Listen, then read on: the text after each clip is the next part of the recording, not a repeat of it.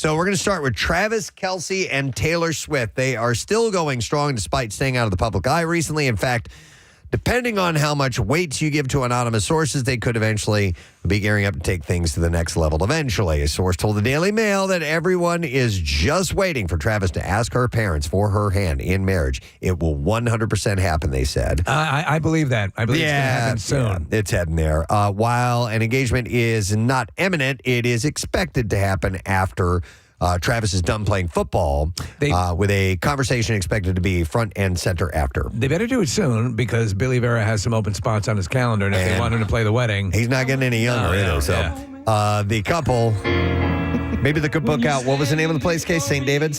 St. Kevin's. Oh, St. Kevin's, I'm sorry. I'm sure it's available. Okay.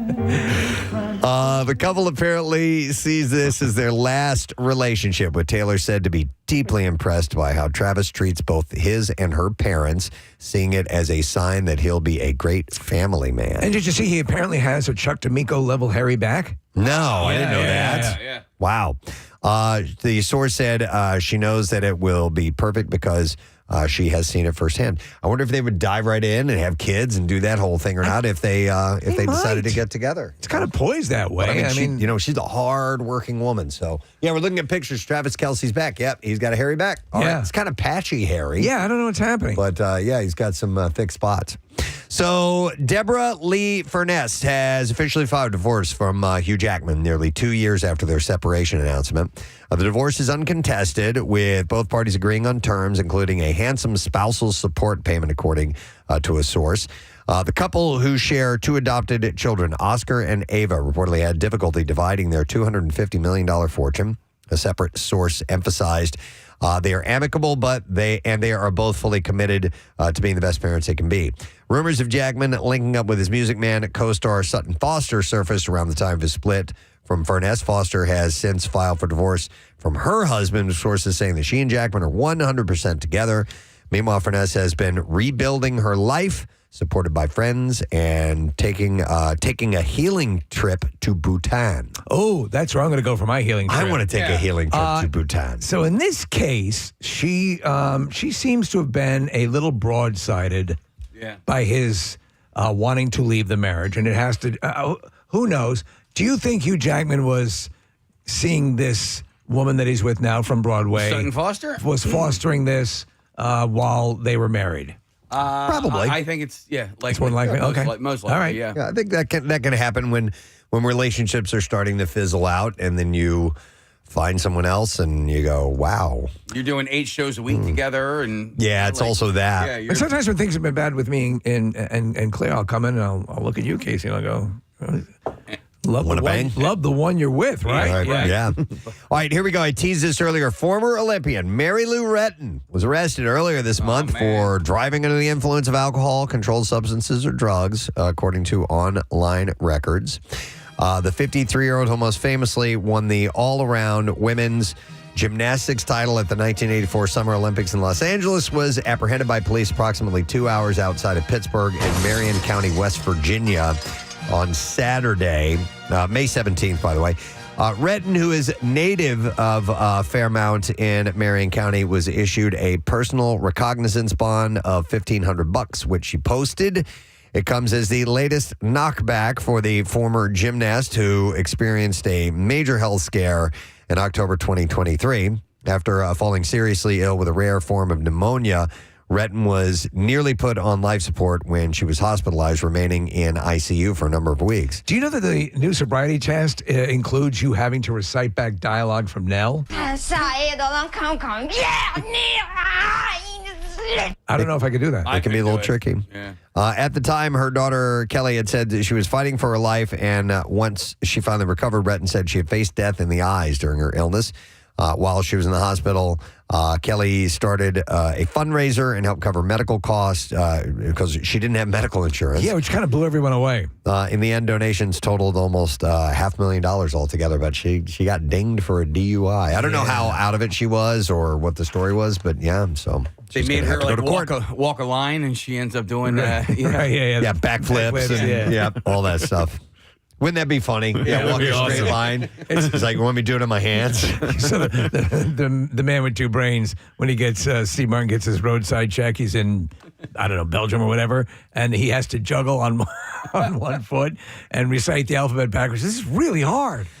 Ethan Cohen's Honey Don't film closed out the Cannes Film Festival with a major buzz, but fans were quick to notice that Chris Evans was not there, and it turns out the former Captain America skipped the glitzy premiere to celebrate his mom's 70th birthday. That's a good boy. He wrote in a short, sweet Instagram story saying, there are some things you just can't miss. And then he wrote, congrats, everyone. I'm here, Mom. Who are you? Margaret Qualley stars in the film as a private eye, Honey O'Donoghue, in the offbeat mystery, while Evans plays a smooth-talking, sinister minister, and Aubrey Plaza plays her on-again, off-again lover. Have you seen the trailer for this? No. Really moody.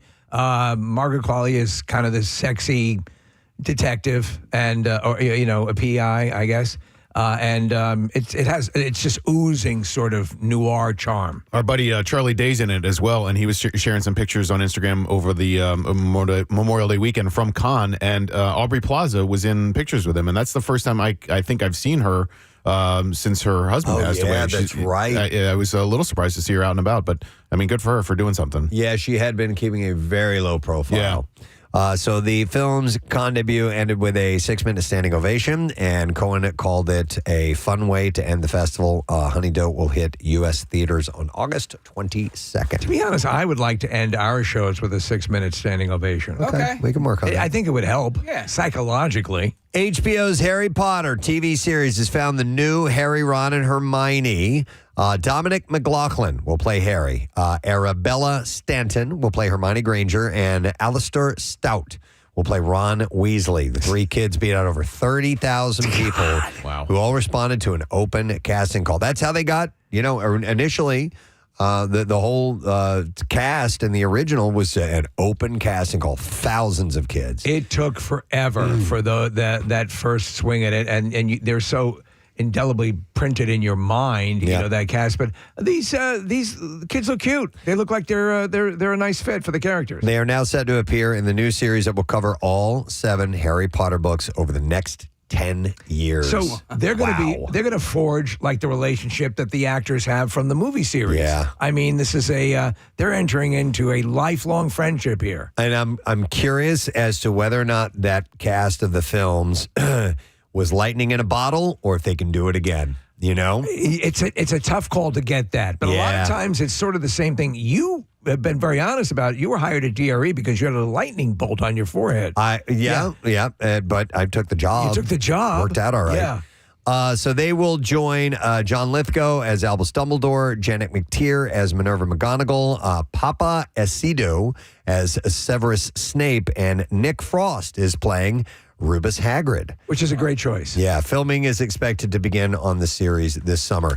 In another Harry Potter story, Miriam Margolyes, known for playing Professor Sprout in the movie series, she's the one that we play He Farted in My Face, has revealed that she may not live many more years. He farted in my face. The actress shared the news that debilitating health issues have limited the kind of roles that she can play on the big screen in the last few years, having previously had heart surgery in 2023, as well as suffering from spinal stenosis, osteoarthritis, and osteoporosis. Wow. She said... when you know that you haven't got long to live, and she said, and I'm probably going to die within the next 5 or 6 years, if not before, I'm loath to leave behind performing. She said, it's such a joy. I yearn to play roles that don't confine me to wheelchairs, but I'm just not strong enough. That's sad to hear. How old is she? I don't know, Steve. I mean, I would hope that she has more than 5 years. Yeah, but she just feels it winding down, you know what I mean? Like, I'm talking to my dad about that type of thing. She's 84. Oh, yeah. Okay. She presents younger. Yeah. I thought she was much younger. Yep. I know she's wrapping up Tokyo Drift 2. And they're making a sequel to that? Yeah. Wow. Okay. Tom Cruise's Mission Impossible Final Reckoning had the best opening of any Mission Impossible movie in the franchise. The actor couldn't be happier about it. He was taking to social media and shared, quote, "This weekend was one for the history books. Thank you to every filmmaker, every artist, every crew member, and every single person who works at the studios." You know why it's an extra achievement? The movie's 2.5 hours. Yeah, he also said to every theater and every employee who helps bring these stories to the audience, he says thank you. But he didn't stop there, and he let fans know at the end of the day, he does it all for them. He said, most of all, thank you to audiences everywhere for whom we all serve and for whom we all love to entertain. Sincerely, Tom. Is there anybody working harder in Hollywood than Tom Cruise? I mean, to get the theaters up and running, to get the movie industry back up on its feet. He's a PR machine for film watching in general. Do you remember the And footage? So good for him. Of Spielberg going over to him at a party? Spielberg, and they had a little bit of a contention over the years. Spielberg goes over to him. This is after Maverick came out and says, "You saved Hollywood." Yeah. That's Spielberg saying that. There was it surfaced not that long ago, the audio of Tom flipping out because people weren't following COVID restrictions. And he was livid. And the points he was making, he didn't know he was being recorded either. He was just like, he's like, do you know how many people, these are jobs we're talking about. Yeah. He's like, this, I will not stand for this. It was pretty cool. Preston, actually, I saw an interview with Christopher McQuarrie. He's the director of the Mission Impossible movies, and he was talking about that very incident. It was the Happy, Sad, Confused podcast, and he was like, first of all, that's 2 minutes of context where Tom was super passionate about it. Second of all, there was like 6 or 7 people in the room total, and 2 of the people were Tom Cruise and Christopher McQuarrie. And third of all, he was just passionate about wanting to make sure that everybody was okay, that everybody was safe. So, like, the anger portion of it was taken way out of context, and Christopher McQuarrie did a really good job of defending Tom Cruise and his passion for making movies. Yeah, he was dressing people down pretty damn hard, but it was like, look, if we don't follow these rules, we got to stop making these movies. Multi-million-dollar projects. So the movie opened to $63 million over the 3-day weekend, $77 million over the 4-day holiday weekend, beating out 2018's Mission Impossible Fallout, which opened with $61 million. So nice job. Kelly Ripa, living her best life, at least clothed life as an empty nester, and she's not shy about why. She was on Live with Kelly and Mark earlier this week, and she was chatting with guest Amanda Peet, and she talked about with all 3 kids out of the house, she and hubby Mark Consuelos have turned their home into what she said was a total freak show of nudity and romance. With no more accidental walk-ins from their now-grown children, the couple who've been married since 1996 are enjoying their freedom in full spicy style. God damn, I bet they're getting it on all the time, Preston. Reed, you miss hearing about it, I'm sit sure. in that bedroom. And I'd bring some Funyuns and a camcorder. With daughter Lola, just shy of 24, Kelly joked that they might consider slowing down a bit. But hey, man, they're both super good looking. They're both in great shape. Yeah. Go for it. Why not? Yep. So that's what I say. Right, Reach? Yeah. Yeah, baby. So Sinners, the movie will be knocking on your doors soon with its digital release June 3rd. Oh. That's when it will be coming out with 4K Blu-ray and DVD dropping 5 days later. I'm looking forward to seeing it. Me too. Yeah. You know, it's gotten such good response, and it looks like it's it's like a deep film. It's not just a throwaway horror jump scare thing. No, they say the first part of the movie plays like a sort of crime. These 2 brothers, twins. Fighting, bootlegging and all that stuff. It's cool. And then it goes into this From Dusk Till Dawn vibe. Nice. Which sounds pretty cool as well. Michael B. Jordan is in a dual role as twin brothers. Yeah, 1932 Mississippi faces off against supernatural evil. It's captivated audience globally, boosting 97% Rotten Tomatoes score. It's the only horror film ever to snag an A cinema score. With a $48 million opening and over $338 million worldwide so far, it's one of the biggest box office wins since Jordan Peele's Us film, and it's directed by Ryan Coogler. And of course, he got a great deal on getting all the money from that. Did you see Us? I did not, and I need to. So I've seen Nope, and I saw, what was the first one? Get Out. But I've not seen Us yet, and I need to see that. So it has so much that's good in it. Well, you watch it and you tell me. We'll talk. We'll chat. All right, and We'll go out then for scones. two more quick things. Ryan Reynolds is trading soccer wins for the wide world of nature's losers in a series called Underdogs. It's from Nat Geo, and it flips the script on wildlife documentaries. It's narrated and executive produced by Reynolds. The 5-episode show highlights creatures with bizarre mating strategies, surprising superpowers, deception, dubious parenting skills, and gross-out behaviors. The Deadpool actor called the series a dream come true. He said, mostly because I can finally watch a project of ours with my children. And if that wasn't cool enough, he got Green Day to make the show's theme song. Yeah. Underdogs will premiere June 15th on Nat Geo and ABC, and then streams the next day on Disney Plus and Hulu. It looks pretty cool. It takes these weird, quirky animals with their very strange attributes and highlights them. So it's a little twist. I like it. I spend a lot of time, if I'm going to jump on and just kind of surf, I'll head over to Nat Geo a lot. It's a good spot. Good spot, yeah. All right, and then one last thing. The pink shorts that Jennifer Grey famously wore in the dance rehearsal scenes in Dirty Dancing are now up for auction. Isn't that cool? You can bet on them, And she yes. sharded her autograph into them. Oh, my goodness. You can actually see her name? Wow. Well, So, Prop Store, a global entertainment memorabilia auctioneer, is hosting the auction online. Jennifer's pink nylon Capezio briefs are size medium 12 to 14. So, Who's this hula hana of come on, I want a hula bear. not that anybody would be looking to put them in a regular rotation. But what happened with the sister? Did she go on to do much? I never saw her in much of anything else. Don't think so, Steve. It Yeah. was kind of her moment in the sun. The auction is live now. The bidding ends on June 11th. You want to check that out. Nick's going to look that up now because I'm curious too. So she played her sister. That was her singing. Is that Jane Brooker? Is that? It looks like her. Yeah. Lisa Hausman. Yeah. So let's see what she's been up to, Steve. In this headshot, she looks nice. And, last project was in 2010. She did something called Bright Day. I don't know what that is.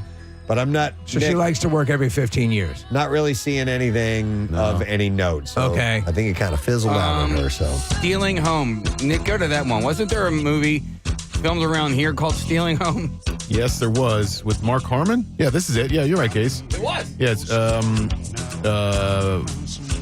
Jodie Foster's in it. Oh, Kong, everyone. Yes. Sorry, I'm dancing. We should go down the hallway, Preston. Yeah. This is. So the scene where the entire dance group gets up and they're all doing a choreographed move. Yeah, we should do that. I love that. So do I. I absolutely I love can't that. dance to save my ass, but I love it. All right, anyhow. Just don't be surprised if you're at some live broadcast of ours. Maybe it's the Camp Out for Hunger, and this song comes on, and the next thing you know, Will John. we all just start dancing. All right, let's get to the clips, if you will, please, sir.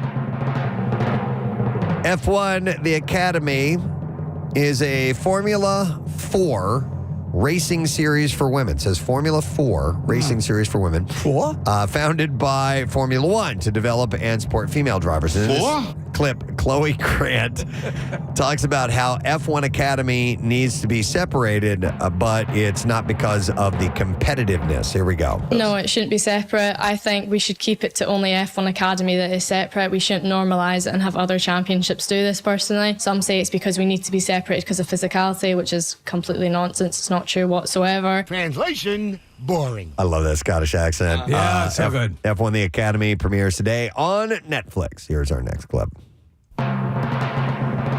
The new series Adults follows a group of friends in their 20s navigating through life in New York. And in this clip, Amita Rao and Lucy Fryer mention how the station got the cast to be such close friends. FX did this thing where, like, similar to The Bear, how they paid for them to go to culinary school to prepare for the role. They paid for us to go party in Toronto. And we just spent every single night together. Yeah, on one of the first nights, Amita said that we all had to go around and tell each other a secret that we'd never told anyone. The premiere of Adults Comes out today. You'll find that on FX, by the way.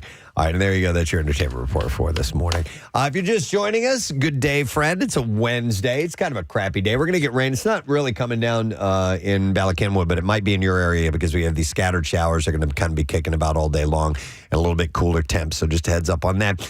We had to do a make good. We chose a school that doesn't exist anymore for coolest teacher. Yes.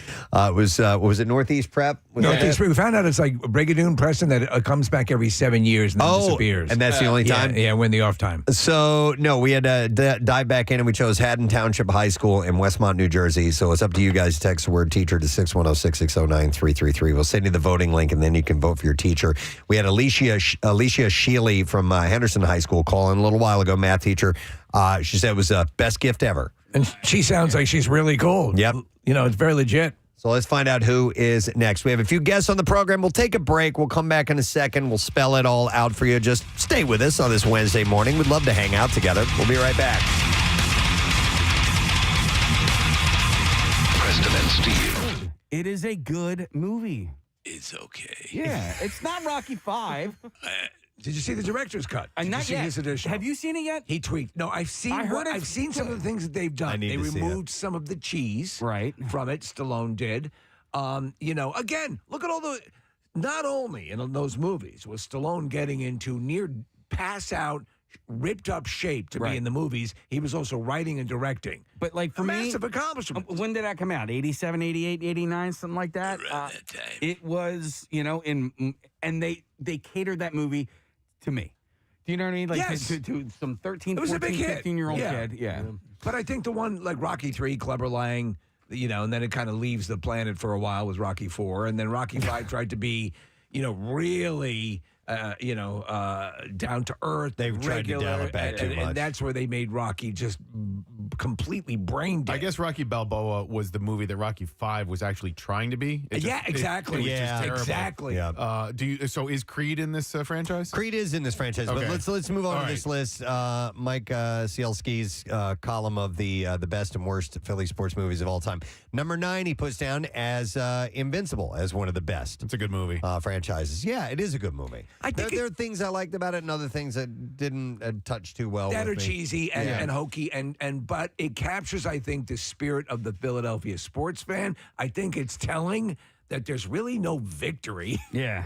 Yeah. There's not. Well, no. The victory was you played really well. He picked up a fumble and took it in for a touchdown. Yeah. Or he had a strip sack or something like that. You did a good thing there. I think they got 3 wins that season, case or something. Ladies and gentlemen, a player just did something good. They didn't win the Super Bowl.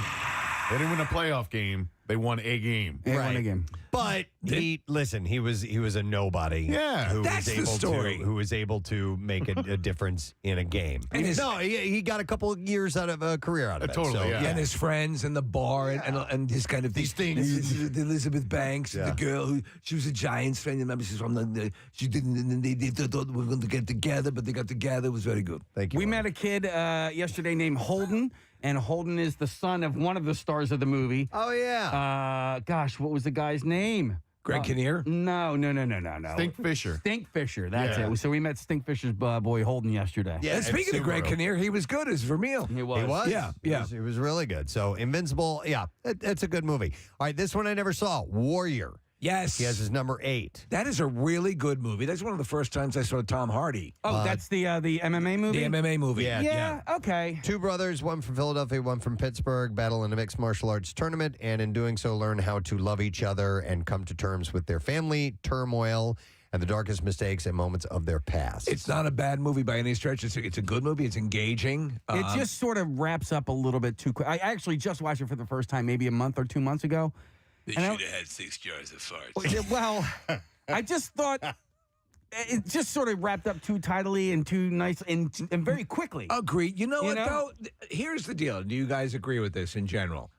Give me enough of what a good sports triumph movie should have, and I'll play along through the cheesy, hokey stuff. Right. You know what I'm saying? Yep. And so, and Warriors did that. And what this movie, so now that we have all these streaming things, So this movie just wrapped up too quickly because they only did it in a 2-hour They were supposed to go span. into space. No. But they did it they only had 2 hours to Right. get this whole story together. And now, with all these streaming platforms, you can give it the treatment that it perhaps needs. Basically what Frank Grillo's series did. Yeah. You know, it was the same thing. He was able to carry it out over a longer run. Yep. Number 7 on this list of best Philly sports movies, Creed. At number 7, and Creed's great. I liked it. I thought it was a really And Stallone. Here's what I loved in Creed, and slight spoiler alert on this, but Rocky's retired. He's definitely not fighting anymore. He's training Apollo Creed's son. But in true Rocky form, they find a way to make him train and fight again, but he's fighting cancer. Yeah. And they treat it almost like he's training for a boxing match. And I'm like, they did it. Brilliant. I'm like, they did it. They got Rocky to fight without fighting. He's fighting a battle of cancer. And I'm like, I thought it was brilliant. I thought it was like an analogy. It was. Wait, what? An analogy. That's when you have hay fever. How do you spell That's that? an allergy. Oh, I'm sorry. But I thought K-A-T. I thought it was brilliantly done the way they handled that part of it. Do you know what it's like in Rocky Balboa, Preston, the conceit that had the video game pairing. Yeah. How did they make it happen? Yes, and they did it. That was really well done. And they also, in that movie, were able to introduce the word John to the rest of the world. Yeah. That is true. She explains it to them, and they start using it in the movie. And then number 6 on this list, I like this movie. It's a dark movie. Big fan. Yeah, oh my God! Yeah, with Patton Oswalt. With Patton Oswalt. Casey, you got to watch it. Tremendous performance. It's Casey. I've seen the beginning of it. As a football fan and somebody who will spar occasionally with Giants fans, you'll love the dynamic between those guys. Only a little part of it takes place in Philly. Yeah. But he has a spat with a guy from Philadelphia Phil is what he himself, and that's Rappaport. Michael Rappaport. Yeah. And it's a dark look at somebody who really takes their fandom too far. It's gotten away from them. Too seriously. It impacts their life to a ridiculous amount. But Patton Oswalt, I was like, that's my first time seeing him in like a dramatic turn. Yeah. I was like, he was really good All in right. it. But yeah, Case, I'll give it a go. It's a good movie, and it's an interesting dynamic. I don't want to give it away, but he gets put in a strange position where his quote unquote fandom takes over. Yes. You'll have to see it. Plus, but there's a radio element to it as well. Yeah. So, like, dealing with sports radio and what they have to deal with, those guys down the hall, like on a daily basis, is an interesting dynamic as well. But then also, the thing is, the radio callers, they start to become like their own character, right? Yep. Uh-huh. They have their own nicknames that they've given themselves, and so they play into it as well. So. All right, here's one I'm not familiar with. It's called The Last Game. I saw it on the list as well. I'd heard the title. I've never seen it. All right, so Kathy, this will be interesting to you because it's in Bucks County. He said it's a personal favorite. This documentary by a pair of independent filmmakers chronicles 1999 Central Bucks High School West football season. Oh, yeah. The final season in the storied career of Mike Pettin. Yeah, Mike Pettin. So that guy had a long storied career. Okay. Coaching was at CB West. And as a matter of fact, my brothers, when he played for Cardinal O'Hara, played against his team. I think there was a lot of indication of steroid use and stuff like that, right? Is that what this documentary is, or no? I'll read you the description. It says, from CB West rivalry with North Penn, coached at the time by Mike Pettin Jr., to the Bucks' dramatic run to a third consecutive state championship. The story had plenty of natural drama and intriguing storylines, and anyone familiar with the history of Doylestown and CB West football under Pettin, the Bucks were arguably the top program in the country and can attest to the film's accuracy. Okay, so maybe that's not it. He didn't explain that in this. Didn't delve into that. He did not delve. Thank you. All right, so. I don't know if you consider this a sports movie or not, but number 4 is Silver Linings Playbook. I could see where you could in a way because it's so essential to De Niro's character. It's a prominent character in the movie, and also, Bradley Cooper's. Is it technically No, unless you consider the dance competition to be a sport as well. Yeah. But yeah, I mean, they're constantly the movie revolves around watching the games and the betting and that's taking place. superstition. Yeah, and superstition the rituals. Yeah, as well. And you know what, man? I know it won all the awards and people loved it. I didn't really like it a whole lot. So how many stars out of 4 would you give it? Like you can do half stars if you. Yeah, maybe like 2.5, and that's just on a personal thing. I thought it was okay. I didn't love the characters, but some people, like my buddy's daughter, it is like her all-time favorite movie. So for me, 3 stars, enjoyable. I like their romance, the flawed characters, and that's it. Yeah. I agree it wasn't as massive as it was depicted as, but a good movie. But it struck a chord with a lot of people. Was so. it up for like Oscars? And Yes. stuff? Okay. Oh yeah. Yeah, she, Jennifer Lawrence, won an Oscar. I couldn't remember. Best Supporting Actress, right? I believe Didn't so. She win for that. Yeah. Actress in a leading role. Leading role. Yeah, that's right. That wasn't a supporting role. It was nominated for Best Picture and Best Actor for Bradley Cooper, Best Supporting Actor, De Niro. So, yeah, a lot of nominations. Okay. If we're leaving anything out, please feel free to give us a call, all right? 215-263-WMMR. These are the best Philly sports movies. This is Mike Cielski, columnist who wrote this article. Number 3 on this list, okay, strange movie, Catcher. DuPont. Yeah, and I know they take a little bit of license with the actual story in it, but Steve Carell is just like gross. He's goo-goo for Go-Go Bucks. He is that. He's nutty. He goes over the top. But it's a you don't recognize Carell too, by the the prosthesis or whatever he's wearing. Yep. And what's his name? Who plays the Channing wrestler? Tatum? No. Anthony Michael Hall? No. Mark Ruffalo? Mark Ruffalo. He got really beefed up for that role. Yeah. He's hard to recognize, but it's a messed up story, and that whole John DuPont going off the rails mental illness thing. Wrestlers in the walls. Yeah. It's crazy, and it's kind of hard to watch. But another, dramatic role that you're not used to seeing Steve Carell in. Number 2, speaking of wrestling, The Wrestler. Yeah. He considers that a Philadelphia sports movie. So it's taking place in proximity? Is it? I didn't make the connection that it's... They end up in Atlantic City at one point, right? Right. Yes. I think. When he... Traffic on 93.3 WMMR. All right. Thank you very much, Marissa. Real quick, before we dive into anything, I do have a shout out I want to do. It says, hey, guys, my wife, Krista, diehard fan, like incredibly diehard. She listens to your show every morning.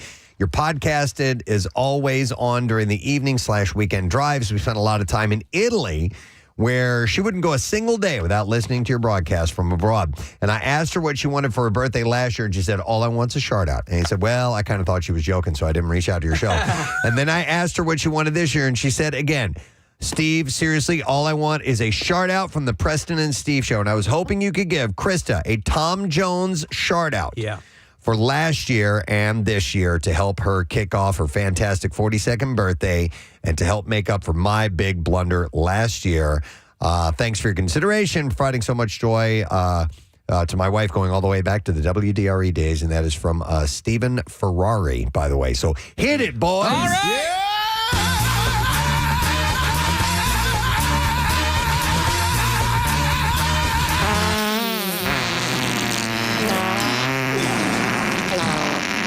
There we go, Krista.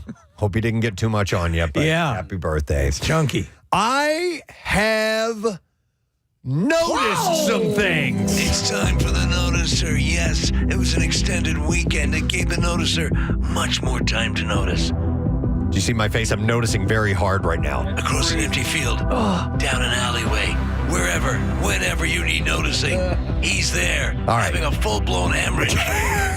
All right, so I did notice this, and I mentioned this before, but it starts, I believe, today.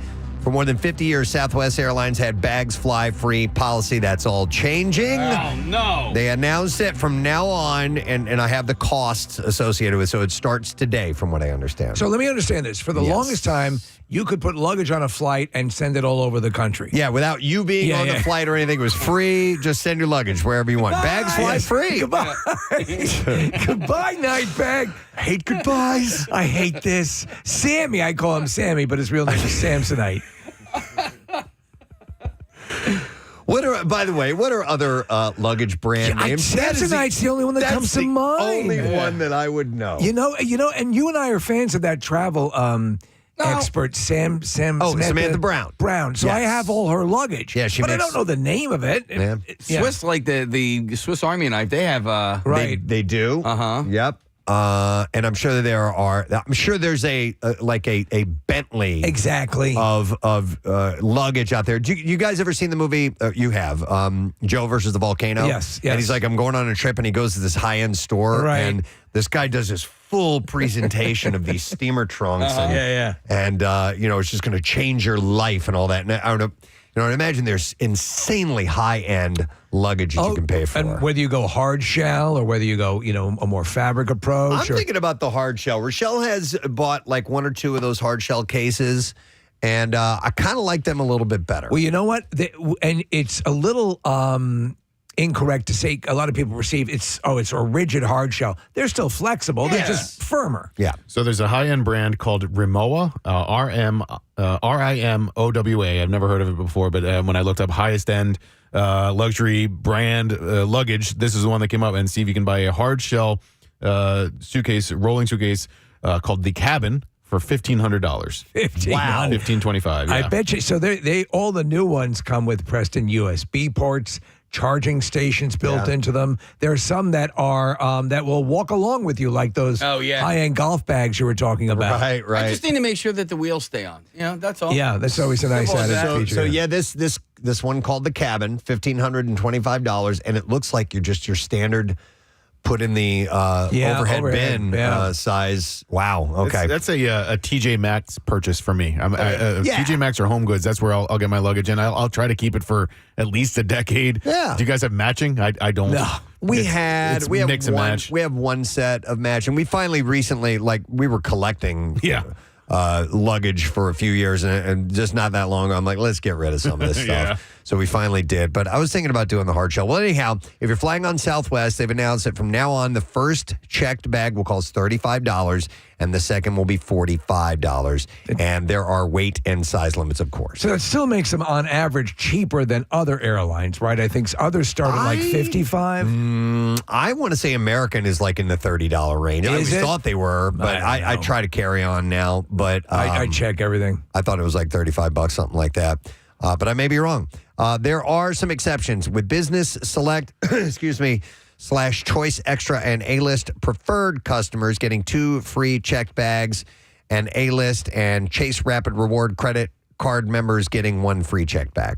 The new fee only applies to Southwest flights that are booked today and after. So the tickets purchased before today, the customer still gets 2 free checked bags. But after that, forget it. Goodbye. You knew that couldn't last. All right, for domestic American Airlines flights, $35 for a single bag, and $40 if purchased online, $40 if purchased at the airport. So the same. I guess maybe what I was looking at was the weight difference if something weighs more.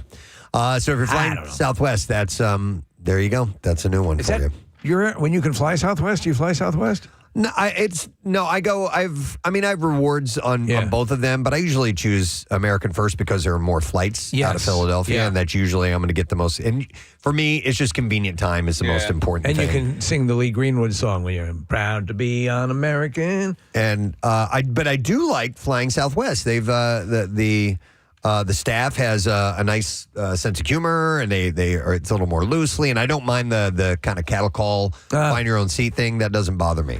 When does that end, or is that still in effect? Steve, I don't know. That's coming to a close. But that is coming to a close. Yeah. Now listen, I'm going to piggyback this. I noticed another story. Notice this piggybacking? Yeah, it's another flight. Holy crap. So I know you guys wouldn't do this, but maybe if it was a short enough flight. But listen to these prices. So from 2026, a handful of Europe's low-cost airlines plan to swap out some economy seats for what is called Skyrider 2.0, which is a half-standing saddle-style perch that promises rock bottom ticket prices. Explain what the half-standing saddle. Are you literally sitting on something akin to a saddle?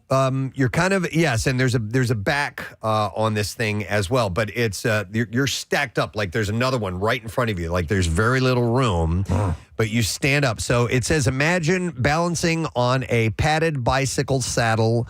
Only this one is strapped to the cabin and floor and ceiling, and you're cruising at 35,000 feet. For how long? So that's here's the deal. These would be for short flights, Casey. We're talking about, an hour, maybe less than that. So in Europe, they're quick jaunts that you can take. But here's the deal. This to fly, say, for like an hour, maybe less, $10. Dude, I've stood on Amtrak for longer. On a longer train ride. I could do that. Yeah. My son's going to college in the fall, and he's going to Northeastern, which is up in Boston, but he's actually starting his collegiate career in Dublin, Ireland. He's on the international program, which is really cool. I'm super proud of him. But we've been talking about this, Preston, because you can fly from Dublin to Paris for $46, and that's not even including like these standing room things that you're talking about. Right. And it's an hour and a half flight. I mean, you can take ferry from Dublin to Liverpool. Like there are so many options, and it's so close that why not? And especially if you're a student, and you're looking to pinch pennies or whatever, and you're going to spend $10 to get from Dublin to Paris. Why the F not? So it's like flying to Boston or Pittsburgh or something like that for us. And would you pay $10? Yeah. Hell yes. Absolutely. Yes, I would. So here's the deal. And the reason it can be so cheap is part of it is these things are so light. They're half the weight of a regular seat, and that cuts down on fuel consumption. Yeah. So they can pass along savings in that as well. It says by shaving off bulk and tightening up the space between rows, airlines figure that they can cram in up to 20% more passengers on hops lasting 2 hours or less. And if they fold the flaps up on the side, it instantly becomes a coffin. During crashes, you'll be set. So bigger cabins, there's more bodies per flight, meaning fatter profit margins for the airlines, quicker turnarounds. You get lighter seats, fewer parts, less cleaning, so planes spend more time in the air. So you're kind of in a quasi-standing position, but you're not. You're kind of leaning back. You're leaning back. Almost if you were sitting on a bar stool. The weight is on your legs, it says. So, and quick runs, it says, say, Madrid to Lisbon or Manchester to Edinburgh. Would you do from here to Australia like that? Of course I would. Yeah. No, these lean-in perches could carve out a niche. And sit down. Airlines get to splash headlines with, $10 flights. And penny pinchers get their fix of adventure. And, you get to go. So I think it's a pretty good idea. Why not offer it? Yeah, sure. Yep. We'll see if it ever makes its way. If they start to see profit with this overseas, you guarantee. So when they come around for meal service, will they just scoop it into your hands? That's what they do. You just hold your hand. Yeah. You want the rice? Yeah. Trust me, you're not going to want the gravy with that. All right, I thought you guys might find that. That is interesting. All right, I noticed another thing in the world of grammar. A form of punctuation appears to be on the verge of biting the dust. Anybody want to guess what punctuation is hardly used anymore like at a all? colon or semicolon? Semicolon, Casey. Yeah. I use it all the time. I do too. It's one of my favorites. Yeah. I don't know what that Sometimes I'll just write things so I can use a semicolon. Yeah, I don't. When is the proper time to use a semicolon? If there's two separate phrases within a sentence that aren't joined by a comma or the word and, a semicolon is appropriate. So, Preston, in case you're going to the Flyers game later tonight, semicolon, Steve hasn't been to a Flyers game in 5 years. Yeah. Okay. You donked it. Yeah, that to me is a ... Steve, yes. Or a dash. Or I don't give an F. Can that? Well, a ... sometimes is just a pause, like a mental pause or a pause for effect. Or something's been eliminated in a quote.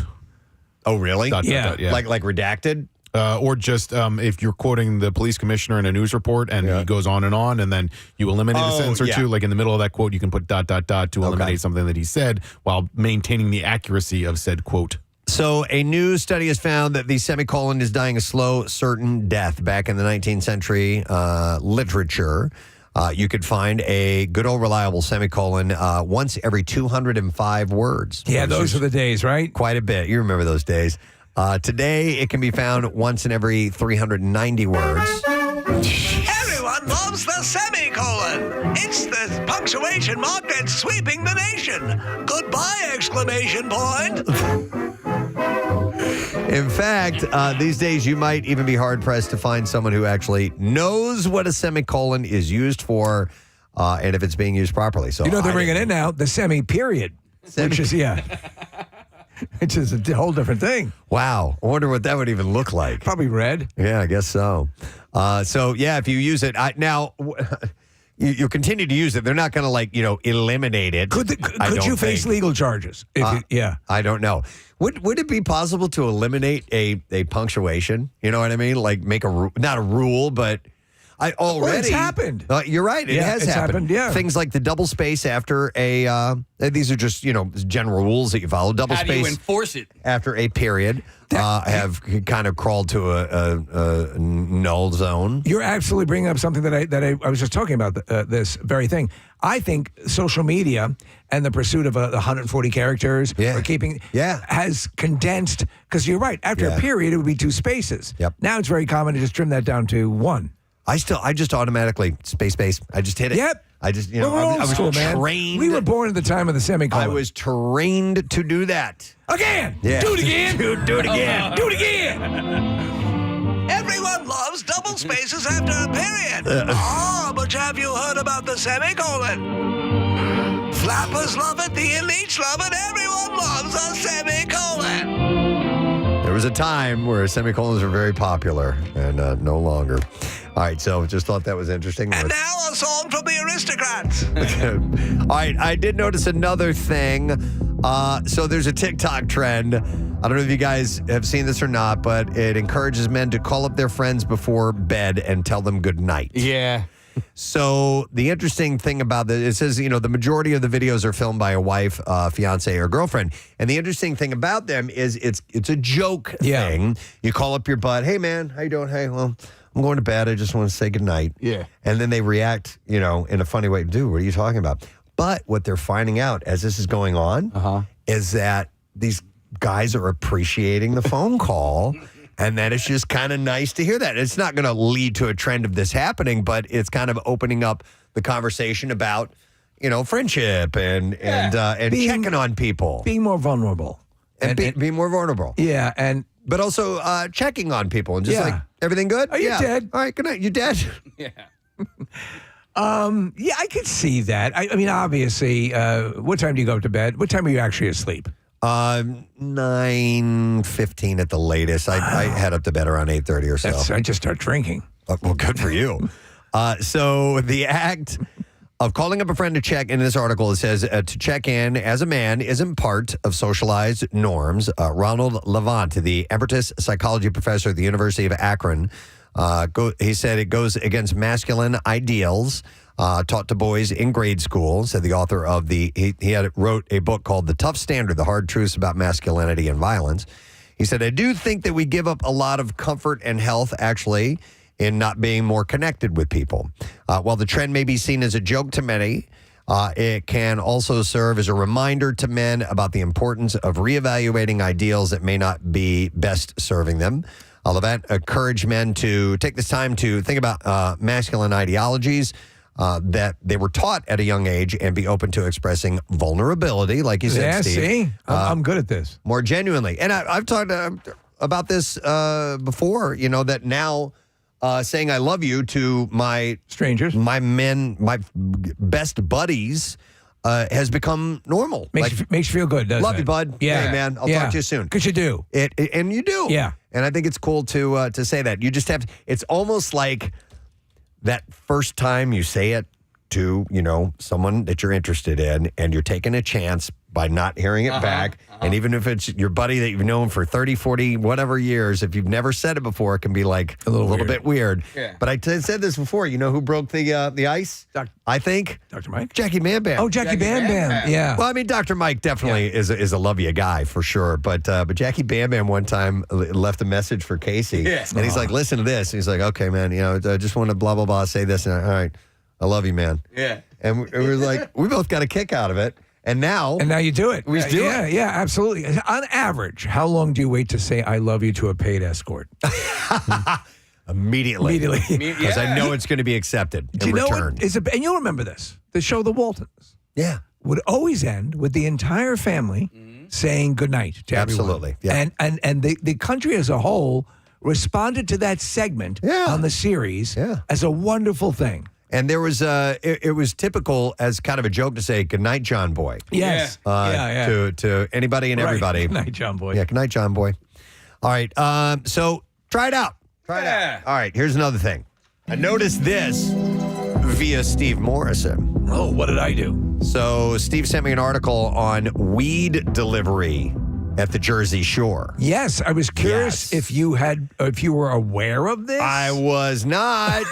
And my favorite place to go is in Cape May, and it is mentioned in this article, and they deliver, and I am very happy because sometimes getting in and out of Cape May is a pain in the ass. That's what I hear. Traffic is... I haven't been in a long time. It can get congested on the weekend, so I love the idea of this. I saw a new place is just outside of Avalon on Route 9. Oh, okay. Yeah. So if you, sometimes you'll go down like 55, 47, all that. If you get on the 83, that pops you on to Route 9, and then you end up getting on the Garden State Parkway there. Hit it on the way home. It's right there. Or on the way to the house. But this would be great because I already know the products they have at this place. Anyhow, so Atlantic City, by the way, and I did not know this until I saw this article, now has more dispensaries than casinos. Atlantic City does. And is preparing to debut some of the state's first licensed cannabis lounges. We've mentioned that. And public consumption and use in rental properties is still prohibited at this point. Hey, is it still illegal to have a billboard in New Jersey advertising a weed shop? I saw one. Are you sure? Nick, I'm almost because positive. you might have seen one on the bridge on the way over. That's where I saw one. But Steve, I don't think you're allowed to. Maybe I'm wrong. Maybe you did. No. I will. The reason why I say is I told you guys I went to this wolf. A preserve. And that was fairly deep into Jersey, and I remember pointing to Claire and saying, "Look at that, Nick." I thought I saw one too. Okay, in New Jersey. Yeah, because it used to be the weed shops were legal, but the billboards were not. So in Pennsylvania, where the weed shops weren't legal, you could advertise for shops in New Jersey. But maybe that's an outdated thing. So here's the deal. Even though nearly 70% of New Jersey's 564 municipalities have opted out of cannabis businesses, delivery services are still allowed to operate in those areas, according to the state Cannabis Regulatory Commission. Forgive my ignorance here. Can you? Are there services that will pick up a 6-pack for you and deliver them? Can alcohol be delivered the same way? I don't know if you can use like DoorDash and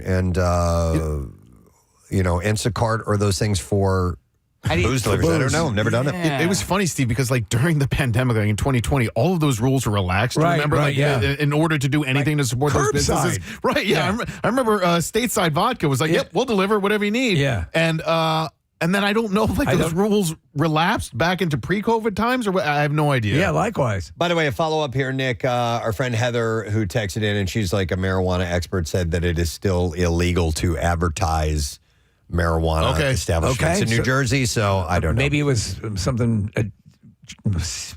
Pot adjacent? CBD, what is it? CBD? Yeah. Yeah, maybe. All right, so anyhow, dispensaries that deliver to South Jersey shore towns include, but are not limited to, according to this article, which I think was from the Inquirer, Steve, you sent me.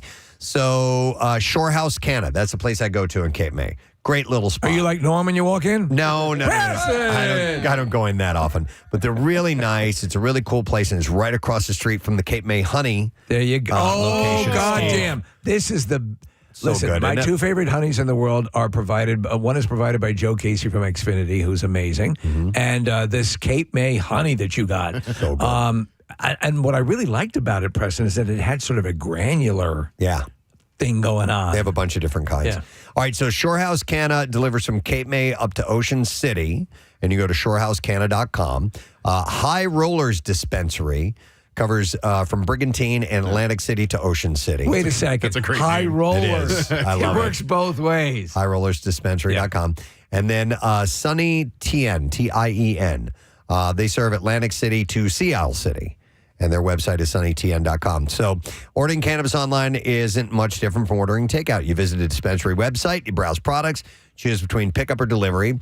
Unlike pizza delivery, weed orders don't show up in 30 minutes or less. Customers typically schedule a window for delivery from an hour to a few hours later. So it's like, just put it through the window. Yeah. Yeah. I mean, they do need. You know where my bedroom is? Just put it through the window. They need to check your identification, I assume, right? I would think so. Yeah. And maybe there's something you fill out ahead of time, and then they'll check your ID when they. It's just a document that says, "Yeah, it's me." Yeah, it's me. You need to fill this out. Make sure it's you. See, the department says, "Yeah, it's me." Just check that. But this is cool too. Most dispensaries don't charge a delivery fee, but you need to plan ahead. So, how, on average, for what? How often do I go by? How expensive is it? I mean, obviously.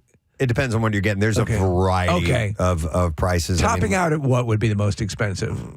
$80 or something like that, probably in that range. I don't know. Yeah. But I go and I buy a bunch at a time. That I don't go for a few more months. Right. You buy in bulk. Yeah. So pretty much so. So it says here you go, Casey. Tips for delivery: have payment ID ready. Payment and ID ready. Customers must present an ID, maybe cash or digital app. If not prepaid, only the person who placed the order can accept the delivery. Remove your DEA windbreaker. Order to a residential property. It says cannabis products can only be delivered to a permanent or temporary residence, which includes rental properties, Airbnbs, and hotels. Weed cannot be delivered to businesses like bars or restaurants or public spaces like the boardwalk, beach, and parks. That makes sense. And it says here, buy in bulk. Many dispensaries waive delivery fees for larger orders as well. And also, they recommend that you keep an eye out for possible scams. You should always go directly to, a known location's website. You shouldn't see an ad and click on that. And do that. Yeah. Do most of these places sell food or like brownies or...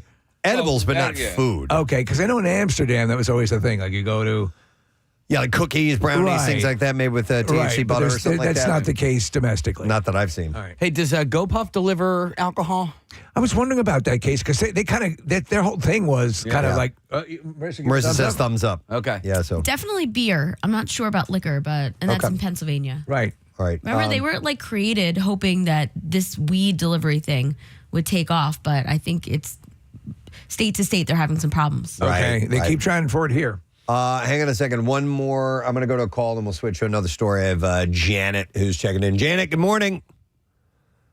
Oh, nope, that's my fault. Don't have you on. Hi, Janet, you are now on the air. Go ahead.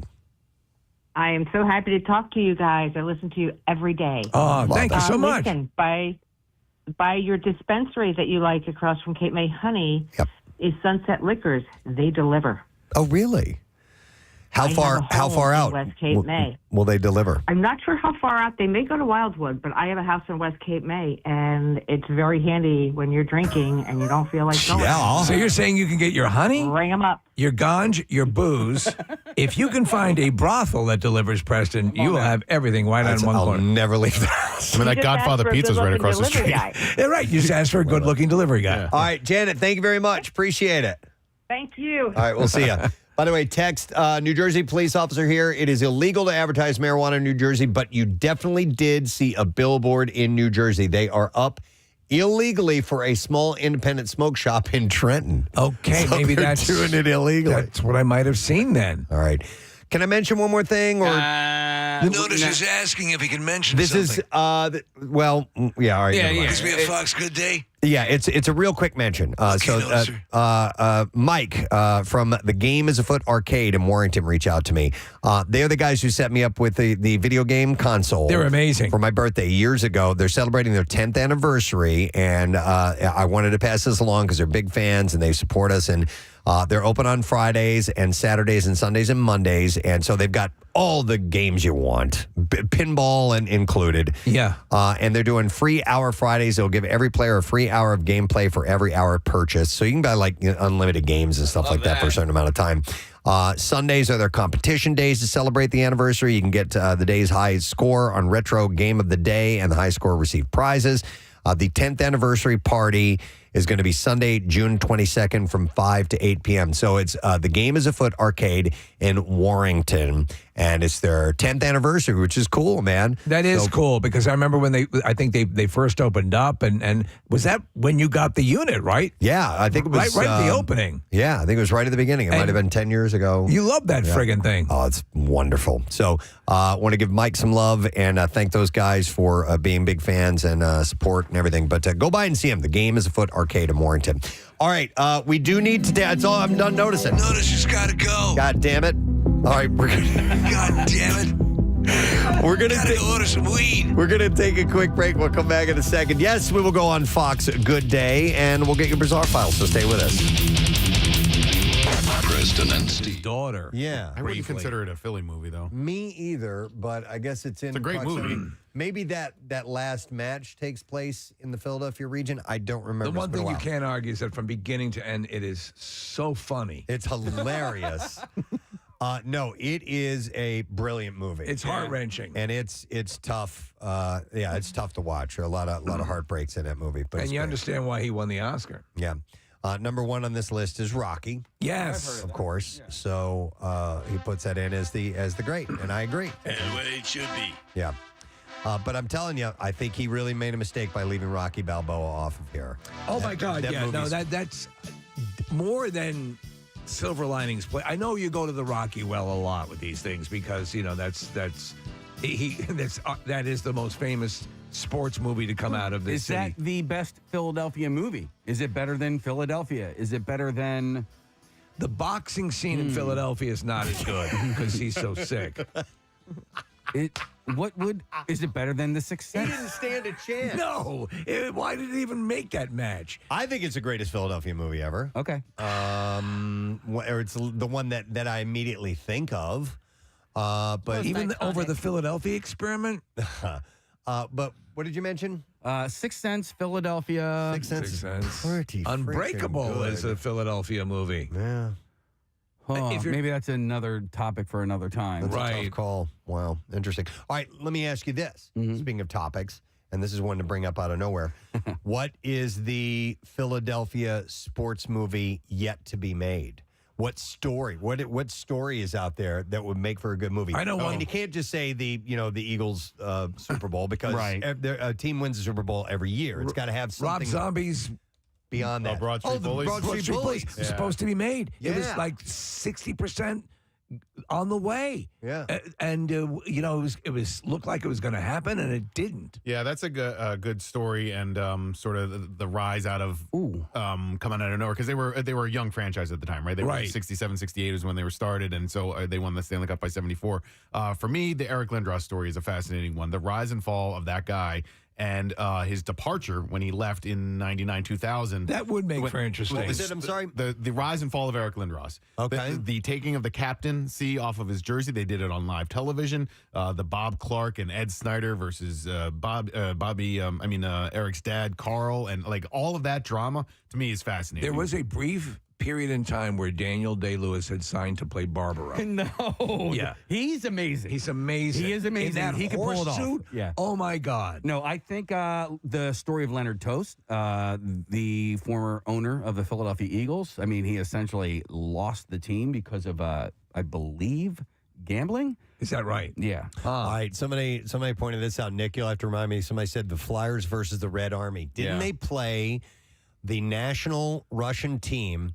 The Flyers did as their warm up for Olympics. I thought. Well, it was an international series. Yeah. And the Flyers played so dirty. They left the ice. That they left the ice, Yeah, right? It was a game at the Spectrum, and the Flyers were a physical team. No, we didn't play the hockey the best that we could have, but we played to win. I think that was 76. And you not know neither borscht. But that could have been. Was that Broad Street Bullies?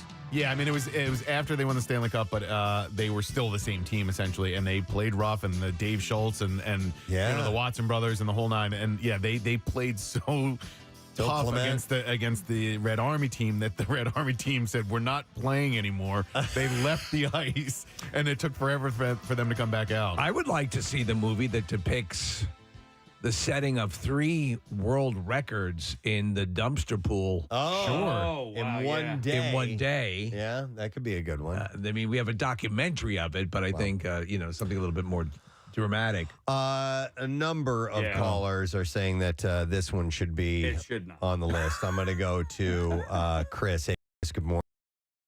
Good morning. How you doing? Good. What's up, buddy? So I'm going to premise this. I am not an Eagles fan. I cannot stand the Eagles. I can't even stand the color green. That's how much I can't stand the Eagles. Wow. Okay. Should I hang up on him now? Well, I don't know. Where are you from, Chris? I'm from this area. I'm a Philly guy. I'm from Newark, Delaware. I love the Flyers. I bleed black and orange. Like, I'm a diehard Flyers fan. Okay. That's not the only team I bleed for Philly. So that's why it's kind of shocking. I'm calling about this movie here. It's the garbage picking, field goal kicking Philadelphia phenomenon with Tony Danza. Tony Danza. Yeah, that's He went from a garbage man to a field goal kicker for the Eagles. Among the worst movies It's a ever made. classic. Yeah. It's so bad. I've never seen it. I've heard of it. Well, It's very bad. You should rent it. And actually, you should rent it at a theater and go watch it there. That bad, Chris, huh?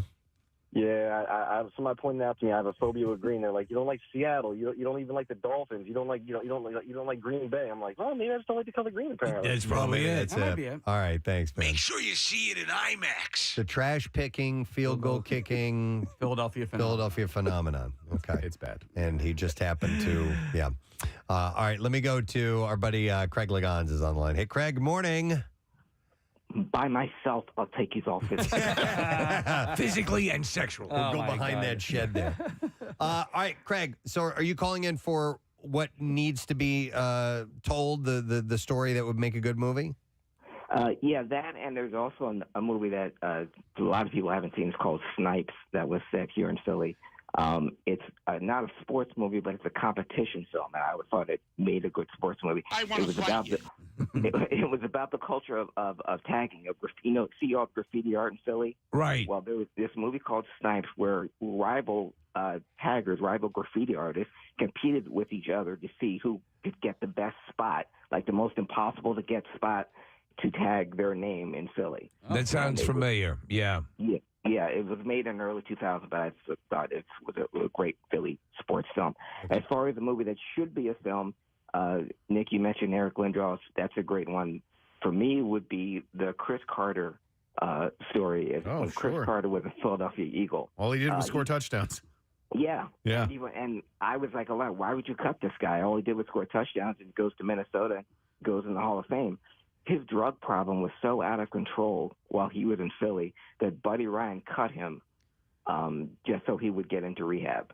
And Chris Carter even mentions that Buddy Ryan's the one that saved his life. Okay. That sounds compelling. Okay. Yeah. So, and I like Chris Carter now as a commentator, but his time in Philly was nothing but success on the field and nothing but tragedy off the field. What about sports scandals and in the area? What would make for a compelling movie? Well, the 93 Phillies, there's a lot of scandals surrounding those guys, and they made it to the World Series. That's the Mitch Williams, Joe Carter series. But there were so many steroids on that 93 team. And Lenny Dykstra and Pete Incaviglia and Darren Dalton. There's a story to be told there. And this is my daughter. Hi, Daddy. Also, Pete Rose's time in Philly during the strike year, because he was on the verge of breaking the record for the most hits in National League, and he couldn't play for a while. So that was, many people consider that was when the time he had off was when the gambling really kicked in when he was in Philly. I think the story is just in the beginning, and it's being told right now. But Jordan Mailata, the left tackle for the Eagles, I mean, here's a guy who never played a down of football, was a rugby player, an enormous rugby player coming out of Australia, and he is. I mean, he's one of the best left tackles in the entire league. It sounds like the story to Kangaroo Jack. Yeah. Or Joel Embiid, who didn't start playing basketball until he was 14. Yeah. He played soccer, and now look at him. He's pretty good. That's pretty. He's pretty good. All right, thanks, Craig. Appreciate it, man. Thank you, guys. Somebody texted in the sports story that needs to be told. Philadelphia sports story needs to be told.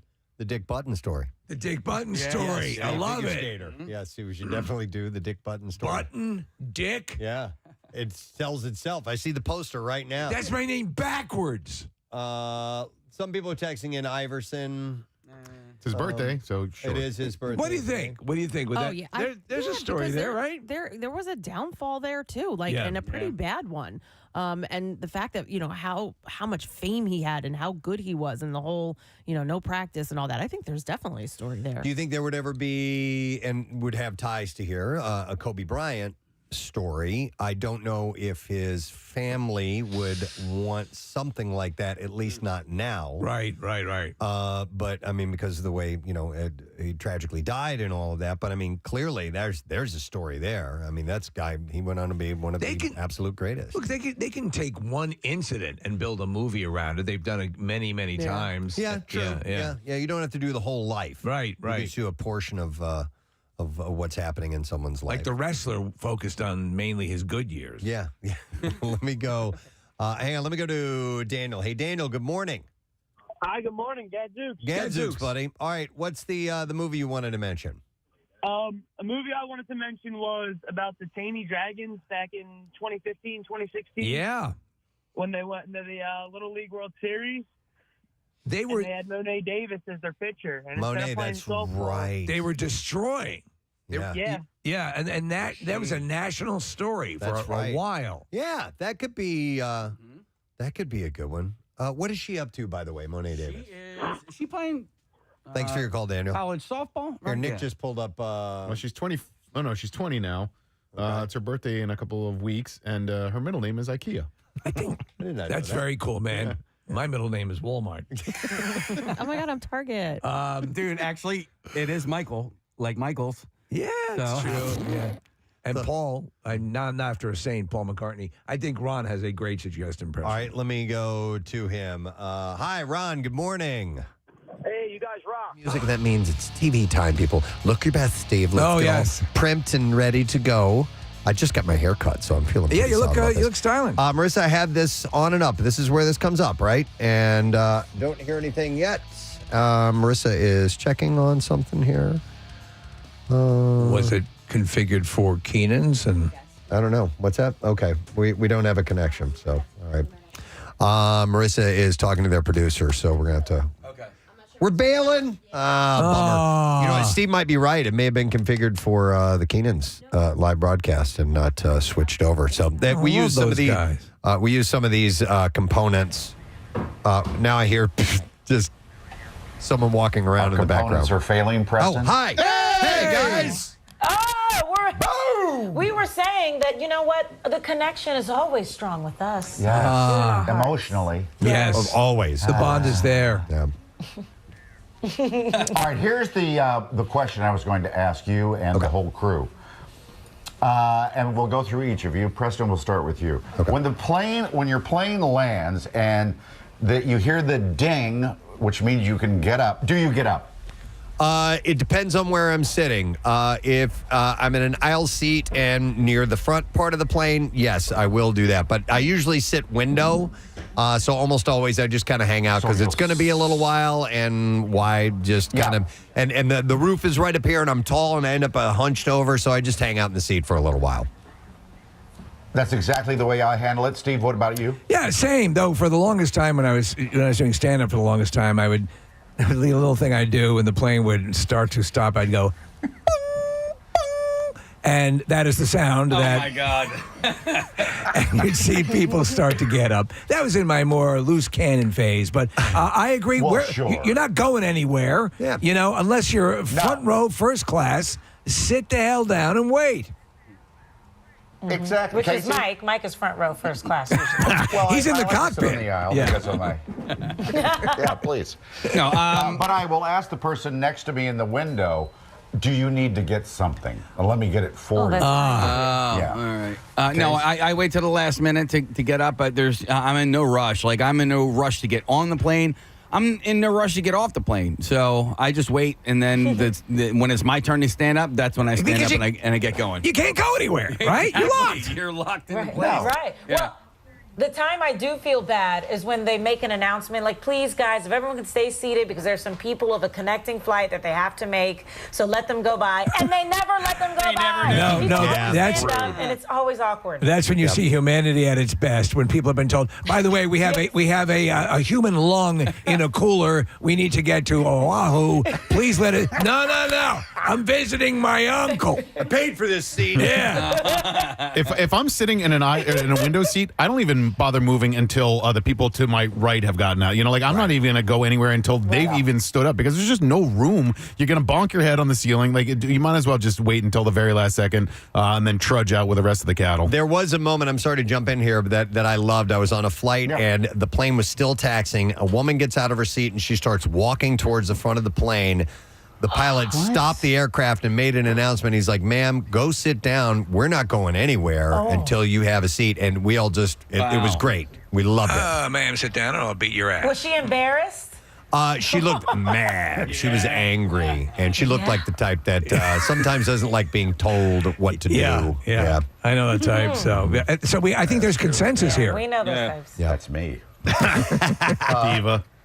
Kids, we have to fly. Because it's 8 o'clock. We love you guys. We're not standing up too soon, though. No, please don't. The reason we brought that up, the country of Turkey is now fining you for jumping up out of your seat. Yeah, I'm okay with that. Yeah. All right. Thanks, guys. We'll see you next week. All right, our friends at Fox 29 this morning. All right, we skipped traffic, so we're going to dive into that. Do I have my music? Yes, I do. Do we have Marissa? Yes, we do. All right, Marissa, what's going on? All right, we are jammed on the Ben Franklin Bridge that is westbound from the midspan out to 5th Street.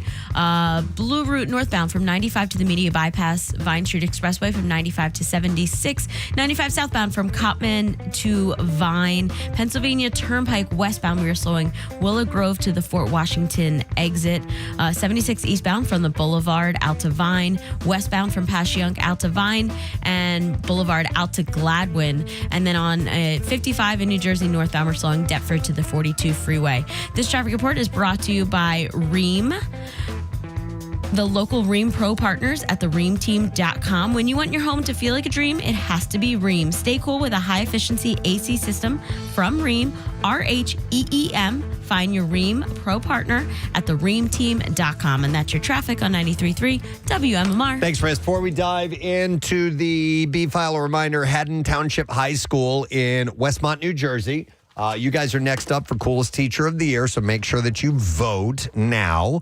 Text word teacher to 610-660-9333. We'll give you till about 6 o'clock tomorrow morning to place those votes. And if you haven't made it, if you haven't made the staff aware yet, make sure you let them know at Haddon Township High School that you guys have been chosen. And if you need help on how to vote, you can go to PrestonandSteve.com. The information's right there. But just text the word teacher to 610-660-9333.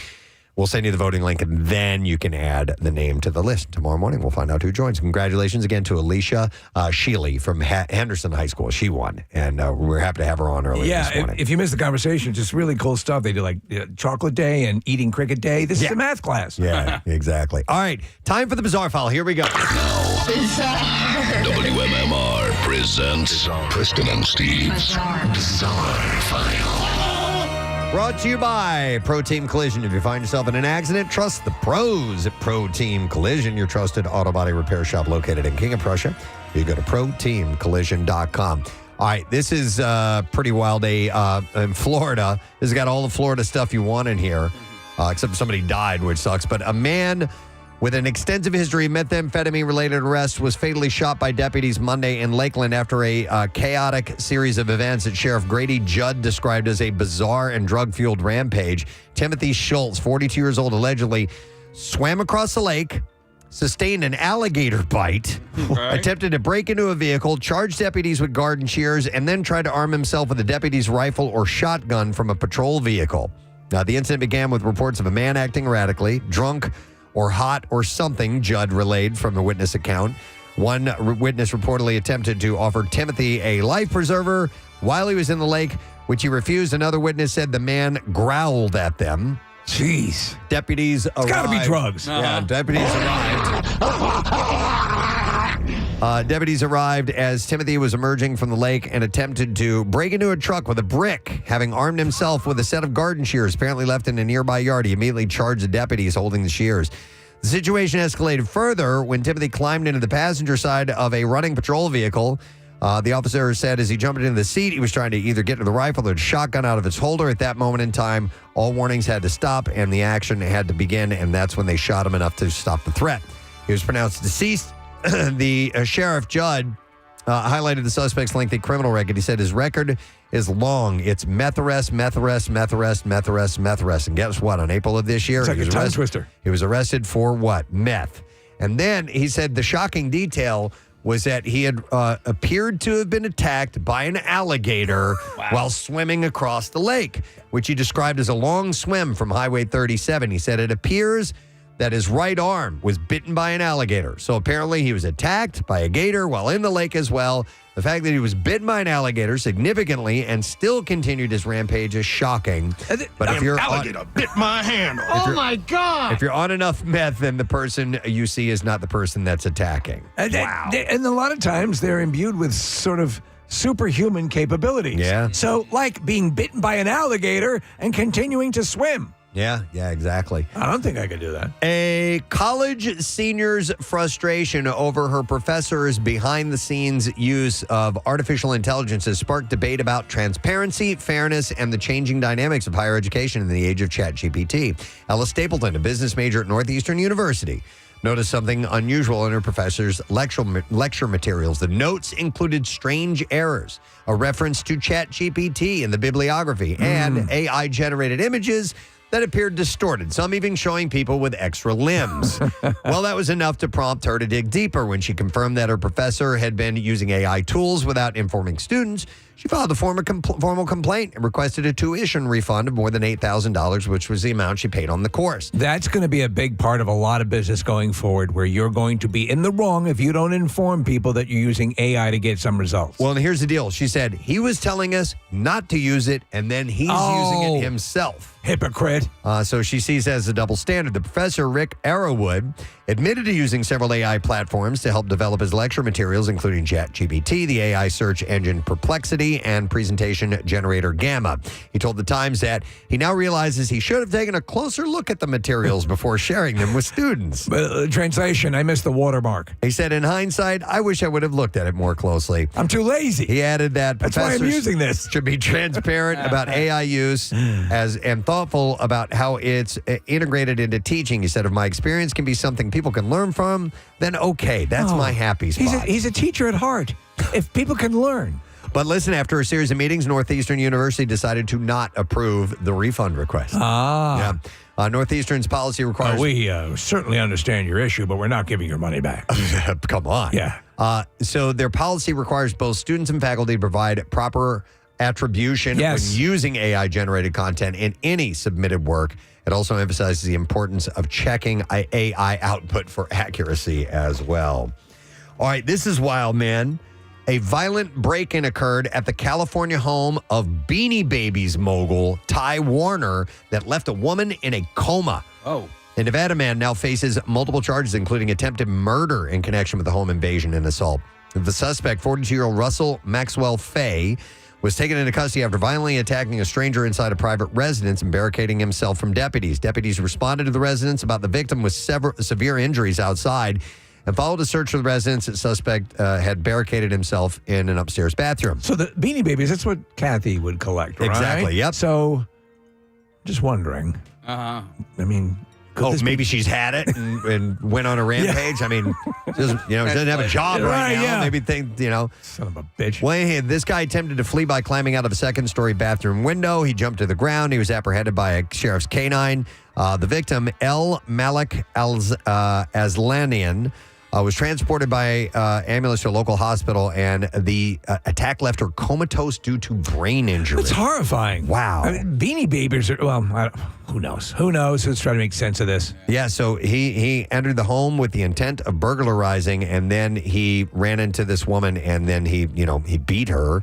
So this guy is a jeweler in this estate, and this guy is the creator of Beanie Babies. Yeah. Investigators do not have any indication that the victim or suspect knew each other, and Faye was charged with first-degree attempted murder. Wow. And just wild that that's the Beanie Baby mogul. All right, and We're going to have to end the bizarre file right there, friends, because time is permitting it. So we are going to take a quick break. We have a few guests that are on the way. In the 9 o'clock hour, Kevin Bacon is going to be checking in with us about 1 hour from right now. Always good to talk to him. He's got this cool setup with some local breweries called 6 Degrees of Fermentation. It's great. I love that name. When we return, we're going to have Jane and Guy Gaudreau. Their sons, Matthew and Johnny, were killed in this horrible accident with a drunk driver. They were riding bikes. You remember Johnny was an NHL player. And beloved. Matthew played hockey as well. And it was just a terrible, terrible story. They have an event coming up, and they want to get the word out about it. So we're going to talk to these guys and see if they can carry on in their names and do something positive and make sure that everyone gets a chance to recognize and help out and all of that. So we're going to take a quick break and come back with those guys. We have a few other things taking place as well. Don't be gone too long. We'll be gone back in a moment. Preston and Steve. All right, what's Philadelphia sports movie to be made? Before I get to that, there's a great story behind the Flyers and the Russians. Yeah. The Russians are in the dressing room, and I read it in the Complete Spectrum. It's a great book. Ed Snyder goes in there, and he goes, if you guys don't get the F back on the ice, you're not getting paid. And that's what made him go back on the ice. Wow. Yeah, it's a great book. It's called Complete Spectrum. Okay. That's very cool. Cool, man. So there's a great story. It's almost like Rocky and Apollo Creed. Joe Frazier would be a great movie, but it would not be mostly about Joe Frazier. It's how Joe Frazier made Muhammad Ali so famous. Muhammad Ali would have been famous, but Harold Cosell documented that it was the rivalry between them that made Ali so famous, and it was Joe Frazier that had a lot to do with it. You're right, and so you'd have the Ali story has been told a number of times. In fact, he played himself in his movie, so that's been told many times. To get an angle that would do Joe Frazier right, and his importance in all of that is the film that still needs to be made. I agree. Yeah, there's also a small one. If I could say one more, nobody's going to get this one. There was a guy that lived in Veterans Stadium that worked in the park. We had him on. Yeah, we talked to him. Yeah, that'd be a crazy movie. That would be a good one. He gambled, he did drugs, he drank. The whole damn thing. Yeah, I like it. There's a lot of stories there. Thanks, I don't know how many of them were true. But like when that guy, like when the Pope came by. I was going to say, you know what, the likelihood of a movie getting made needs to be, it has to be someone who's nationally famous. So I was thinking that, Joe Frazier would make sense and a few others. But then again, I'm wrong because Invincible was not about, Vince Papale's very, very famous here and known around the league a little bit. But in the pantheon of things, he's not one of the all-time greats. So, and that worked because it's a story. It's a great story, even though it ended with him just winning a game. Let me go to Dave. Hey, Dave, good morning. Gadzooks. Hey, Gadzooks, buddy, what's up? Julius Erving single-handedly changed basketball forever. Yeah. There should be a good Dr. J movie. I mean, a big screen, big budget. Julius Erving inspired Michael Jordan, for crying out loud. Yeah, there have been documentaries, you're right, but there hasn't been that full-throated, life story movie. That'd be pretty cool. Yeah, Dr. J is a great one. He changed this town, and, the Sixers were horrible. Here's a guy who left a successful medical career. Thanks, Dave. As a doctor. As a neurosurgeon. I love Dr. J. I know. He's my favorite Sixer of all time, and I'm watching Winning Time on HBO right now. Just finished it up, but the Lakers in 1980 played the Sixers in the finals, and Magic Johnson was a rookie, and Dr. J was an established star. And the dynamic between those two guys, even though it's a fictionalized portrayal of the two, was really, really well done. And Dr. J, in a way, took Magic Johnson under his wing, but he also knew he was the star, and Magic was not yet a star. It's a really great series. It sucks because I was too young to appreciate him and Charles Barkley, being on the court at the same time. I've seen them in Moses, and Mo Cheeks. Mm-hmm. You guys ever met Dr. J? I did on a plane in 1984, going to the Olympics. And Turquoise was on the plane as well, and I shook his hand. Okay, did you see him stand up on the plane? Because that I stood next to him. Yeah, really? I stood next to him. I was a kid at the time, so I was 9, and got off the plane and shook his hand. My grandfather introduced me to him, and it's a memorable moment in my life because, Kathy, I know you've had the same experience, but your hand disappears in his, and it's this massive thing. Seeing him on a plane would be like you being in a kid's, playhouse. house. It's Completely hunched over and Yes. so on. I would love to meet him sometime. Yeah. He's just, he's a class act. For sure. And just one of the all-time greats. I stood next to him at a bar in Philly, and actually Matt Cord introduced me to him. And Nick, I shook his hand, and that was literally, I think that's the one thing I remember is how giant his hand was, and it's just like another world. Like, I couldn't believe it. All right, let me go to Lewis here. Hey, Lewis, good morning. Good morning. Hey, the Philly sports movie yet to be made. I think Concrete Charlie, so Chuck Benderek from the Eagles. I mean, he's 40 years before my time, but every thing I've read about him and watched about him, just you're nodding. Casey's nodding. Yeah, I mean, and also like he's one of the most iconic pictures in Philadelphia sports history as well. Him standing over, was it Len Dawson? Frank Gifford. Frank Gifford. Yeah, just lays this guy out, and he's just standing over him like he's just standing over a dead body. Wow. Yeah, we're looking at that picture. Not growing up here, I'm not familiar with that, but that looks By the way, look at how ripped up the field is. Oh, yeah. Is that Franklin Field? It's got to be, right? And so, yeah, he won the championship in 1960, and then I don't know if he also won in 48, but yeah, for the long time, that was the only championship that the Eagles had, or the most recent, until they won the Super Bowl in 2017.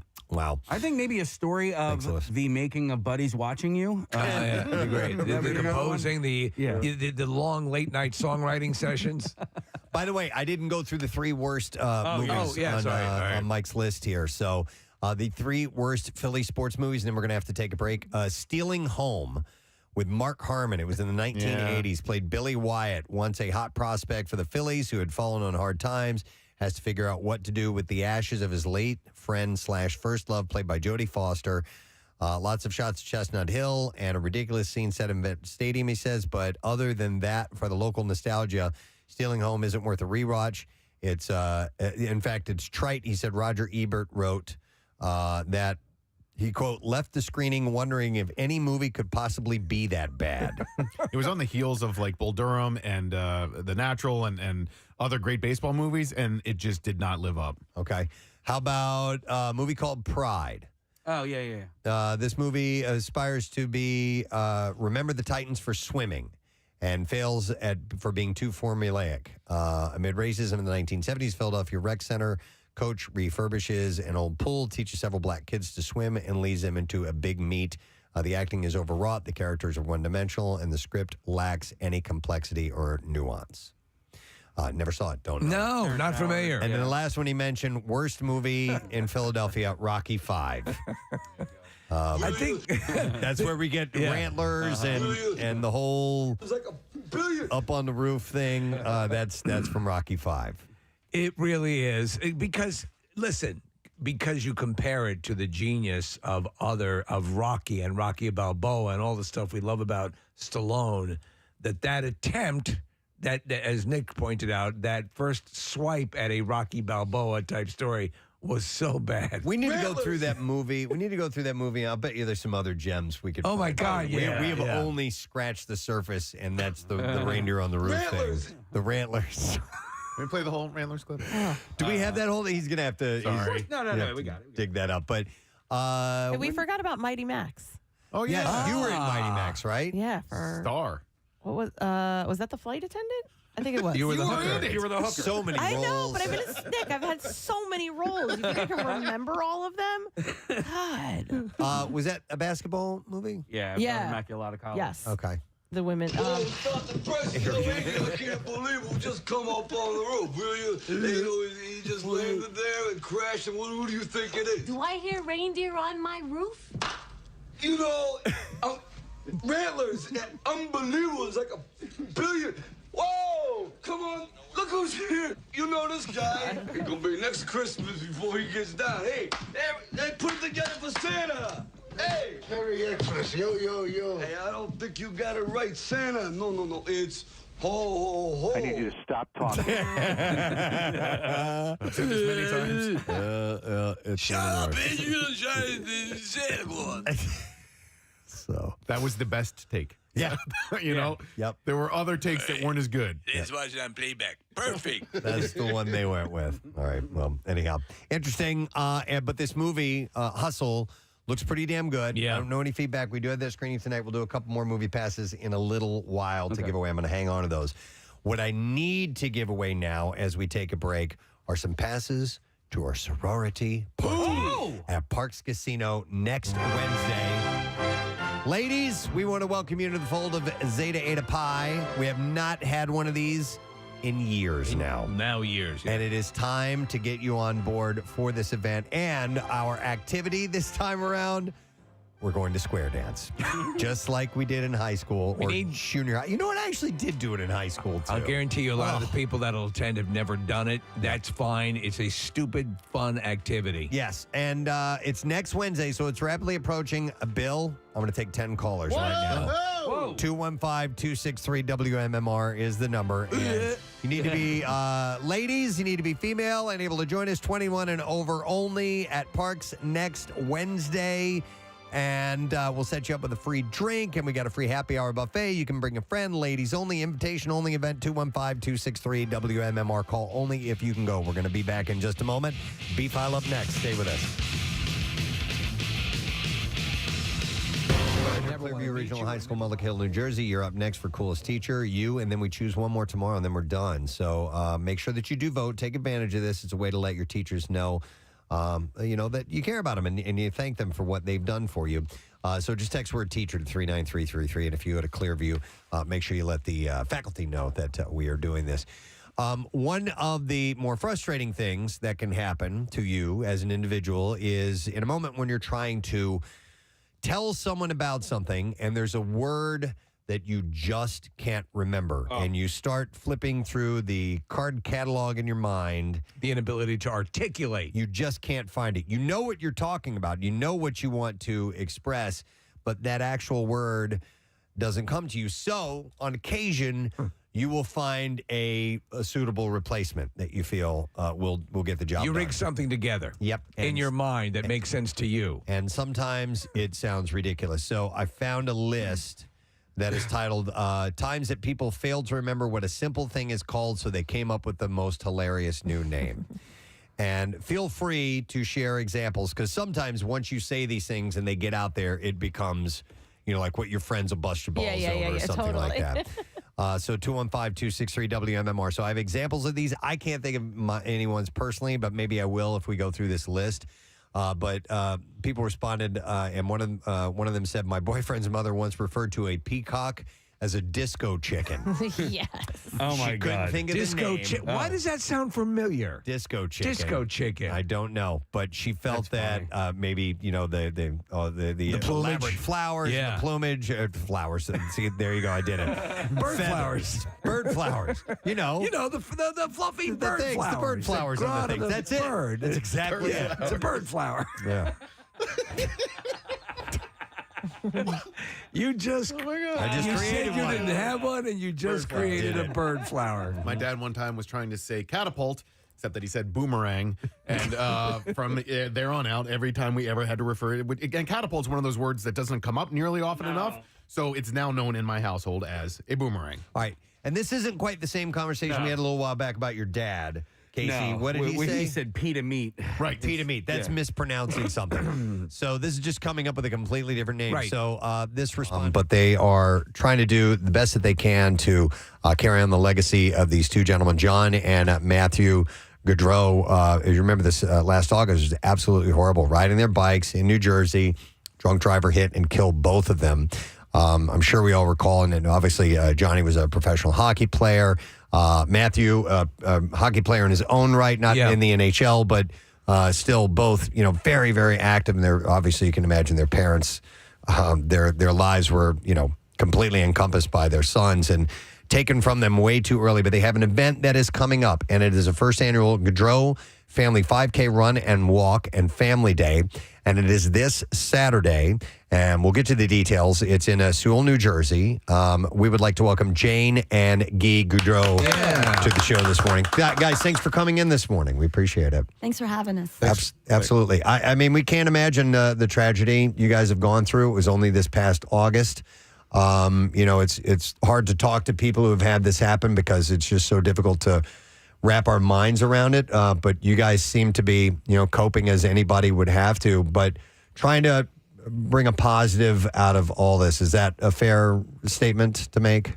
Yes, I think so. It's helping us a little with the grief, knowing that we're keeping the boys' legacy alive and that we're helping, so many other students that are, not as fortunate to be able to run or play or do different things on swings, and this just makes us feel like we're helping them out. So you guys are going to have essentially a playground built with the funds from the event, correct?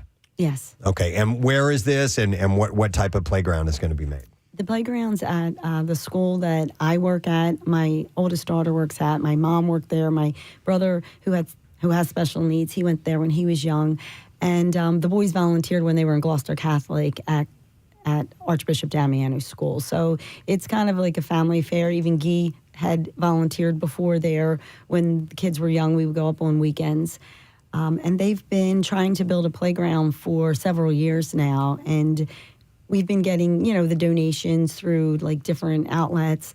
When my mom passed away in lieu of flowers, we had all the donations go there. And then we decided that it was actually one of my friends from Calgary, Kelsey Snow. It was Chris Snow's wife said to help with your grief, she found that if you got a project. So we were trying to think like, well, that's what we should do. And one of the girls said, Mom, we already have a project. Why don't we just continue with the playground and our hockey friends where they kind of all came together and they formed this committee and they've done all the work.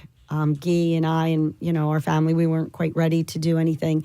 And they just took it from the beginning stages and it's just amazing. Over 1,000 people that signed up to run, plus the virtual is now over 1,000. So it's just amazing. That's great.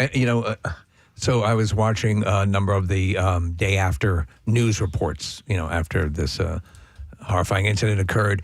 And what you did see immediately was how much these two young men meant, obviously, to the family, but to the neighborhood and to people who were touched by them. And so this, after the maelstrom of that initial stuff subsides and you're like, I know the predicament. What do we do? How do we channel this into something? This seems so perfect and so beautiful because they live on. You remember people, they live on. And you're going to have something that's a tangible thing that's going to bring joy to people for generations to come. So, wherever they are and, whatever you believe, this is something I'm sure that they'd be smiling over and are smiling over because it is an extension of what it appears, judging by these people reacting to the friends and family in the neighborhood. This is what they stood for. This is what they meant. So it's a wonderful extension. And were you a little shocked at how immediate the turnout was? You got so many people signing up. Yeah. When we first started, our friends put this committee together. I'm like, well, we might get 100 people, maybe 200, and so we went to a smaller venue where we could run, a couple hundred people, but. We probably should have went a little bigger. A lot bigger. Yeah. It's a good problem to have. Yeah, within 3 weeks it was sold out. We felt bad because we had friends and people that were just waiting, and so it and then they went virtual but it's it'll be nice. We have 1,000 people there and there'll probably be more. Yeah, there's a family affair and there's going to be a silent auction and baskets are up for sale to raise some more money and. We'll post information on our website on how people can get signed up and contribute, where they can do it in person or virtually.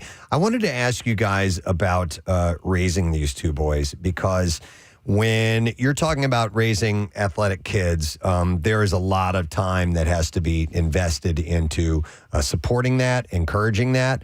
You guys, you got to the elite level of sports with your kids. So your lives in fostering that and making sure they needed to be where they needed to be when they needed to be there and in all the right environments to make sure that this ended up becoming a career had to have just been all-encompassing in your life. Yeah, our life was hockey. We were all from Toronto to Boston to Chicago, everywhere, and they're on the ice all the time. But the boys both played soccer and hockey, but and baseball, so they were pretty involved. And we had two daughters that were high-level dancers, and so we went different directions, and that's how we stayed married so long, I guess. Yeah, divide and conquer, as we call that in ours. You couldn't be sick of each other because you were never together. Weekends, Thursday, we'd figure out who's going where with who, and when we're doing it, you're like, something's wrong with us, right? But like we look back now, as our family was really close. We were a close family, and I think it built a real closeness because we would either be with the girls or we would be with the boys, and then sometimes we would be lucky and they would work out where we could all be together. So we spent so much time going to tournaments with the cars, and different things like that. So our 4 children were unbelievably close, like so close. So that's one thing that we have. Maybe we didn't have the time, but we certainly did have the quality. I wanted to ask you both about the hockey community and just how they've responded and taken this awful and heartbreaking and tragic situation and tried to make it as heartwarming as possible. And Guy, if I understand correctly, John Tortorella was one of the first people to invite you out and just get on the ice and do some stuff. Is that right? Yeah, I went out with the Flyers quite a few times, and it was kind of still fresh, right? So it was... I have to say, like the first 3-4 months, your brain really doesn't work. It doesn't, like, you're just like walking in a daze more than anything else. So, it was nice, and the Flyers really, really reached out to get me out, try to get me moving ahead a little bit, which still working on. But it is. My life was hockey. I coached hockey, ran Hollydale for 30 years, and did all, I have tons of kids that are playing pro hockey, Division I that I've coached, and so it was hard, to get now I'm trying to get my brain back into. I think this summer I'll probably do a couple hockey camps and try to get back up, because I had retired 2 years ago, officially retired, and then the boys' wives got pregnant, so they said, well, you're coming out of retirement. Right now. You're coaching my boys, right? Our boys. If we have, so John had his first son, little John. So then that was automatic. I was out, right? And then Madeline had Trip, and Maddie goes, well, now you're definitely out of retirement. So and then now John's third child is a boy, so Carter. So I'm assuming one of them is going to want to play hockey. Yeah, probably a good shot. The good genetics are that we play hockey. Well, you talk about moving on, Guy, or at least not moving on, but continuing on with your life. I mean, it's the most complex of situations, because here you are. Yes, you're not doing yourself any good by wallowing and self-isolating and staying away from anybody yet. You're cautious to do it, and then the moments that you take to step out and try to get back into the swing of life, you probably feel guilty about that too. Yeah, I mean, you go through a whole range of emotions. Yeah, I do, but like when I get down on myself, or like, there's not a minute of the day where I'm not thinking about the boys and different things that happened, could happen differently, right? But I know my 2 sons, and they would be disappointed in me if I just sat home and cried all the time, which I do a lot of, and they'd want me to go back out and help other kids, and that seems something that I'm fairly good at anyway. So they'd want me to get back out and do things. They wouldn't want me to lay around and do nothing. And it's easy to say, but to do is a little different. It's something to remember. And when someone passes, and I always say this, and you have 2, you know what they would want. And you just said it. You know what they would want. They would want you to be happy. They would want you to, and they, you think how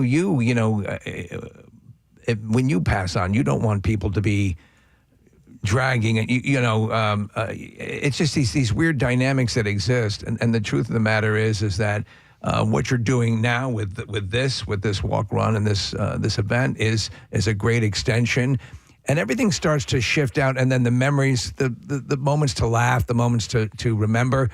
Tell us something about each of them that we don't know that was something that makes you laugh as you think back about them, because they were certainly loved in many different ways. A lot of people mentioned how jovial they were and how fun they were. So does anything come to mind for both of you? It's funny with John, he's a little quieter at first. It takes him a little bit longer to kind of warm up. And once he does warm up, it's like he is just like so much fun. Yeah. And he just always loved children and his family. Like his family meant everything to him. Every time he would come home, I remember before, it would be like bag day, he would call it and he'd say, I'm getting on a plane. And I was like, are you going to stay a couple days? And he said, no, I want to get back to my family. So that was kind of like more John. Maddie, he was just so full of life. Like he would walk into the room and within minutes, like he was everyone's best friend. It was just like, took John a little bit. He was a little bit quieter, a little bit more reserved. But once they both got going and if the two of them were together, it was crazy. They just, they were just so fun and so just crazy. Yeah. Can you share the story that you were telling me in the green room about John moving in with Matthew when Matthew was in college in Boston College, and John, who was in the NHL at this point, had to live in a dorm room? He did. One of the agreements we made, if he left college early, I said that he needed to finish his degree, so he promised he would come back. And Boston College has this great program where they, Coach York would have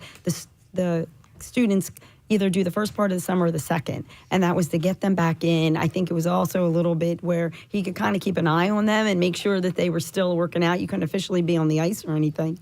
And so every summer, John would come back, and if you know John, again, besides being so kind of like reserved, he was also never liked to be alone. So he always had to be somewhere. And when we went back for the summer, he thought he was just going to go back to like, well, I'll have a dorm and everything. And they were like, well, it doesn't really work that way.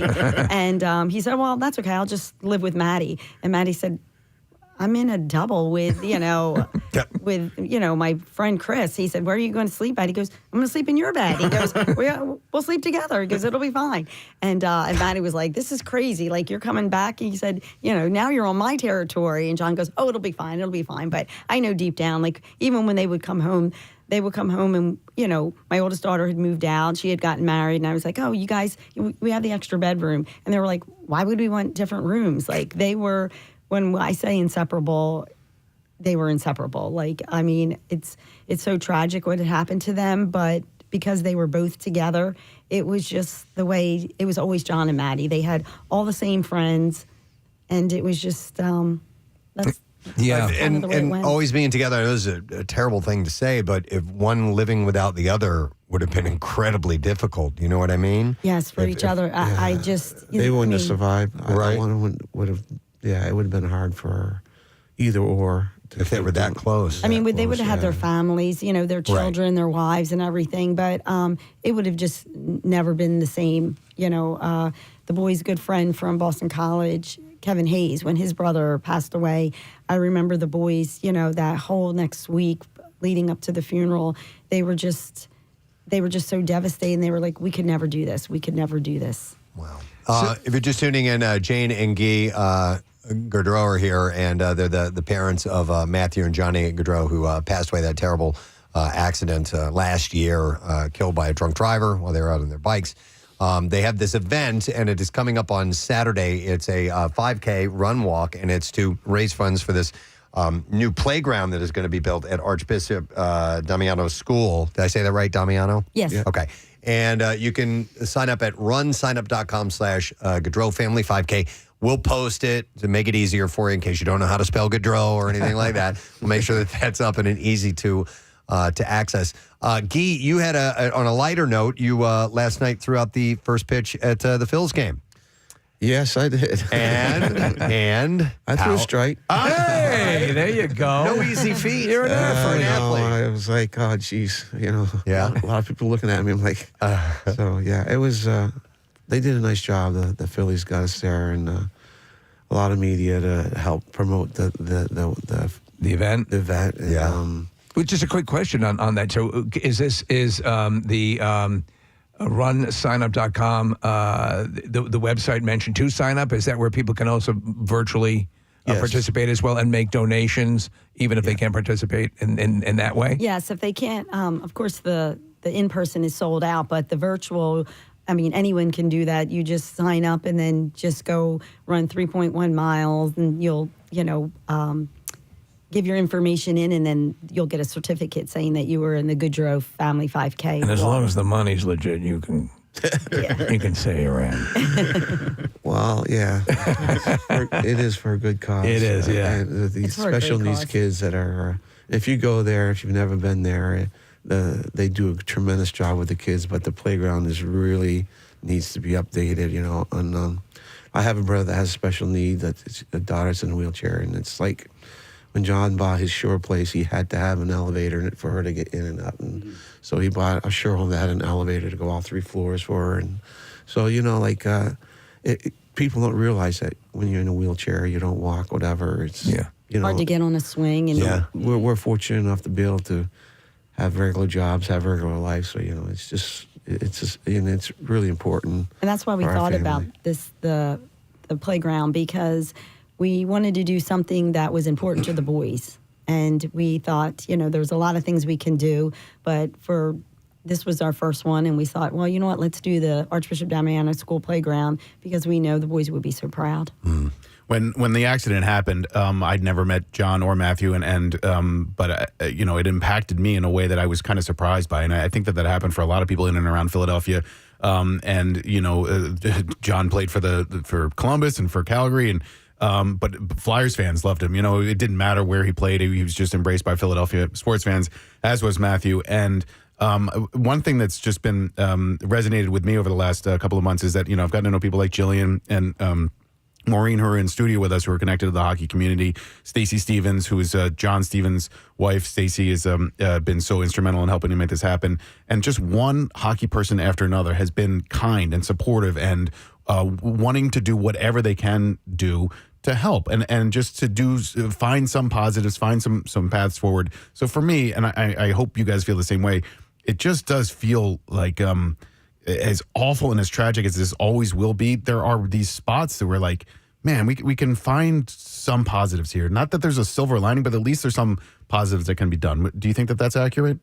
Yeah, I think that's very accurate. I think it's brought a lot of people closer.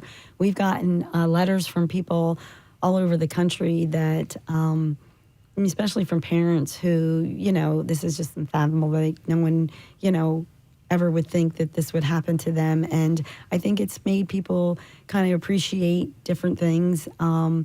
We've gotten letters where people have asked, like, how did you raise such, 4 really good kids? And, we kind of joke around and we were like, they're good in public, but you should see them at home. They've had some really, major battles against each other. But the hockey community and really even the sports community, everyone's just kind of like, I felt like just taking us in. It feels like this warm, big hug that everyone is just wants to help out, and they just want to be there for, all of our family and for John and Maddie and just keep their legacy going on as much as we can. Absolutely. All right. Well, we'll post that information, as I said, and kudos to you guys, because it's got to be so hard to come and talk about this. I mean, this is an event that you want to be successful, but we're talking about, the most pain you could possibly feel. And I just, our heart goes out to you guys. And thank you for sharing your story. And we know how hard it is.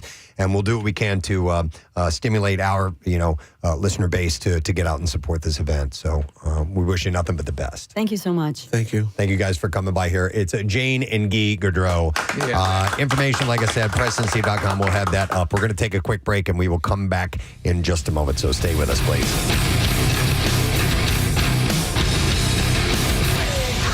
I remember groomsmen, and I went with dudes maids instead. I like dudes maids. I like dudes That maids works. a lot, yeah. You could use that, and someone would pick up what you were saying. Yeah, they would know, right? All right, now this one I'm not so sure. So this person said, I forgot the word for exterminator, so I used ant exorcist instead. That's not even right. I feel like an ant. You're cleansing their souls. Yeah. And eradicating. You're trying to get them out of here. Okay. So you're exercising them out. And another one says, my friend couldn't remember the word cow. For some reason, she Googled moo beast to remember the word cow. Moo beast. What kind of lapse? Oh my God. What kind of lapse would make you forget cow? Some kind of big brain fart. I mean, something has blocked you and you just can't recall. Though you could remember moo, the sound they make. Yeah. This one says, my ex called an animal shelter a cat refugee camp. Oh, there's some people who could confuse refuge with refugee. Right. Yeah. Right. Another one says, to this day, most of my family refers to a strainer or colander as a noodle stay water go. Because noodle stay and the water goes. Yeah, my brother called it that once when he couldn't find it and needed to ask where it was. Where's the noodle stay water go thing? So that's what they refer to it. Oh my God. I love that. That is great. This one says, back in the 90s, I was 14. I was begging my mom to let me go to a Guns N' Roses concert. And I kept nagging until she got frustrated but couldn't remember the name of the band. And she said, I'm not letting you go to any damn Death and Flowers concert. Guns N' Roses. Death and flowers. It's like a bird flower. And flowers. Here's a text. It says, I had a friend ask for spicy yellow mayo on his hot dog once. He meant mustard. Spicy yellow mayo. Do you have any of that spicy yellow mayo? This one says, a Polish exchange student was thirsty after a night out and didn't know what to say, so he pointed to his mouth and said, Sahara. Okay. Because he had a dry mouth. Yeah. Oh, okay. Sahara. Let's see. How about... It's amazing how the mind works that you would forget. Yeah. Right? I mean, wow, you'd have to be gone. This says, a couple weeks ago, I was getting a pack of darts. I don't know why. Needed some change. Pick up some darts on the way home. You're probably having like a balloon Yeah, race. maybe they're having a balloon contest. Yeah. Are darts cigarettes? I don't know. Needed some change for the parking meter. As the girl is getting my change out, I was panicked what it was called. My mind went blank. All I could get out of my mouth was, can I have my change in metal money? Instead of coins. You couldn't come up with the name money. coins. Do you have metal money? Metal money. That's great. Let's see. I will go next to this one. Somebody said, instead of saying reindeer once, I said Christmas llama. Another one says, my boyfriend thought I was clever when I asked what the right word for an angry... Wait. My girlfriend, or my boyfriend thought I was clever when I asked what the right word for an angry parade was. It's a protest. Oh, God, yeah. An angry parade. An angry parade of people. And, let me go to Brian. Hey, Brian, good morning. Good morning. Hey, what's up, buddy? Good. How are you? Good. Do you want to share something with us? Yeah. So back in college, well, they were doing, I don't know, yard work or something on our apartment complex, and they had like tractors and like backhoe type things all around. And our one friend referred to it as like, oh, what's up with all the cranes out here? Well, you know, there's some people with heavy machinery. Don't know the that names. don't know. Well, that's incorrect. A backhoe's a backhoe. Yeah. But I call okay. everything a backhoe.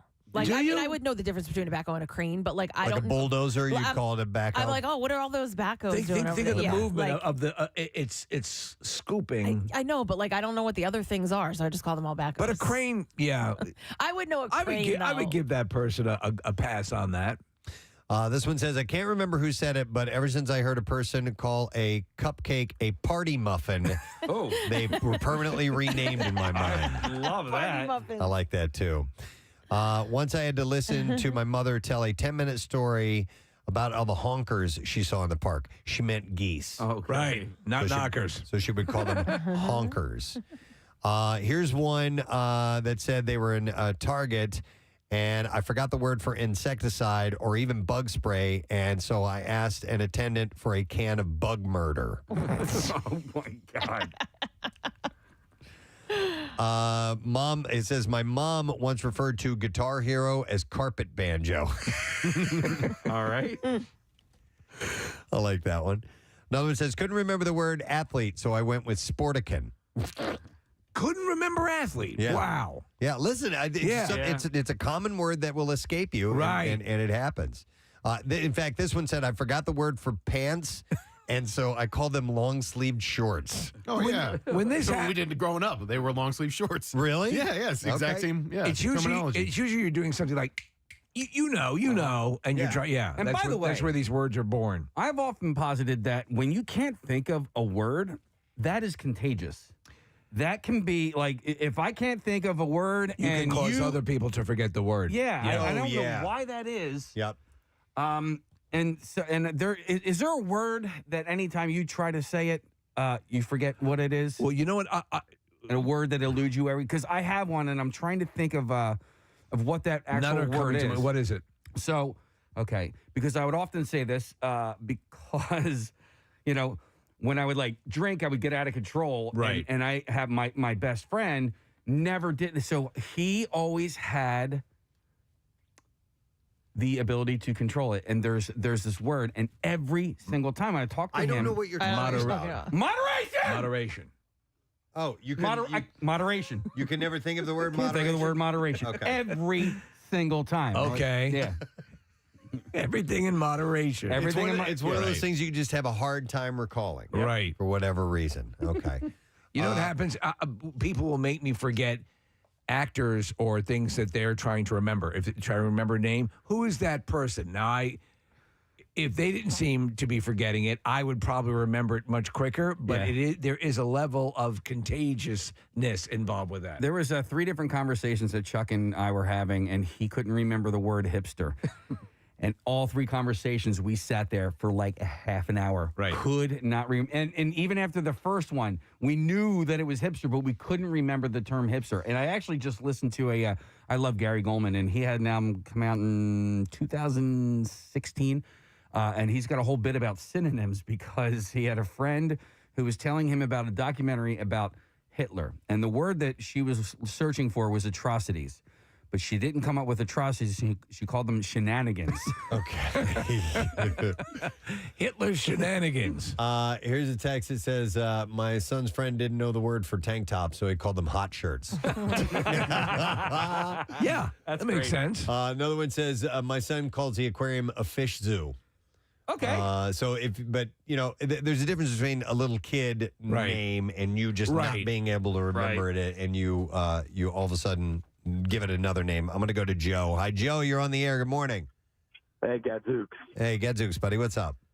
So years ago, when my oldest daughter, when she was smaller, we were driving past the farm, and I was like, "Look, it's and then I said, "It's a moo-moo," and she goes, "You mean cow?" The kid knew right away. What's even funnier is the fact that later, we've done it for so many years that my younger daughter goes into school. And they said, "What's this?" And they picture of a cow, and she goes, "It's a moo-moo." Yep. And they're like, "It's a cow." She goes, "No, it's a moo-moo." It becomes moo-moo. She never realized cow, it was actually named cow. It becomes part of the modified vocabulary. I remember us calling them moo-moos for the longest time. Yeah. Let me go next to, where is this? Oh, yeah, it's Mike we're going to go to. Hey, Mike, good morning. Oh, my balls. Oh, my balls. What's up, Mike? Hey, first thing, Preston, congratulations on 50,000. Hey, how about it? Way to go. Oh, my balls. And I was one of those 50,000. You're in for some real entertainment, my man. Thank you for following. What's up? All right, so my son, he's 16. When he went to daycare, she got paid every Friday. Some days we'd give her a check, some days we'd give her cash. And one day we forgot. So she said, "Hey, tell your parents, remember to pay me." My son goes, "Oh, yeah. You like the paper monies, not the little round ones." The little round coins. The Right. little round ones have been a thing with us forever since then. So you've used that. Yep, I love it. It's like the metal money. It's funny because kids are obviously prone to do that because they're building their vocabularies at that point. But when you're an adult, and you call it a moo-moo. Yep, that's a different story. So let me go to Dylan. Hey, Dylan, good morning. Hey, good morning. Sorry to bother you guys at work. It's okay. We want it. What's up, bud? So I was camping with my girlfriend, and we walked past this little pond, and I go, "Look at that dove goose." And she's like, "What?" And I'm like, "That, classy duck." It was a swan. It was a swan. A dove goose. Classy duck. I Or couldn't think of dove what it was. goose. You just couldn't come up with the name Swan. I love it. All right. Thank you, Classy Dylan. duck over Thank there. you. Appreciate What an it. elegant dove goose. Stop looking at me, classy duck. All right. I was looking for that. Stop looking at me, Swan. I got you. All right. Thank you. I've been in it. That's like a go-to for you. Stop looking at me, Swan. All right, let's see. This says, growing up, we had a piece of furniture that we didn't know what to call. Was it a bureau, a dresser? And we all agreed to call it Uncle Fred. And that's weird until we have company, they said. So I don't know why. All right, so that's not exactly what this is. All right, here, my buddy once forgot the name, the term air horn, and called it spray scream. Spray scream. It's in a bottle, it's in a can. That, yeah. So, yep. Let's see. When my sister was young, she didn't know the word cemetery, so she would call it dead people field. This one says, at one point, I started Googling map of the year because my brain short-circuited and I couldn't recall the word calendar. Oh my God. Map of the year. Map of the year. You probably get a lot of that when people have had some sort of head trauma and they're trying to when they're trying to fuse ideas together. You know. Yeah.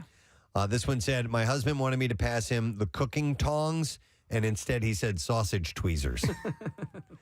And that one could stick That too. could If stick. you accidentally slip and say something like that, that's going to be what it is known from here on out. I'll go to Kenny. Hey, Kenny. Bonjour, bitches. What's up, buddy? So we were going to my friend's place, and I couldn't remember the name. So my friends asked, like, where does he live? I'm like, the room houses? What the hell are room houses? Apartments.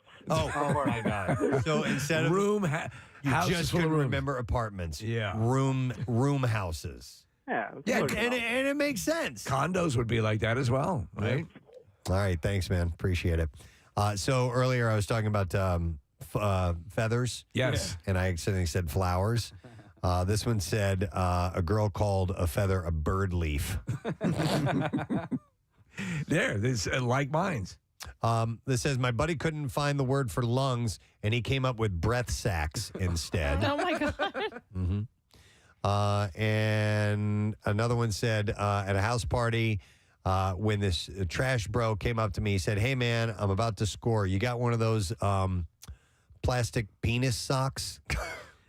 He wanted a condom. Condom, yeah. Another person said, I once referred to a fly swatter as a bug spatula when the name escaped me. I like that one, too. Bug spatula could be a name of a band. Someone said, I was looking for the word cereal, couldn't come up with it. The best I could do was breakfast soup. Breakfast soup. I like that. Yeah.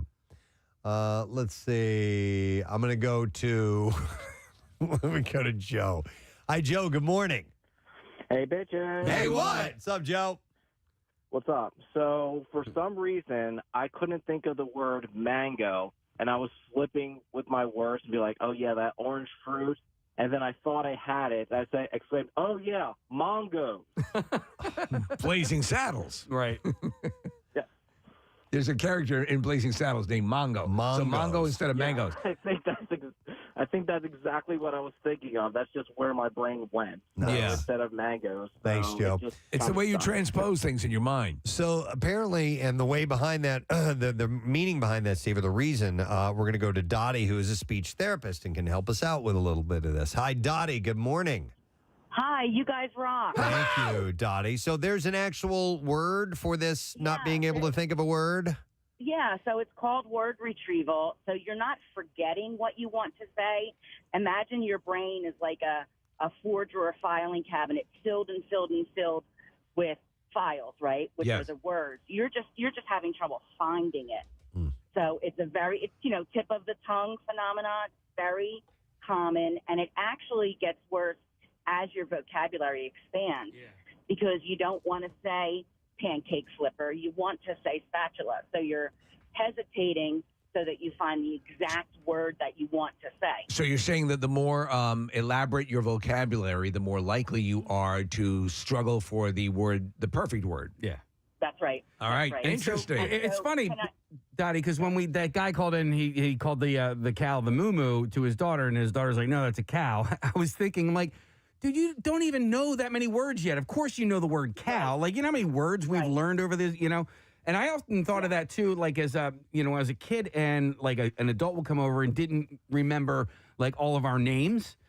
Like, you're like, how could you not remember my name? I'm your cousin, but you know how many names I've learned over the last 40 years? Is there a way to train yourself or different? Yeah, so I was just going to say. Check on 93.3 WMMR. All right, thank you so much, Marissa. So I know I noticed things earlier, but if I don't do this, I think we skipped the Just Saying Institute last week. We did.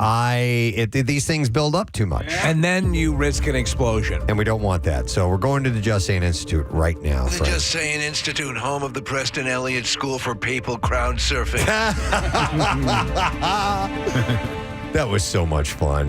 Then the video's up, too. You got to see it. Oh, I can't wait. I did a crowd surf dressed as the Pope at Keenan's. It was a beautiful thing. It was actually a bucket list item. Yeah. So experts are warning of yet another horrifying side effect of the drug Ozempic. It is called Ozempic teeth. Uh-oh. Yes. Receding or sensitive gums, yellowing teeth, bad breath, tooth decay, and gum disease are among the symptoms. By the way, the American Dental Association has come out in favor of yeah, exactly. To keep their industry thriving. Ozempic, yeah. So, obesity medicine specialist Dr. Daniel Rosen said unpleasant outcomes are the result of acid reflux caused by the GLP-1 drugs. Okay. Did you experience that at all, Casey? I had some stuff going on, yeah. So I just went on a Prilosec, to take care of that. And then took care of it. Yeah. All right. Yeah. So the medication makes people feel full by slowing down the rate of digestion, which can lead to food remaining in the stomach for longer periods. The longer it sits, the higher risk of its stomach acid backflowing into the esophagus. Dr. Rosen said many people say they experience a taste of stomach acid in the back of their throat known as water brash. Ooh, water brash. I've never heard that term I don't know. It before. sounds like a show in Vegas. Welcome to water brash. After you've, vomited or something like that, and that. Oh, my God. Yeah. That taste. Gnarly. The acid, it says it can not only be unpleasant. That's the reaction. And alter the taste and enjoyment of food, but can also lead to tooth decay. The acid in stomach content, when it refluxes into the mouth, can weaken and dissolve the enamel, making teeth more susceptible to decay. Isn't that a bitch? So you get in the best shape of your life, and the best you can do is gum a new girlfriend. Meanwhile, cosmetic dermatologist Dr. Michael Green said that Michelle Green said that she has also seen many clients on Ozempic suffering from the same problem. She said that along with acid reflux, vomiting, and lack of saliva caused by Ozempic are the triggers for deteriorating dental health. So now there seem to be a number of different options, like Ozempic and Manjaro, Wegovy. Panjurno. Is there jazz something? Zepbound. That's, I don't know where I got jazz from. Wait, losing lots of weight today. Zappa to the blue lake. I want that one. Side effects may include scat singing. Wouldn't that be great? If there was a drug that the side effect was scat singing. I think Debbie's on that. Listen to her. I'm a scat man. Dude, what is wrong with you? He's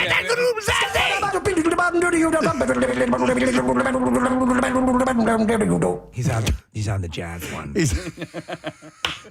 Don't even ask. It's obvious.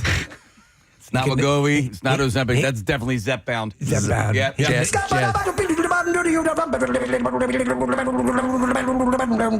Jazz bound. You're singing that so much you have no time to eat. Right? That's right. You can't fit the food in. Moving so fast. People are trying to shove food in your mouth. I can't get it in.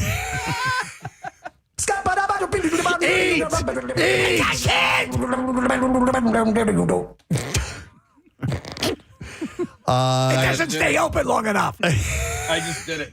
You ready? Yeah. I got a little cheese nub. Okay. Here. All right. You ready? Have a bite. Go ahead. All right. Go.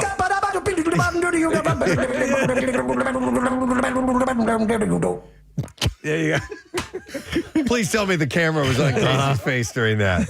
Wait, you can catch the end of it. Oh. You did? Yeah. Okay. All right. Oh, wait. I want to see that. Nick has pulled up our go back a YouTube stream. second. He's backing it up just a few seconds. This is Casey eating live on the air. Take a moment as he is on the, what is it? Jazz, whatever? Anyway. Zep-bound. No, Zep-bound. Yeah. I'm Zep-bound. Scat-bound. Scat-bound. All right. Anyway, I'm not going to wait for this. All right. Why? Why? Because the doctor's on the line. All right. From Fox 29 and Penn Medicine, Dr. Mike Sirigliano is joining us. Hey, Dr. Mike. Now I understand why all my patients are doing scat. Yeah. It's a side Because effect. they're on scat. That's what they're on. Yeah. So let's break this down. Okay, couple things. So Ozempic is the same drug as Wegovy. All right, they're the same semaglutide. Only one is FDA approved for diabetes, and the other is for obesity or overweight. Now the other not class, but the other drug that's most popular is Mounjaro, which is for diabetes, and Zepbound. Stop it. There you go. That's the side effect.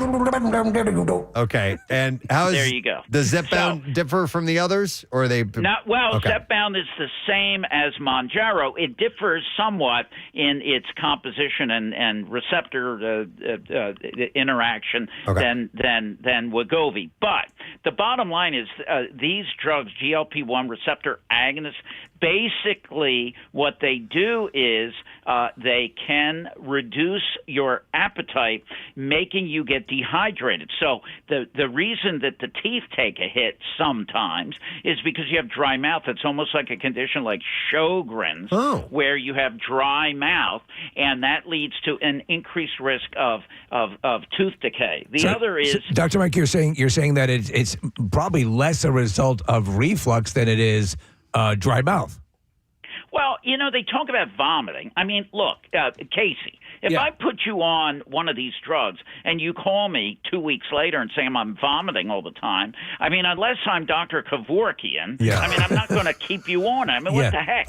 So the bottom line is I've never had a patient that had vomiting that I kept them on the drug. Right. And I've never, very rarely do you see that side effect. Now, reflux is a different story. It can increase the risk of reflux, which can put acid up into your mouth and increase the risk of tooth decay. But if you look at all of the benefits of all of these drugs, you reduce your risk of heart attack, stroke, reduce the risk of sleep apnea and kidney failure and even dementia. It goes on and on and on. So you do better teeth management if you're on these drugs. You make sure you brush your teeth and do all the things that your dentist says to do. Mike, what's of the troika, which is the most gentle and which would be your first go-to if someone was just simply looking to lose a few lbs?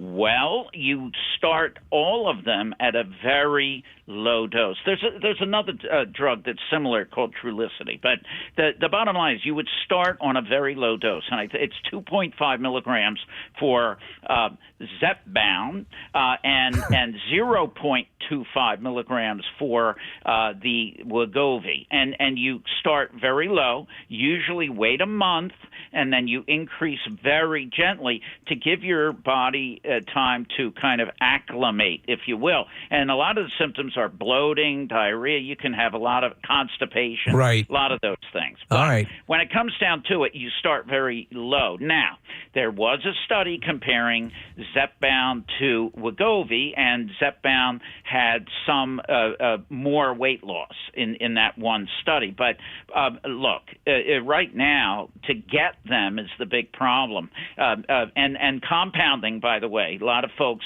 get them compounded. That's going to be going away. The FDA is really cracking down on that. What does that mean, compounded? That means you get them from a pharmacy where they will give you pre-filled syringes, and they're compounding just means they mix it up in the pharmacy lab, and the companies are saying, oh, wait a minute, we want it.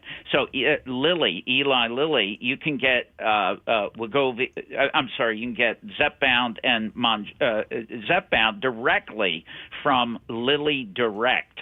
So for people out there listening, because this is just hot off the press, this is happening late last week, early this week. Basically, what they're saying is you're going to have to get it from the company, and the problem is insurances won't pay. A lot of insurances won't pay. Right. You know, it's funny, and I don't want to get too deep into the weeds here, as they say, but if you're taking something that has all those preventative aspects, you're saying, reducing risk of stroke and heart attack and so on and so forth, you would think that would be something that the insurance companies would be supportive of. Right. So keeping you healthier, fewer medical problems down the road, possibly, where they would have to pay out for. Right. Yeah. Right. But see, here's the thing: they're very expensive. What I think in a free market like we're in, when newer drugs come along, I think the prices are going to go down, and you'll see that they're more affordable. But it's clearly beneficial to people and the government, and the Medicare has said we're not paying for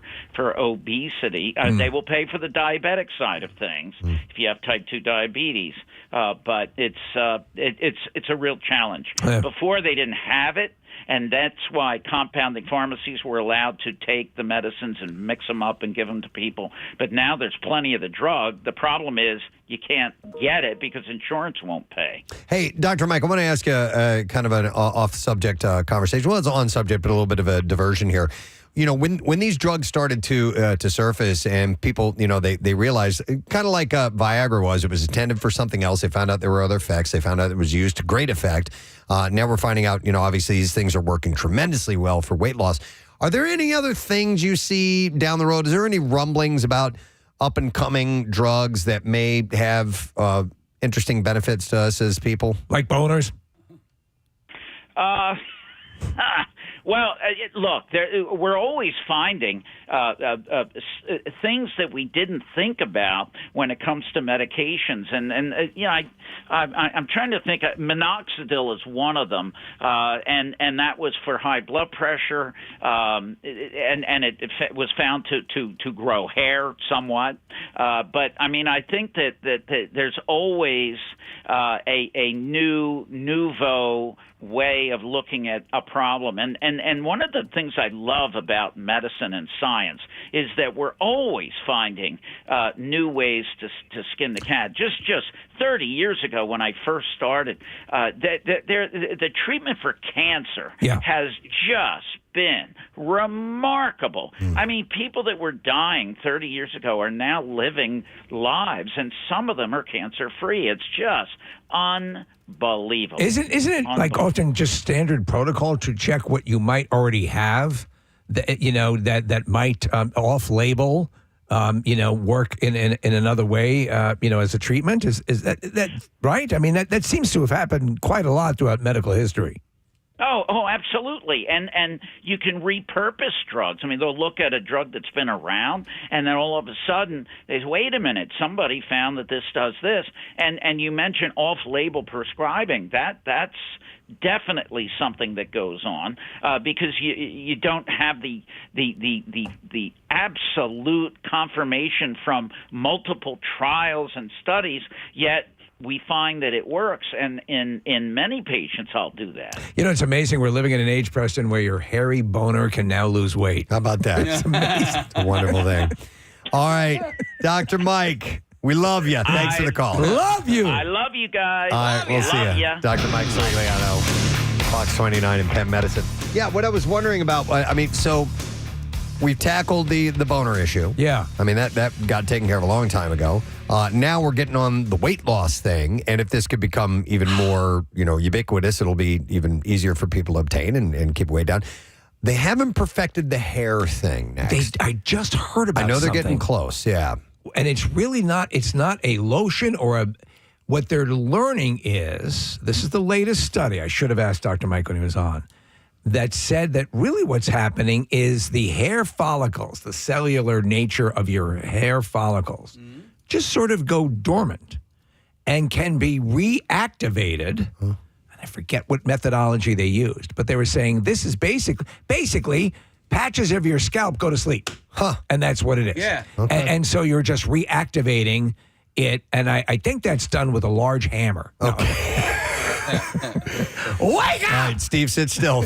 Don't move. Wake up! But I mean, isn't that it's amazing? It's pretty wild because when you touch a bald man's head, it's smooth. Like there are no follicles. Oh, it there. freaks me out. Yeah, no. But like I love it. As if there's no follicles there, or were never any follicles there. Yeah, and they just kind of went to sleep. You're saying that they can be. That's what this report said. So, which I think is amazing. So, besides weight loss, boners, and hair, what else? Other thing that's not life threatening that we look at and go, if only there were a drug. Drugs can help us scat, but yodeling is still. Forget a yodel. No, but what about height?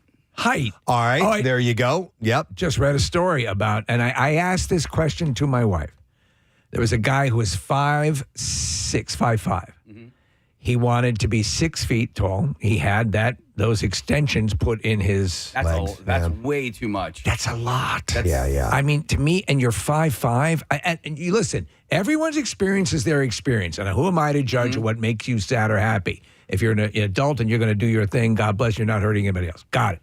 But that seems pretty drastic to get up to just 6 feet, you know? I guess besides the height, it would be bigger genitals and bigger boobs would be another thing, right? Yeah. I want a huge vagina. Grow larger boobs, not have implants. Well, like changing your look, your physical appearance without plastic surgery or without invasive plastic surgery, or dangerous plastic surgery, like we've talked about, how dangerous liposuction can be. What about like wrinkle, saggy skin reduction? Yeah, I guess that would fall under age, same sort of plastic thing. surgeon. Age defiance. Which, by the way, this goes right into another story. All right, this is a story about plastic surgeons admitting the procedures that they themselves would never get. There you go.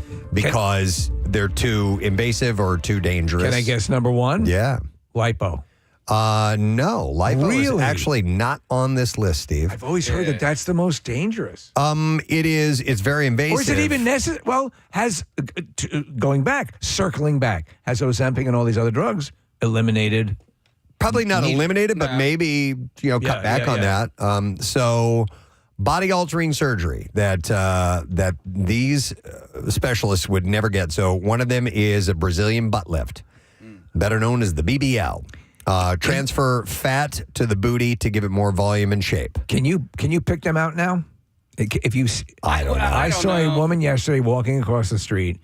And I thought to myself, there is no planet on which that occurs naturally, unless it's Brazilian butt lift planet. Right. Because there was just a bizarre half dome thing going on. I just need to see like a picture of one that is definitely one. Okay. I think it's a lot easier to pick out fake boobs than it is to pick out a fake ass.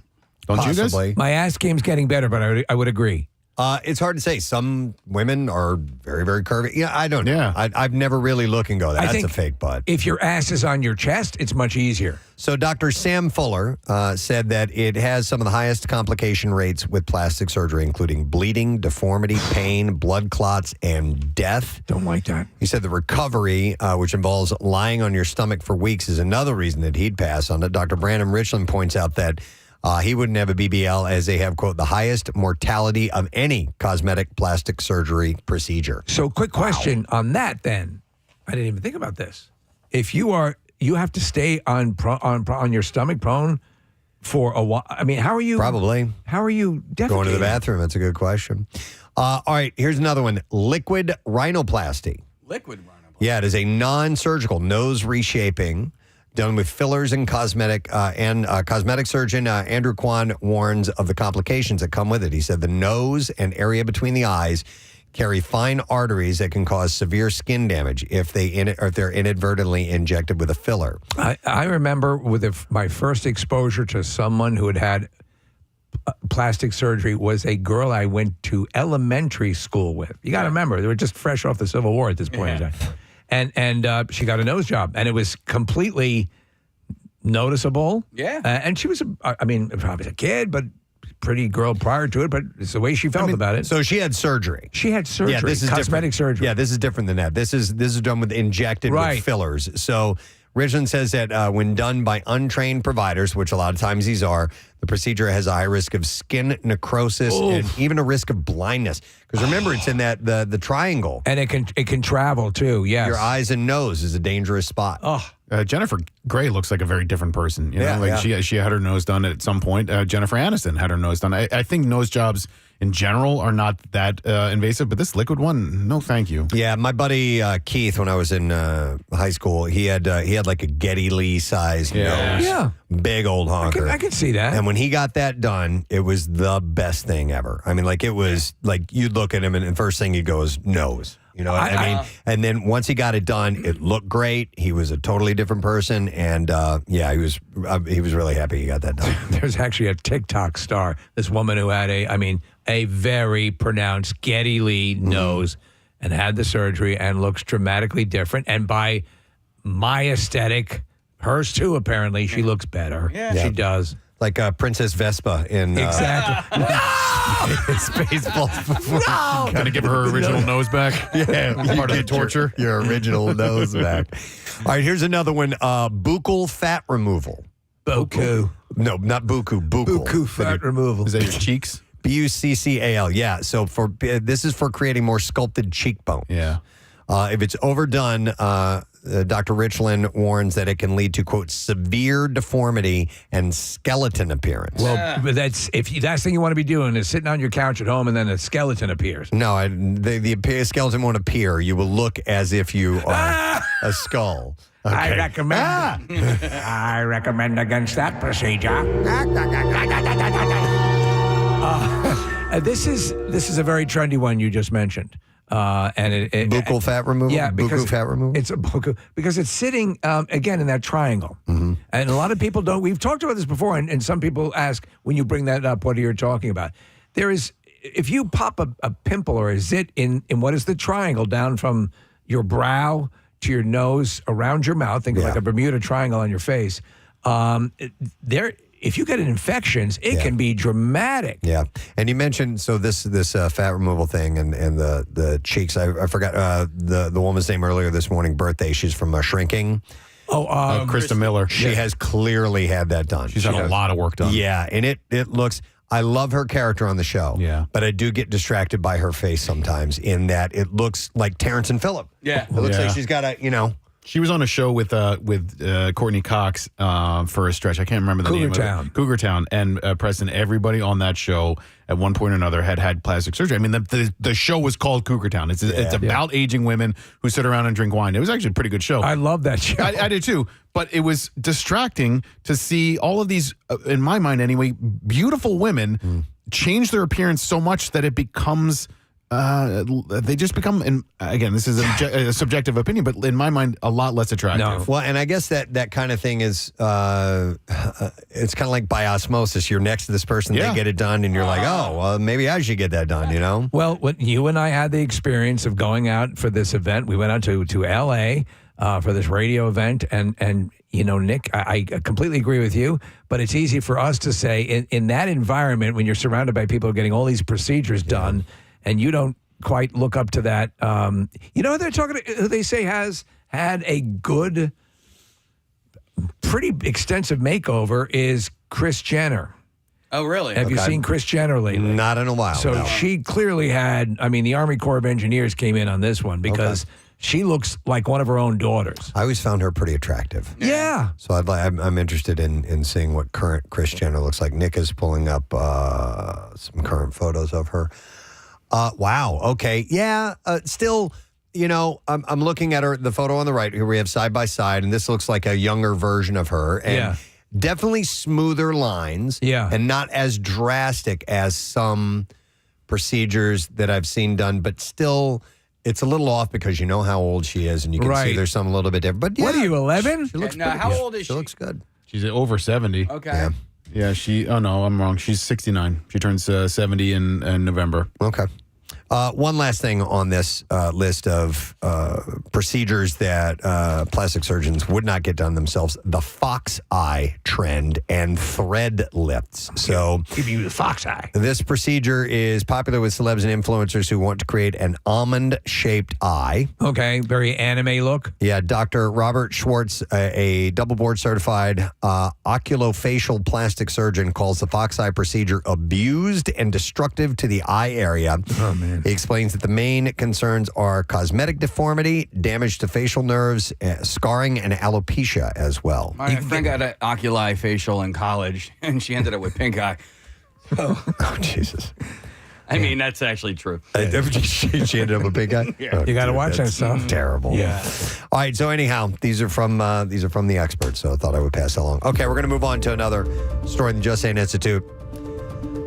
You guys ever heard of summer penis before? Summer penis. Yeah, it happens so fast. Summer penis. Isn't she currently Miss California? No, summer penis. The common causes of summer penis have been revealed after a doctor issued a warning about the condition and detailed who is most at risk. So what are the signs that you may be suffering from summer penis? Well, Steve, let me tell you about it. Summer penis.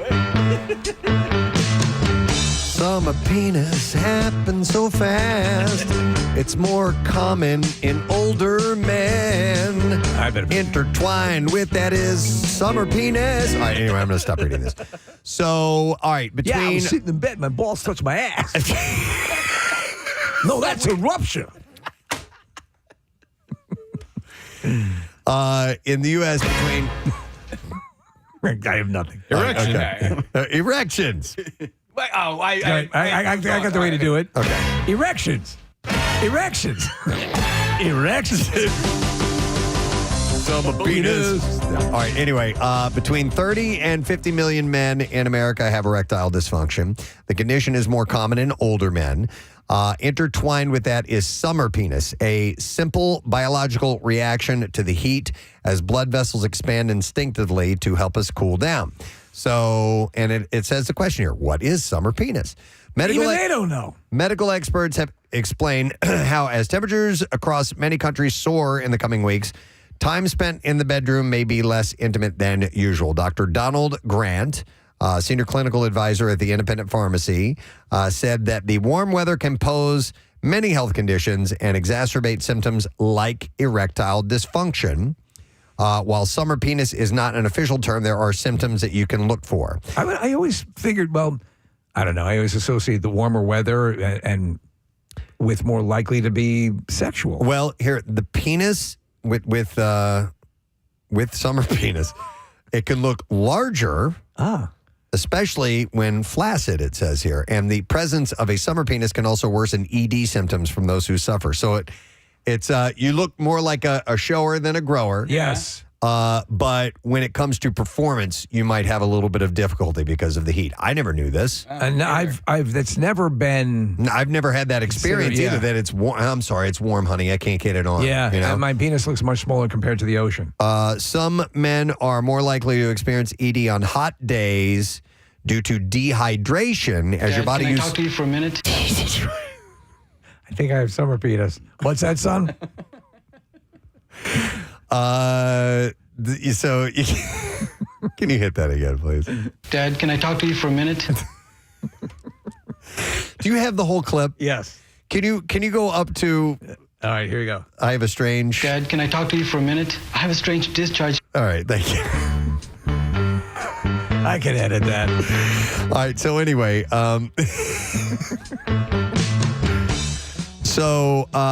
yes, as the body uses more water for homeostatic processes like sweating on hot days, and it may cause a problem with essentially keeping you ready to go. Basically, blood needs to be flowing within the body to the area, while narrowed blood vessels, also a symptom of dehydration, means the body is less likely to push the blood through. Okay, I would think, though, in colder weather. Yeah, right. That's always been. Everything would sort of, right? I mean, shrinkage. Yeah.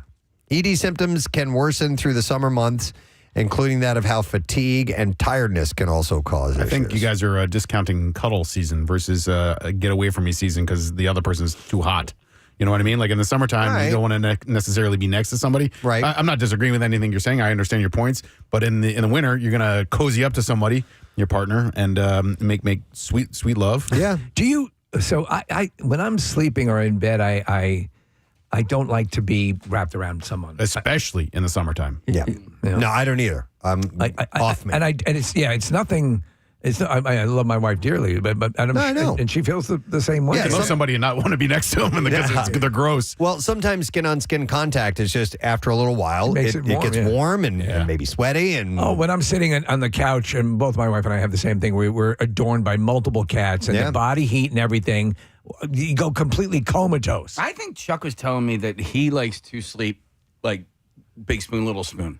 Like sleep like that. Like I understand that's your starting move, right? Yeah. I got like max 5 minutes of that, and then it's like okay. I think just body heat to body heat is going to make things hotter, sweaty. But I guess it stands to reason that some people, would like that, and different. Does that lead to him sporking his brains out? No, I don't know. So anyhow, summer peanuts, something I've never heard of before. No, Thought you guys would find that interesting on the Just Saying Institute. All right, here's another thing I've never heard before. In fact, no one's ever heard of this before. Scientists spotted surprising evidence of what they describe as monkey kidnappings. Yeah. While reviewing video footage of a small island of Panama, the capuchin monkeys were seen carrying at least 11 howler babies between 2022 and 2023. This is according to the research. Said this was a very much shocking finding, according to Zoe Goldsboro, a behavioral ecologist, who said, "We've not seen anything like this in the animal kingdom." The monkeys' motivations remain under investigation. Capuchins are house cat-sized monkeys found in South America and Central America. They are long-lived, clever, and learn new behaviors from each other. And I want 50 bananas in a paper bag if the kid gets it. One group of capuchins in Panama has even learned to use stone tools to crack open nuts and seafood. Oh, there you go. Starting to use tools, yeah. So Goldsberg and other researchers had set up more than 80 cameras to study capuchin tool use, but were surprised to see the first howler babies appear in early 2022. Goldsboro initially found 4 different howler infants being carried. In nearly all cases, the culprit was the same subadult male, and the scientist nicknamed the capuchin Joker because the small scar at the side of its mouth reminded them... You wonder why I'm always picking my ass? Have you ever asked, why is his finger always up there? Because I like it. My father was an ass picker. He picked hard. One time he scraped my lung. That's how deep in he went. So he had a scar on the side of his mouth and it reminded them of the razor, the Batman villain. Yeah. At first, the scientists thought that this was the heartwarming story of a weird capuchin adopting these infants. And then the researchers started finding other cases not involving Joker. It was the Riddler over there on that one. But the scientists were... It was Bane, actually. That's who it would have been. Do you want your child back? I want 10 bananas in a paper bag. So the... I said 10... You can't hear me through this? No, it's really hard to understand you. The scientists were puzzled because the capuchins did not eat or prey on the babies. Yeah, which is a concern. Nor did they see them enjoy playing with him. Goldsboro said they eventually realized that these abductions were a social tradition or a fad among the island's young male capuchins. So when I was reading this, I was wondering if it was a aggressive move to establish dominance. Like we could take your children, or we could. Yeah, so you know what I'm saying? They don't believe that it is, Steve. So the footage showed the capuchins walking and pounding their stone tools with baby howlers on their backs, but cameras did not capture the moments of abduction, which scientists said likely happened up in the trees where howlers spend most of their time. In most or all cases, the baby howlers died, researchers said. Man. Infant howler monkeys would normally be carried by their mothers while still nursing. All the babies in the video, from a few weeks to a few months in age, were too young to be weaned. The videos recorded a few instances of young capuchin males still carrying howler babies that had died, likely from starvation. And many animals, from gorillas to orcas, have been observed carrying their dead offspring, though scientists aren't sure for the reasons. God, now, imagine seeing a gorilla carrying an orca. Now, listen, why did the capuchin males do it? There were no signs of deliberate aggression towards the babies, and they weren't eaten, ruling out predation. He said, we all spent hours racking our brains why they would do this. Now, the first baby snatcher may have had confused caring motivation or parental instinct because he showed gentleness interacting with the infants. Then 4 other males copied his actions. Researchers said they don't believe the capuchins harmed the babies on purpose. So far, only one of the group's capuchins has been known to kidnap. And it's called, they think it was bizarrely a fad. Fad. Cultural fads spreading among animals is rare but not unheard of. That's why you'll occasionally see gorillas with Stanley cups. But I mean, it's like what I think of is, Kathy was telling us how on women's purses, like these little charms are like it's kind of a fad. It seems like that. So like they're carrying this thing around for style. Look what I got. Yeah. I got to put. I hate him. A howler. And he works it so well. Previously, where'd you get that howler? Previously studied capuchins in Costa Rica that suddenly started grooming porcupines. Okay, so they have seen this before growing bored of the trend. So they did that as a fad for a little while, grooming porcupines. That's a little bit more. That's a more dicey situation. Yeah, that sounds like a woman fiddling with herself. I'm just grooming the porcupine. And back in the 1980s, killer whales took to donning dead salmon on their heads off the northwestern U.S. coast. So they say sometimes these fads might be one of the reasons. Remember there was that pod that was sort of aggressively playing with boats and sinking them and stuff like that? Because aggression from killer whales to humans is like almost non-existent. Yeah. And so they believe there was one matriarch of the pod that they'd seen do it, and they were just following suit. Kind of like this. So the trend, by the way, of killer whales wearing dead salmon on their heads returned. Salmon. It returned decades later when orcas were again spotted wearing these, quote, salmon hats last year. Debbie, where'd you get that salmon? Oh, this whole thing? I put it on when I don't care how I look. So it's interesting that there are, from time to time, these bizarre little fads in the animal world. Wow, it's amazing, wonderful, and troubling all at the same time. Yep. All right, let's do another one from Just Saying Institute. These are scientific studies, medical breakthroughs, things like that. And this is kind of interesting. The future may finally be here in this regard. Scientists have created special contact lenses that let people see in the dark using infrared technology. So I think we're right at the edge of that, the Batman, the special lenses that Catwoman was wearing for him. You remember when she goes into the club and she's wearing those lenses and he can see what she's seeing? Oh, yeah. Yep. These lenses, developed by a team at the University of Wisconsin-Madison, turn infrared light, which is usually invisible, into visible light. And this helps people see heat signatures like those from animals or objects. Like the Predator. Even in complete darkness. The lenses use tiny devices called quantum dots to change the light. And they're thin and flexible, making them comfy to wear, apparently. So I don't know. You would have to be able to turn it on and off. Because otherwise, you put those on and all of a sudden somebody flips on a light. It's like in Step Brothers. Your head would blow off. I'm curious to this. I'm not that I haven't done it. I put in, costume contacts, and I've done it. It's fairly easy. I got used to it. But I would be concerned about popping things like this into my eyes. Press, you just went to the eye doctor a couple weeks ago, and you didn't get that the thing that they dilate your pupils with? Correct. What is that drug? I don't know what it is, but it's so they can look for, diseases if you're having, right. cornea issues or something like that. But instead of getting that done, you have an option to look into this machine. Right. And like insurance is a cost. It's like it costs an extra $40 or so, but you don't have to spend the rest of the day with sunglasses on. You can drive. Yeah. So I usually opt for I it. made that mistake. I didn't know what to expect. First time I went to the eye doctor, and they put those drops in my eyes. Right. And I was like, no, I got this. And then when I left the store, I was like, I can't see I know. And then I had sunglasses. Help me! Which barely did anything.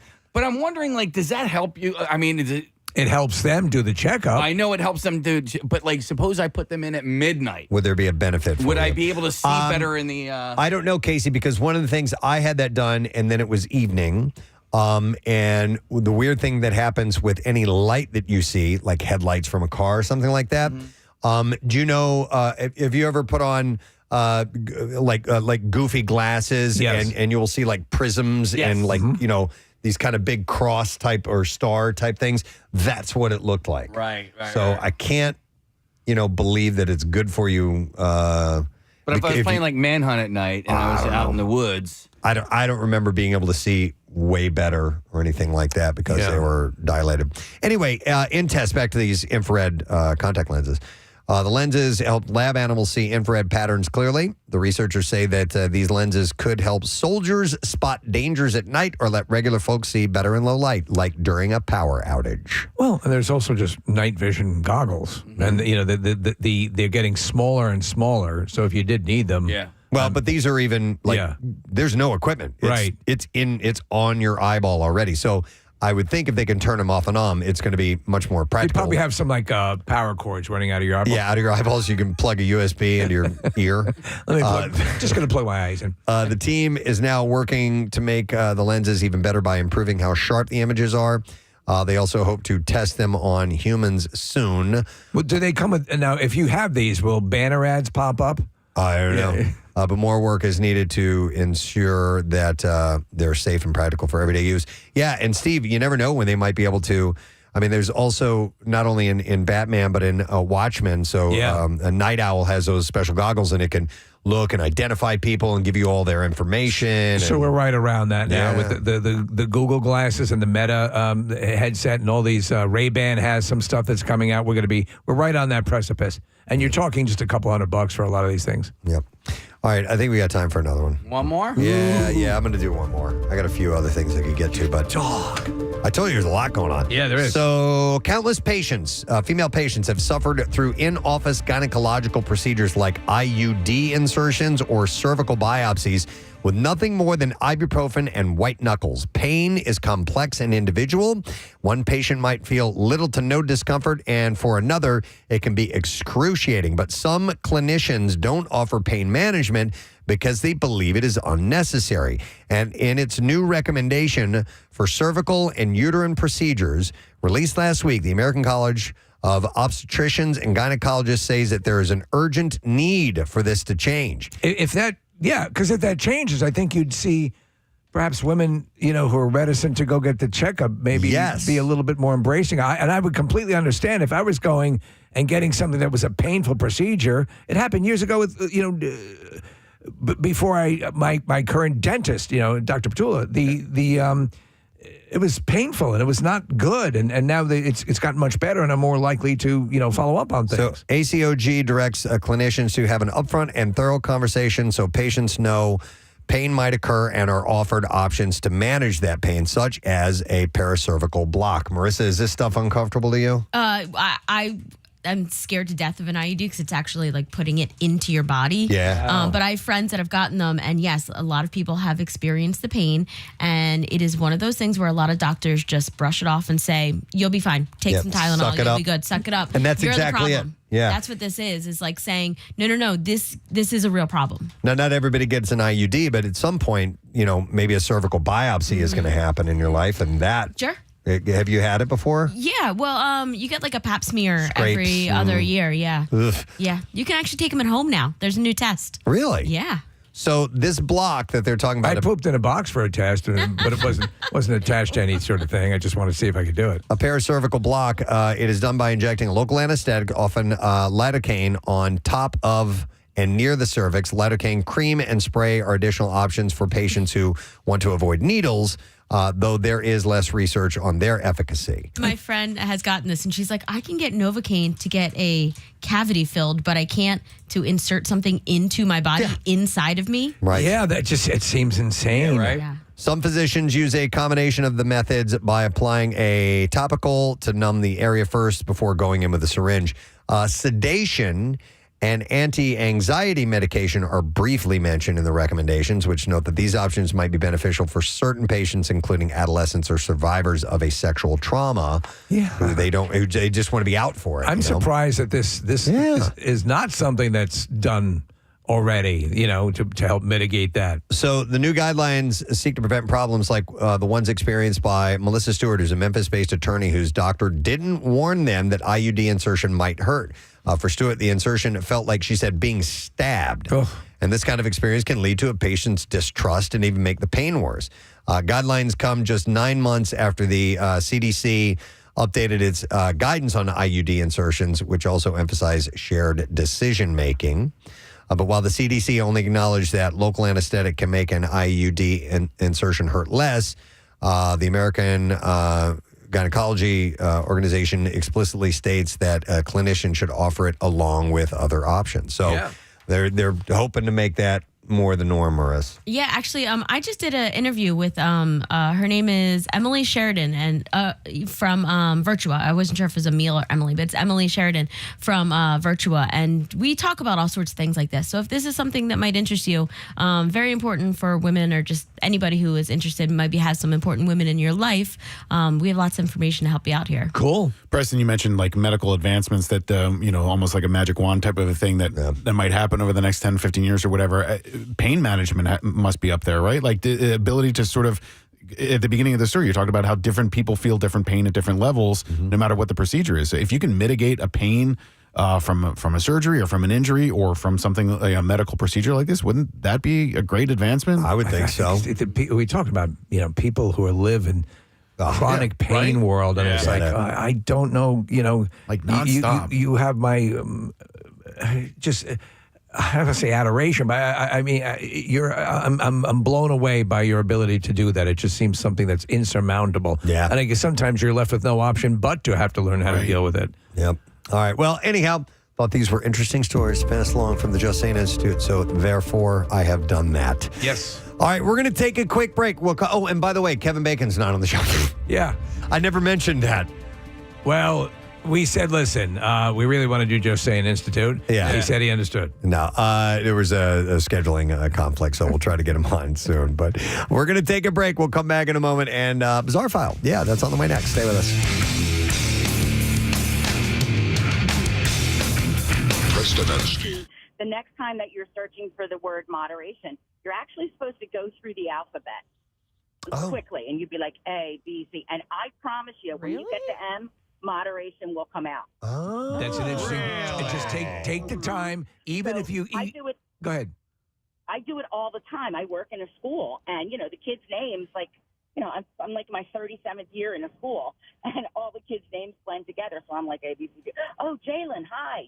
There you go. Wow. Very interesting. All right, we'll give that a shot. And so probably wouldn't work when you need to come up with the word quickly, but if it's escaping you. No, you'd be surprised how quick. You would be surprised, once you start doing it. Oh, it's Xander. Okay, you're right. I've actually, I can write down the alphabet like from memory alone. Wow, you are amazing. Yeah. Very good, Casey. What if you forget a letter in the alphabet? Yeah, what if that? All right, thank you, Dottie. Appreciate it. Thank you. All right, a few others quickly. We're going to have to take a break here in a moment. This one says, I couldn't remember oven mitt, so I called it a heat gauntlet. I love that.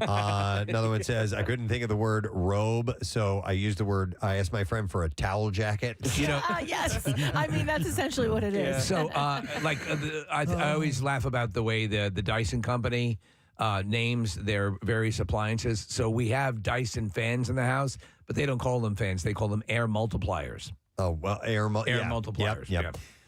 This one says I couldn't remember the word for lid, so the only thing I could do was look for drink hats. That's what they called them, drink hats. Oh, well, the decorative, and now I call them beauty tacks, but they're the you put in sandwiches. Oh, yeah. Toothpicks? Toothpicks, yeah. I always call them beauty tacks. Beauty tacks? Yeah, yeah. Okay. Another one says, I was playing Pictionary with some friends, and the prompt was skunk, so I did my best to draw skunk, and my friend yelled stinky cat. That works. Instead of skunk. Another one says, I once called toothpaste tooth soap, and I couldn't think because I couldn't think of the name. And another one says, when looking for the word sore, this girl couldn't think of it, and she said the words muscle hangover. So I guess after working out. Oh, okay. All right, got it. Yeah. My friend was frustrated because she couldn't find her shoehorn and then said loudly, "Where is the boot spoon?" Yeah. Oh. Yeah. Do you think I said butt spoon? No. Never mind. It looks spoon-like, yes. And then the last one says, my mom always says wanky candles instead of Yankee candles. Okay. That could be interpreted as something else. I do like that as You well. touching your wanky candle again? All right, anyhow. But it's called, I even forgot what she said it was called. Word retrieval. Thank you. Yes. Nice. And just go through the alphabet. Yes. It'll be all good. All right, we can reminisce about this stuff if you want to, ladies, because we have a sorority party we would like to invite you to at Parks Casino. This is going to be Wednesday, June 15th, 1 week from today, 6 to 8 p.m. We'll be in the Liberty Bell Beer Garden at Parks Casino, and we're going to do a square dance party. In fact, we have members of the Federation of Delaware Valley Square and Round Dancers. There you go. What are round dance? What's round dancing? I think the edges are softer. Oh, they must be. Yeah. I've never heard of round dancing. Well, Maybe so square dancing and round dancing. We did square dancing, and we would move in a circle. Maybe that's just a riff. So we'll take, you know what? We'll take, just to make Bill happy, 9 ladies that want to go. And you can bring a friend. Everybody has to be female and 21 years or older. 215-263-WMMR. So it is next Wednesday. We always like to have an activity to do at our parties. And this one is square and round dancing. Why not? I think round dancing may just be the more modern square dance. Okay. All right. Let's get you on board, and we will do it up next Wednesday at Parks Casino. We're going to take a break. We'll come back in a second. Going live on Fox. Good day. Stay with us. Preston and Steve on 93.3 WMMR. Like that. And this is not the connoisseur. No, it is not your parents' connoisseur. And Nick is giggling because I think he knows what it's about. So we were at Subaru doing our live broadcast a couple weeks ago, and I was online, and I was just pulling up some stuff, and I saw sometimes these headlines, like in prep services, I'm like, okay, whatever, man. Yeah. And it was like five of the best celebrity chef egg salad recipes. And I just turned to Nick and I go, Nick, what's your favorite celebrity egg salad recipe? And then, warranted, I just was doing it as a throwaway joking line. Nick gives me his top 3 favorite types of salads. Of course he did. And so then we started having a discussion amongst me and Casey and Nick of favorite types of salads. Now, by that, not really meaning lettuce-based salads. Anything. We were keying off of egg salad, but we were going through things like macaroni salad, potato salad, chicken salad, tuna salad. And macaroni, did you say? I said macaroni Okay, yeah, salad. all right. And there's three bean salad. There's bean salad. Okay, yeah. There's all kinds of different salads. I ranked my 5. All right, what were your 5? Was tossing my in there? No. Well, that's number 6. I have no interest in having my salad tossed. No. Listen, when a guy asks for it, I'll do it. Okay. But you'll do it, but you don't want it done. No, I don't. Either way. That's what my bidet is for. All right, anyway, go ahead. Nick's favorite salads. You want to 1 to 5 or 5 to 1? 5 to 1. Let's. I like ending at 3. number 1. Yeah, all right. With a drum roll before we get to 1. Number 5, and this is just my personal ranking. Yes. Tuna. Okay. Then number 4. Wait. All right. Okay. I'll forward it to you. I wrote it down too, Steve, so I didn't Do you forget. have Rizzo counting them off, by the way, Casey? Nah, but not direct. He does. It's going the other way. He does the other way. Yeah. 1, Tuna? 2, 3. All right, number 5. I'll tell you all my salads. I'll toss your I'll salad. toss your salad back there behind the house over there. Yeah. This is my ranking. Number Right. 5, tuna. Steve, number 4, potato. Number 3, egg. Number 2, macaroni. Wow. Number 1, chicken. Chicken salad. All right, Okay. so I admire your diversity. I say I would disagree heartily a lot of it, Heartily? but I believe in your this list. I think you and I I believe it means something to you, and I respect that. Thank you. really, Because very you and I much. we're on the same page quite a bit. We are. Food However, related. I'll All right. tell you this: I stand in direct contradiction to my wife's own salad loves. Someone who I've seen naked. So, So there's that. so there's that. Right. I love. Well, let you go first. I want to hear everyone else's before I commit to my list. I'm actually making my list right now. all right. I didn't. All right, I'm going to go. I'll tell you this. I was need gonna to say- come up with number 5. I'll tell you what. Okay, okay. No, I was going to say I could go first because I don't like any of those because they contain mayonnaise and it. You don't like mayonnaise? No, to me it disgusts me. I could tolerate. There's mayonnaise in my shorts right now. I could tolerate chicken salad. You know what though? Hang on a second. One of the best tuna salads I've ever had was not mayonnaise based. It was oil based. See, that I could do. With like some capers, a little lemon in there. It's just and listen, I used to like it, but like over the years, I can't stand mayo. So any of those, I pass up on. What them. about cream cheese? Can you do cream cheese? If it's Like a cream cheese salad? I don't like cream cheese that Okay. much, but if it's light, maybe. cream cheese Because nuts and I mayonnaise. saved this recipe for an egg salad that calls for cream cheese. Oh, interesting. Yeah. I hate egg salad. Oh, so that would be would that not even I be am in your not a top fan 5? of potato salad. In the battle of there's always potato salad and macaroni salad side by side.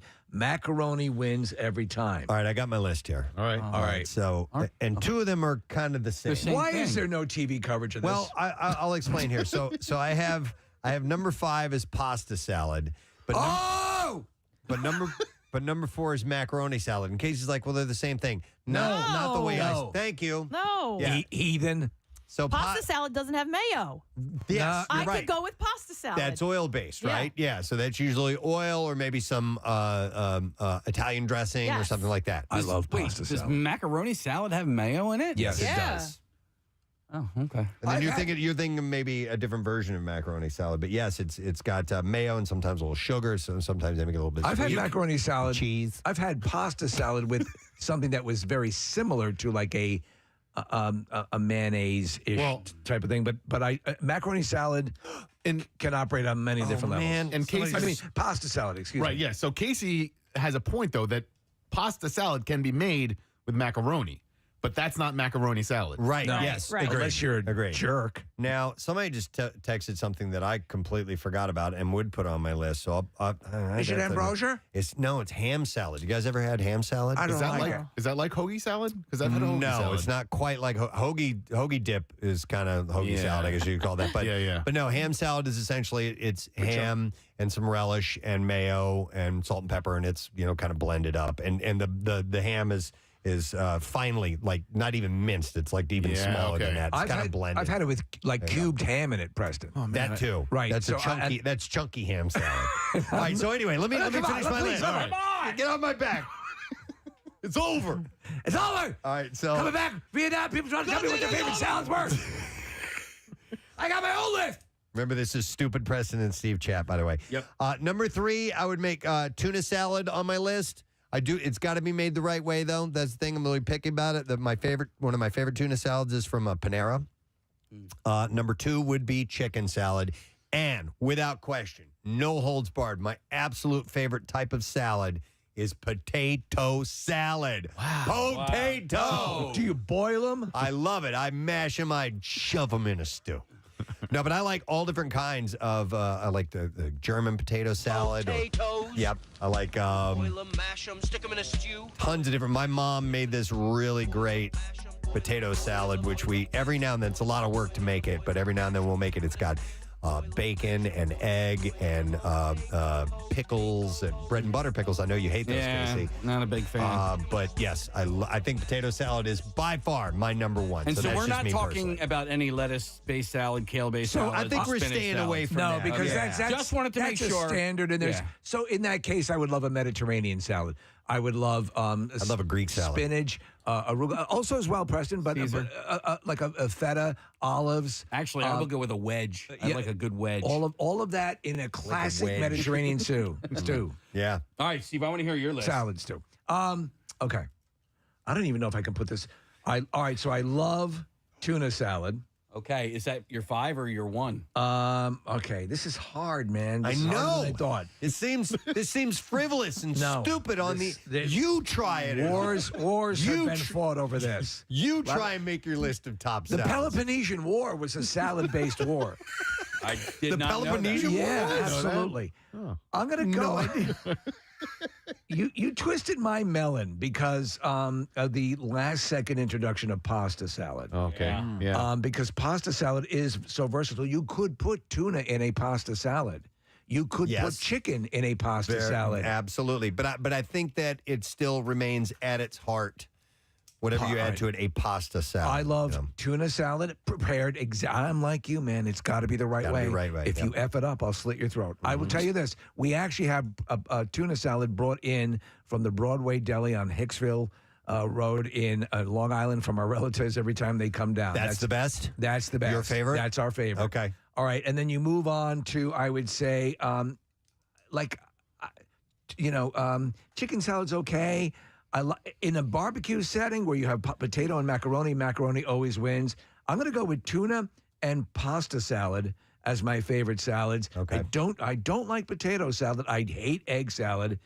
Macaroni again will be a winner. Chicken in a pinch, but I'm not as my palate is not as cultivated as yours you guys. I do like egg salad, but I will back you up, Steve. It can be a little scary sometimes. It can be a little daunting. Do you like deviled eggs? Not much. Okay. And then to me, it's kind of like deviled eggs. Yeah. Okay. I'm surprised. Well, not surprised, but my friend Matt just texted me, why didn't we include fruit salad? And man, I didn't even think of that. No, I love fruit salad. But we're gonna have to. I think we're staying savory. I know. God damn we are staying savory. Okay. Because I didn't think of it until when you brought up ham salad, Preston. That made me think of shrimp because they're both pink. So then I'm thinking shrimp salad. I just want to quote the Wiggles. Fruit salad. Yummy. Yeah. Yes. Come on. Do any of those? Nick? Do any of them sneak into your top 5? You had mentioned shrimp salad. Does that sneak into your top 5? On 93.3 WMMR. Thank you very much, Marissa. All right, I have some more stories to share via the Bizarre File. And here they come. WMMR presents Preston and Steve's Bizarre File. All right, we'll dive right into this one. It was an interesting one that took place over the weekend. A chilling case of real life imitating horror hit one theater goer hard when a woman was injured during a Final Destination screening, nearly losing her life as part of the ceiling fell on her. Oh, man. In the middle of the movie. You might be inclined to think that was a stunt for the movie. Yeah, the incident happened during the Final Destination Bloodlines screening at the Cinema Ocho Theater in La Plata, Argentina. Fiamma Villaverde, who was celebrating her birthday with her daughter and a friend, was the victim of a freak accident straight out of that Final Destination playbook. Villaverde explained that she chose the seat of Final Destination Bloodlines because the tickets were discounted. She said, since tickets were cheaper than the rest of the week, we said, shall we? And yeah. So what was meant to be a chill night out with popcorn and jump scares turned into a real-life horror moment. Toward the end of the film, Villaverde and her others in the audience heard a loud crash and initially assumed that it was part of the movie's special effects. And she said there was a really loud noise. At first, we thought it was part of the movie because we were so absorbed, but the huge piece fell on me. Jeez. Villaverde was struck in the knee and immediately taken to the hospital. Thankfully, she was leaning on the armrest at the time of the impact. If she had been sitting upright, the falling debris could have hit her in the head and possibly killed her. After being taken to the hospital, she confronted the theater's management. She claimed staff tried to downplay the incident and avoid taking full responsibility. That's 4D. The trauma from the accident goes far beyond the physical injury. Villaverde revealed that she suffers from an anxiety disorder tied to past panic attacks and had to avoid theaters for years, only deciding to go this time as a birthday treat. Well, to be honest, if she suffers from stuff like that, why is she seeing Final Destination? Because they were cheap tickets, I guess. The incident is... if you see the movie in the theater that's collapsing, these tickets are cheaper. The incident is now being investigated by local authorities, but there has been no official public apology or comment on safety upgrades from the theater. Wildlife officials helped remove a black bear that was found hanging out in the kitchen of a Kentucky home after an impressive yet clumsy break-in. I'm a big chubby bear with a furry little tail, happy as a bear can be. A game warden responded to a call about a bear inside a home at about 5 a.m. on Wednesday. Now, the bear was not difficult to find. Upon arrival, the bear was located sitting on the stove in the kitchen. Oh. There are pictures of it. But how did the bear enter the home in the first place? Officials said that it likely climbed a ladder outside. Holy no way! And squeezed through an opening in the attic, which is a feat you might expect from like a raccoon or a possum. That's pretty amazing. But the bear came crashing through the ceiling, as evidenced by the large hole left behind. The only thing we don't have is video footage of this thing falling through the ceiling. I would love to see it. Funny would that be? Officials sent the large woodland intruder on his way without any harm done, unless you count the damage to the house. They're adorable. They are, though they will slice you to ribbons. A male juvenile has been arrested on suspicion of murder for allegedly shooting and killing a man with a flare gun in Huntington Beach, California. Yeah. Wow. Officers dispatched at about 8:40 p.m. Friday to a reported shooting and located a man suffering from a single wound inflicted by a flare gun. That's got to look pretty nasty. I would imagine. Yeah. Paramedics rushed him to a hospital where he later died from his injuries. The suspect initially fled the scene, but was quickly located by responding officers. He was identified as a male juvenile. The child, whose exact age was not provided, was booked into Orange County Juvenile Hall on suspicion of murder. I've never heard of that before. I mean, where did he get shot? Did he get shot in the head? Or that's what I'm assuming, torso, or? Right? Good question. Don't know. Two 16-year-olds from Scarborough, Ontario, have been charged following a collision with a moose near the Parry Sound. A moose? Yeah, police... Why don't you forget the moose for a moment? Now, police responded to the crash with the fire department, and the moose and vehicle collided on Highway 69. No one was injured, but the police wrote, after detecting a strong odor of fresh burnt cannabis emanating from the vehicle, they searched the vehicle and occupants. Police discovered 250 grams of fentanyl, 33 grams of cannabis, a 9mm handgun with an extended magazine, and 16 rounds of ammunition. That moose never had a chance. Yeah, so they probably should have forgotten about the moose and not hit it. At least for a moment. The firearm... Why don't you forget the moose for a moment? The firearm was concealed and unholstered in the waistband, and one of the occupants of the vehicle had no manual safety, had nothing physically preventing the firearm from being unintentionally discharged. Both 16-year-olds were charged with drug trafficking and a weapons offense as well. And the moose? The accused were both held in custody pending bail hearing. You know what? That is a good question, Steve. Concerned about the moose. They forgot about Why the don't moose. you forget the moose for a moment? Done. All right. Yeah, I don't know. Hopefully it made it. Yeah. Residents in in a Cape Coral neighborhood in Florida have been dealing with an unwelcome visitor, stirring up chaos. Now, I mentioned a bear early, but this community invader turned out to be a Muscovy duck. The U.S. Fish and Wildlife Service says these ducks are known for being aggressive, damaging property, and transmitting diseases. James Sepulveda showed his hand, which the duck had bit. He said, I sit on my porch from 7 to 7:30 at this time of the year to catch the sunset. You know, some sun. Yeah. And I had my eyes closed. All of a sudden, I felt a jab on my hand, and it was bleeding. Some bitch. Yep. The Florida Wildlife Commission issued a control order allowing the management of Muscovy ducks and their nests and eggs in areas outside their natural range. Richard Guy, another neighbor, was also attacked by the duck. He said, I stood up, I made some noises thinking it would go away. Go away, duck, you know? Go on, get. The next thing I know. Yeah, Duck, yeah. The next thing I know, its wings come out like it's going to attack me. I'll punch you right in the bill. So, yeah, these things have been apparently... They do get cantankerous. Going after the neighborhood. This video of this thing squaring off against this poor guy. The commission said the ducks could be humanely killed or donated for educational purposes. Nah, don't kill the duck. Kill me. I've lived a good life. Yeah. All right, and that is what I have in the bizarre file for you. Right. Actually, you know what? There's one more because it's one more. It's a story that hit yesterday and it is viral. Did you guys see the nun in Brazil that went viral after launching into beatboxing? I heard about it, didn't see it. It's great. It was a performance during Catholic TV broadcast in a moment that has prompted no shortage of memes. Sister Marizel, appearing on a Catholic television show in Goiânia, surprised the panel of viewers alike when she began beatboxing live on the air. NBC News reported the nuns were invited on the show to speak about vocation when Sister Marizel began to sing and beatbox. While her performance lasted only a few moments, it was enough to get the priest and panel on their feet for a dance in a clip that has since gone viral.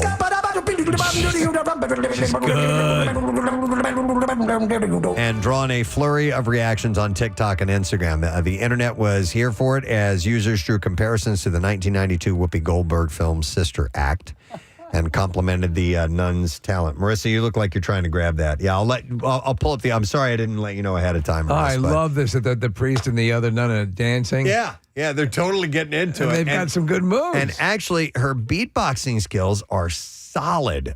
She doesn't do anything crazy fancy. It's just a straight ahead beat, but she's got the reproduction sound just right. So they're just they're singing and they go through a verse, and then in the second verse, she starts doing the beatbox, and then that's when the priest gets up and they starts dancing with the other. And their moves are choreographed. With the nun, they're getting into it. So Marissa will grab that in just a moment. While she's waiting to get that over to us, I do want to mention the big friggin' deal this week. And it is our friends at Maury's Piers. They have the same-day ride and water combo pack that you can get, and it's for just $70. So it's a $50 savings per ticket.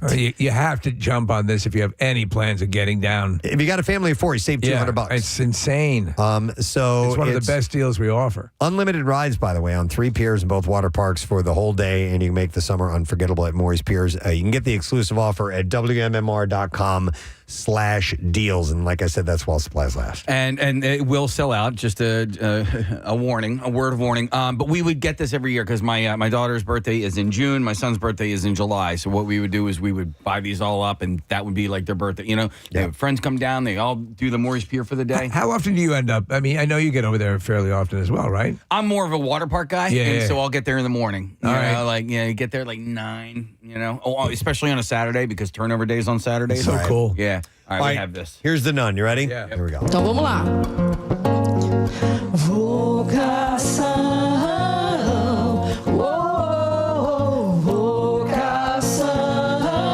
All right, then she goes into the beatbox.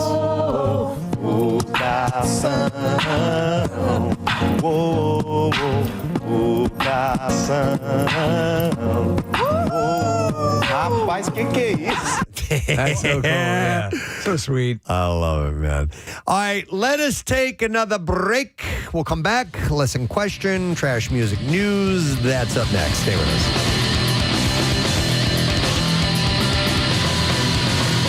Preston and Steve on 90. It does. I think shrimp. Okay, so you're saying tuna's out. What does it bump from your original file, which was shrimp bumps tuna? Yeah, because tuna was his fifth. Yeah. Are you I kidding agree. me? I like shrimp salad. No. A lot. It's Never got to be had it. made. It's got like at a good restaurant. Shrimp salad can be divine. That's right. Not more than tuna. That is accurate. Your opinion is right. Yeah. So tuna, potato, egg, macaroni, and chicken. But now tuna's been removed. It's now shrimp salad, potato, egg, macaroni, and chicken. Yeah. All right. Somebody texts in and said, happening here? "Why is no one saying cucumber salad?" Oh, yeah, that's Cucumber salad's really good. That's good. Because our genitals are intact. I used to make that all the time. I forgot about that. And that has no mayo. That's like an oil thing with you put a little sugar in there, make it sweet. All right. For a summer salad, if you're going to have for a meal, a pasta salad, is the way to go. Is that the And one that's it's got like massively versatile? You can have all different types of pasta. You can put chicken in it. You can put tuna in it, especially if it's nice and cold. Yes, I like that. So you keep saying barbecue in summer. Like the thought of a mayo-based something at Sitting a out barbecue on a makes table? me nauseous. Right. Don't you though? Isn't a macaroni and potato salad a standard at a picnic? Oh yeah. No, you're potato right. salad it is is like the go-to. I will leave the macaroni salad on the table every time. Okay. Every single time. On the poker table. Yeah, but you when you brought in I'm going pasta all in. salad, I'm all about pasta salad. I like those little swirly whatever those things are called, pastas. They're actually they look like rotini. springs. Rotini, Marissa, is that what it was? Rotini, I think. They look like springs. I know what you're talking about. Her pasta. Yeah. Now, do you know why those are best for pasta salad? Those actual pasta, the shapes are specific for for certain dishes, and why they're done well is because that particular shape will hold all the herbs and things that you mix in there. In the little It traps that swirlies. stuff. It'll the swirlies capture that. But of my top 5, the funny thing here is only one of my top 5 do I prefer a store-bought version over a homemade version. Okay. And so that was my number 5. And Preston, if potato is your number 1, you have to try the potato salad from Sleepy Hollow Deli on Springfield Road. As for Ichabod Crane. It is the best potato salad out Twist there. my arm. I will. Go ahead. I will bring it in for you I'm tomorrow. all in. I would do. I just thought of something. What? We've done like a chili cook-off. I'd do a potato salad judging contest any day of the I week. won't do it I'm unless call in sick that day. Unless I know it's from Sleepy Hollow, I just won't eat it. Potato salad? Yeah. Like that's the only potato salad you'll have? Uh-huh. Wow. Okay. Yeah, I've never, and people are like, oh, my mom's is the best. No. Your mom's a slut. She's a whore. She's a total whore. Yes. Filthy whore. Yeah. Oh yeah, your mom. You mean the filthy whore? Yeah. I don't want her salad. But yeah, so I got potato 5, pasta is 4 because that actually has like cheese and like pepperonis and stuff in it, right? And well, you It can can. make Yeah. it any. I like it with the little bits of cheese and stuff like that. It is so versatile. Yeah. And such a perfect summer meal. All right. Jen has a pasta salad recipe that the entire world needs to know. She says. All right, Jen. All right, Jen. The world's ears are yours. It's not a potato salad. Hi, Casey. It's me. Yeah. Oh, hey, Jen. We went to college together. Okay. She's Yeah. big breasts. I'm Alexa. Well, first of all, Hang on, Kathy, Jen. Do you have big breasts? Because Casey just said you do. Do I have big boobs? Yeah. Yeah, I mean, I guess. Yeah, okay. Okay. He just wanted to point that out. It overrided Okay. your salad that was going to redefine salads. First Okay. of all, now that you said no macaroni, I don't know if Casey's going to like it. It's going to gross Kathy out for sure. Oh, okay. But there's a good potato salad. There's a good macaroni salad with just peppers and vinegar and no mayo that you would like. But this is, I get Amish macaroni salad from the Acme. No which I zippers. love. And then I go to the Ardmore Farmers Market and I get fresh cooked lobster meat, crab meat, and shrimp, and cut that up. Yeah. And I mix that together. So it's a little bit of a cheat, but it's Yeah, it is a delicious. cheat. So you take a store-bought pasta salad and then you're adding seafood to it. That's not a recipe. Yeah. That is a recipe. underwhelmed. It's a recipe. So it's not the best recipe in the world. Well, listen, it sounds very inventive. I don't like 3 of the 4 ingredients, but otherwise, it sounds like a home run. my boobs are still big. Okay, Casey's very happy about that.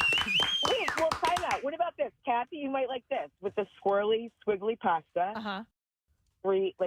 Red pepper, yellow pepper, green pepper, Possum meat. onions if you like it. If you don't, and then I use malt vinegar with balsamic vinegar, Ooh. and I mix that up, and sometimes some basil, like whatever I have in my garden, and I put that, not mayonnaise based, and it's kind of refreshing. No You can do oil? No cucumber. oil in it, Jen?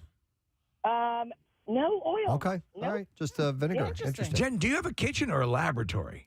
What's going on over there? It's both. I like Okay. cooking. It's All started. right. Well, that's very cool. All right. Thank you, Jen. See you later. All right. Bye-bye. All right. Fred wants to defend a kind of potato salad you might actually like, Kathy. I'll go to Fred. Good Okay. morning, Fred. Hey, good morning. Hey, what's up, buddy? Yeah. How about homemade? Have you ever had homemade German-style potato salad? It's vinegar, absolutely no mayo. No mayo. You know what? Yes, actually, I think I have had that, and I do like it. It's got bacon bits in it. You like And bacon. dice You like bacon up. bacon? Mhm. Yep. All right. There you go. I'm German, so my grandma used to make it. Excellent. Is your grandmom German? Thank you, Fred. I knew somebody who made an Italian potato salad with oil and vinegar and a little bit of parsley in it, and that was pretty tasty. You know, I don't know if this is different or not, but the woman who made that potato salad that I had was Greek, so I don't know if there's a Greek potato salad or if they're sort of making it like he said, like the Germans do, but it was that vinegar based. I just forgot something that I really do love as well, and that's salad, but quinoa salad. Ooh, yeah. Quinoa salad, and specifically... I'm over quinoa. The Landing. Yeah. Which is Nick Elmy's, has the best quinoa salad I've ever had in my life. So I made what I thought last year was a out of this world fruit salad. There was a guy at the shore who I met who they have these guys who drive around this truck. It's called Fresh Fruit. Right. And they pull up and they get out of the truck and they ring the bell. Ding, ding, ding, ding, ding, ding, ding, and they stop there and go, Fresh! This really long Fresh fruit scream. Well, I got this guy, Bernie, was his name, and he brought a bunch of fresh fruit over for me. It was really, really nice. It's kind of a welcome to the neighborhood type of thing. And it was, like pineapple and mango, and I had some bananas and, a lot of great fruit. So anyhow. And was it indeed fresh? Yeah, it was perfect condition, ready to cut and go. It was all ripe and ready. So I cut it up and I threw it in, and I kind of slapped together this fruit salad. So rather than just the fruit being together, I added honey to it. And most important ingredient, mayo? Squeeze some fresh lemon on it. Oh, all right. Really? Gives it even a little bit more tang. Yeah. And then I put in some walnuts in there. And it was the best fruit salad I've ever had. Thank you very much. Pat myself on the back. I was really happy about Does that sound something like you would enjoy? Yeah, well, when they said fruit salad, I was like, well, hello. Over here, obviously, that would be my number Does fruit salad make you toot? When Kathy would come in with this giant bowl of fruit salad, I haven't seen it in a while, and that would be your lunch. Did Bubba add anything to that besides just fruit? No, but no. Squeeze some lemon on it. But and you know what? It adds such a cool little zing to it. I'll tell you what, though. I don't know. I mean, technically, yes, I guess that is fruit salad.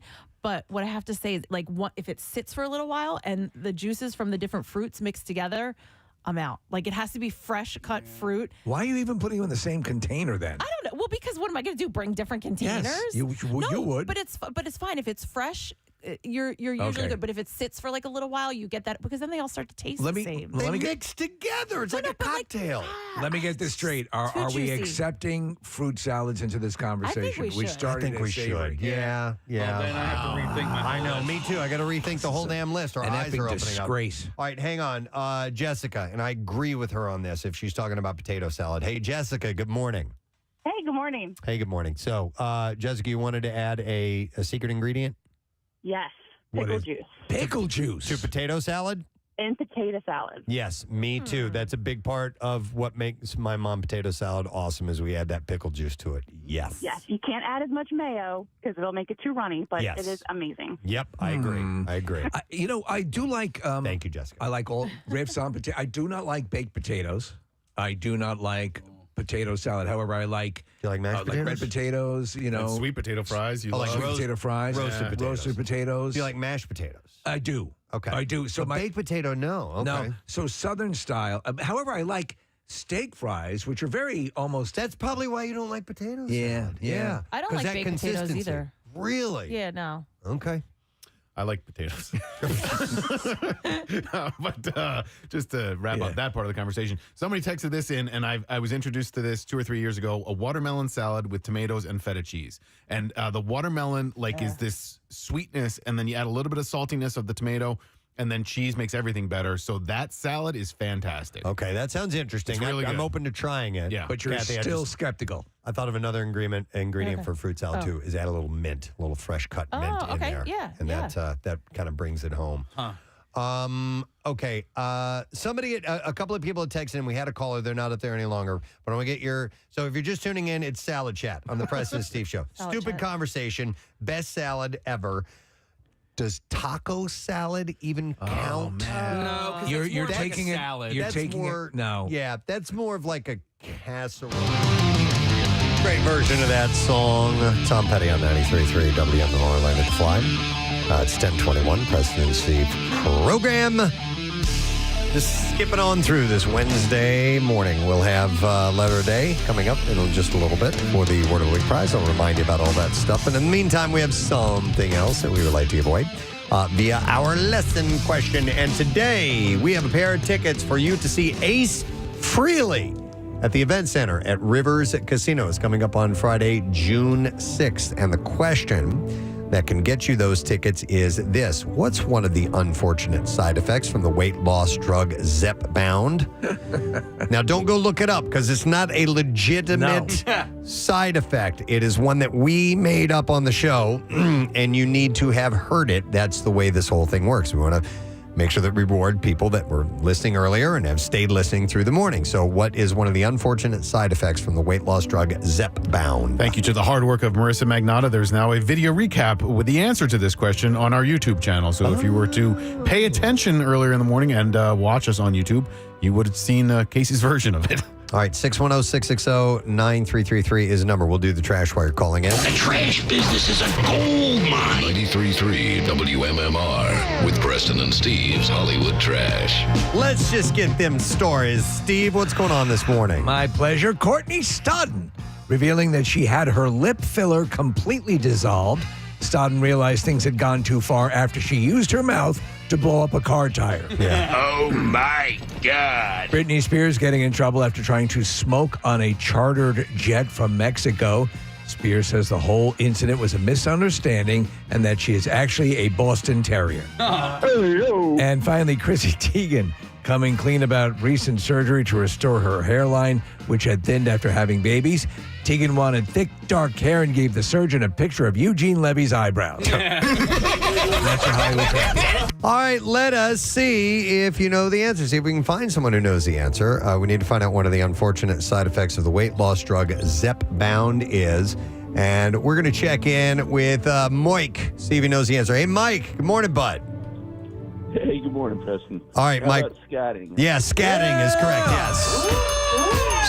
Scat singing. I want you to hang on just a second, Mike. We'll get your info. We'll set you up, and you're going to get to go see this guy right here. And I love this song, by the way. Pair of tickets to Ace Frehley at the Event Center at Rivers Casino, Friday, June 6th. The only thing more recognizable than Ace Frehley's Spaceman makeup is his signature guitar playing. Kiss fans can see the legend in person at the Event Center at Rivers Casino on June 6th. Tickets start at just $39 at riverscasino.com. Must be 21 or older. Now, Preston and Steve's Music News on 93.3 WMMR. All right, we're going to start off with this sad story, man. Rick Derringer. I know. Passed away. There are some things I did not know about him until I started reading this about his life. He had a 6-decade career, spanned teen stardom as lead singer of the 60s smash song Hang On Sloopy. Had a 70s solo hit with Rock and Roll Hoochie Coo, which is a song It's a standard. I still love this song. It's great guitar work. I just think it's a fun, cool rock tune. But he also did session work with artists from Steely Dan to Barbra Streisand and extensive work as a writer and producer of wrestling themes as well. Derringer died Monday evening in Ormond Beach, Florida. No cause of death was announced, although he had been in ill health in recent months. He was 77 years old. A remarkable, versatile guitarist, a strong singer, and a high-profile presence on New York's rock scene of the 1970s and 80s. Derringer also produced the Edgar Winter Group's 1972 smash single Frankenstein, which is very similar. Served as the band's guitarist for several years, worked closely with Winter's brother Johnny Winter as a guitarist and producer.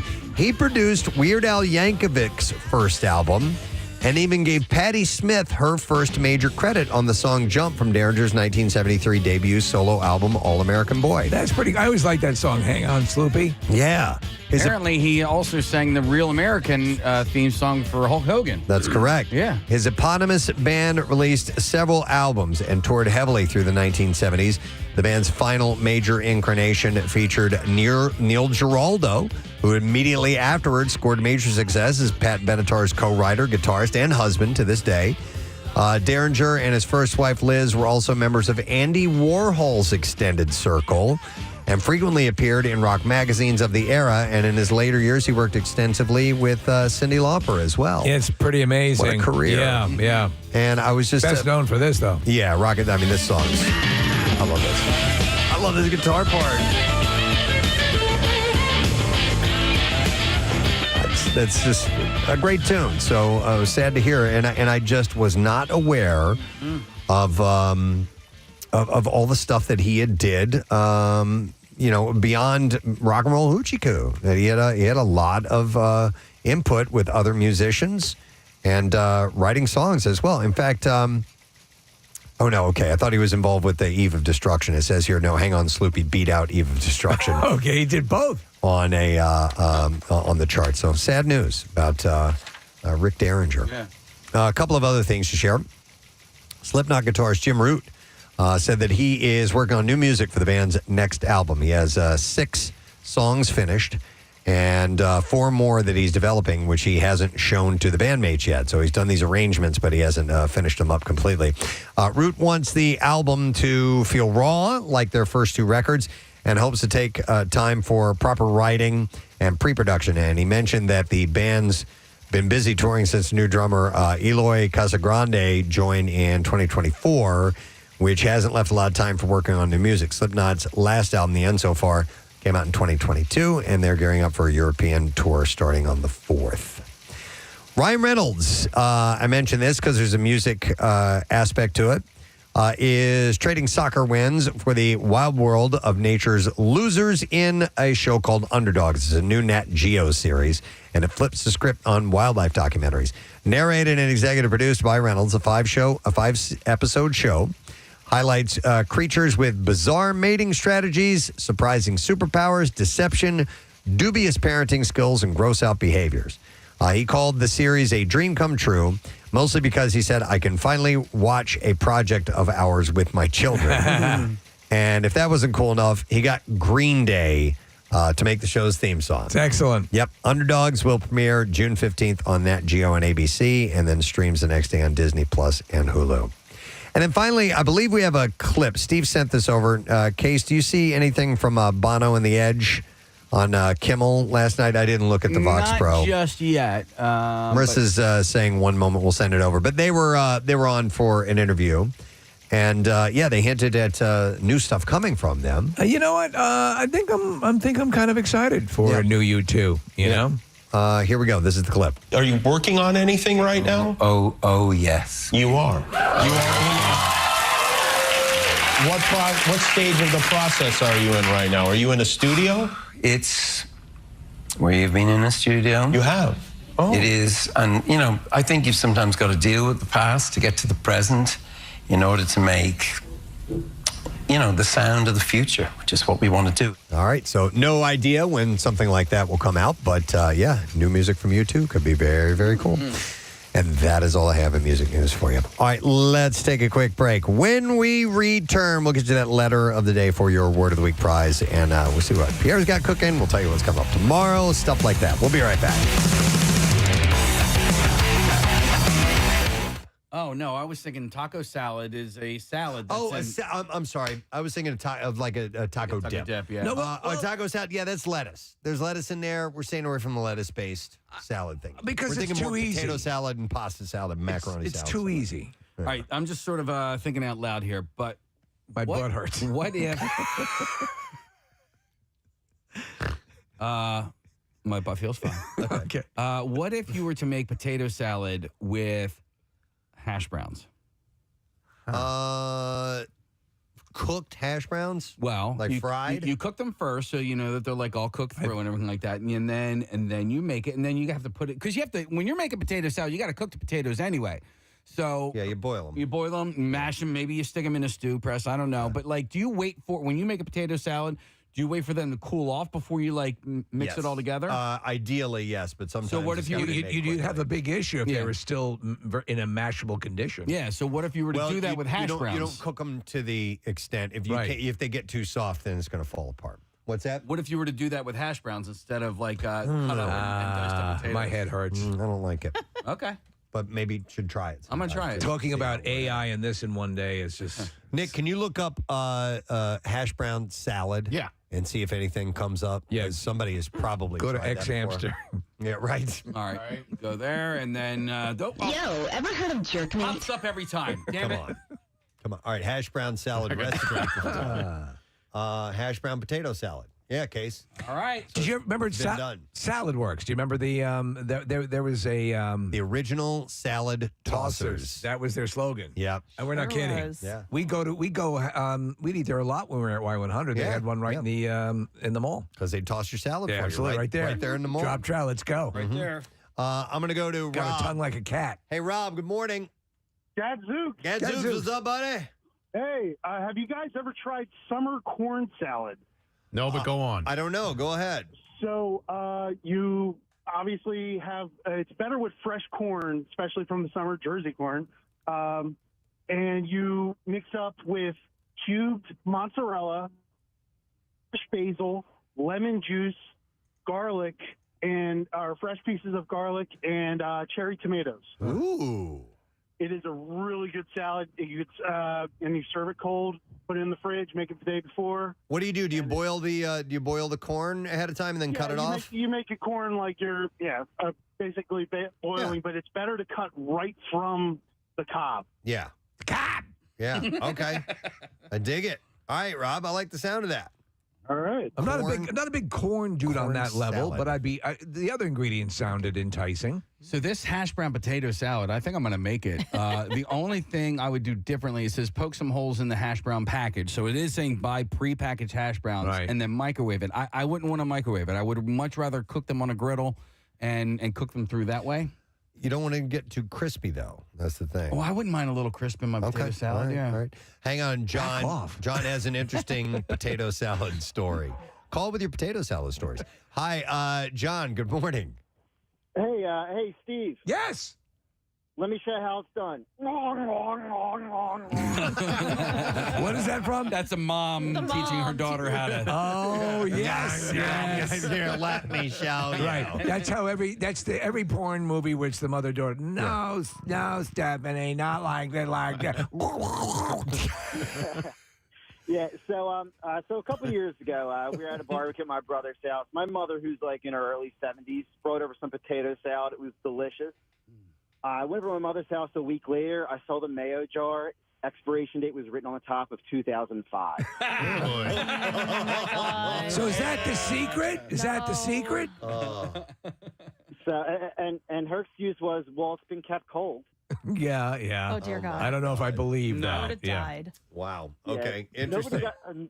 Nobody got sick, so I Yeah, try to keep the mayo that you're using John. within the decade you're living in. All right. This sounds weird. I'm going to go to Bob. Hey, Bob. Good morning.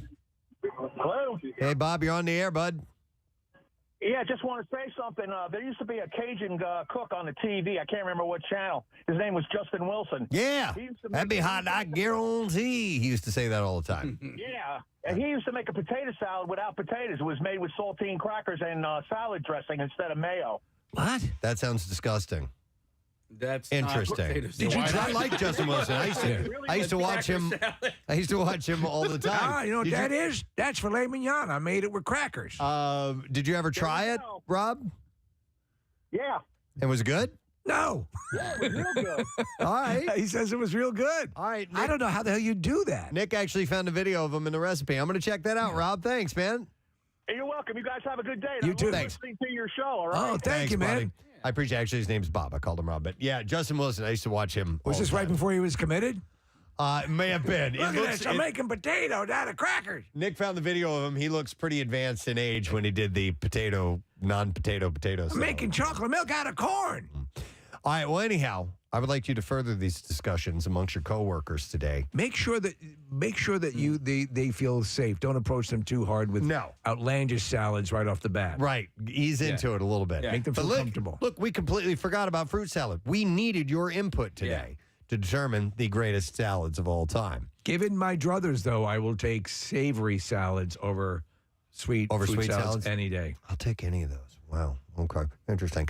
All right. I told you it was a stupid conversation. Thank you for being a part of it. We're going to take a break. When we return, other dumb things to talk about and an announcement to make about a really cool event coming to the area that we think you are going to love. Stay with us. We'll be right back. Thank you, Kathy. A little later on, we're going to get head coach John Tortorella of the Flyers, new head coach. We're going to chat with him in just a few minutes. But in the meantime, time to talk about some other things. I caught this article over the weekend, and it's a phenomenon that I think we've all had experience with. I had a couple of weeks ago the scenario where I woke up like, I don't know, hour and a half before my alarm was going to go off. Yeah. And just could not get back to sleep. And but it can be even worse when you wake up like maybe 15 minutes before your alarm is going off, or 10 minutes, where it's like you have to do that dance of, okay, do I try to go back to, or is this, what's the point? Don't I just go ahead and get up now? That's what I do. It's so unsatisfying. Because the truth of the matter is that, so I have, 2 alarms set to go. I almost always, 95% of the time, beat the alarms up, like by 2 or 3 minutes, but you get that 10-minute, Preston. You get that 11 minutes, and you're like, what the F do I do now? Right. It's like, just get up. Because I find it all the bull crap of what do I do sitting in bed, it's a waste. Get up and expend that energy getting ready and just get on with your day.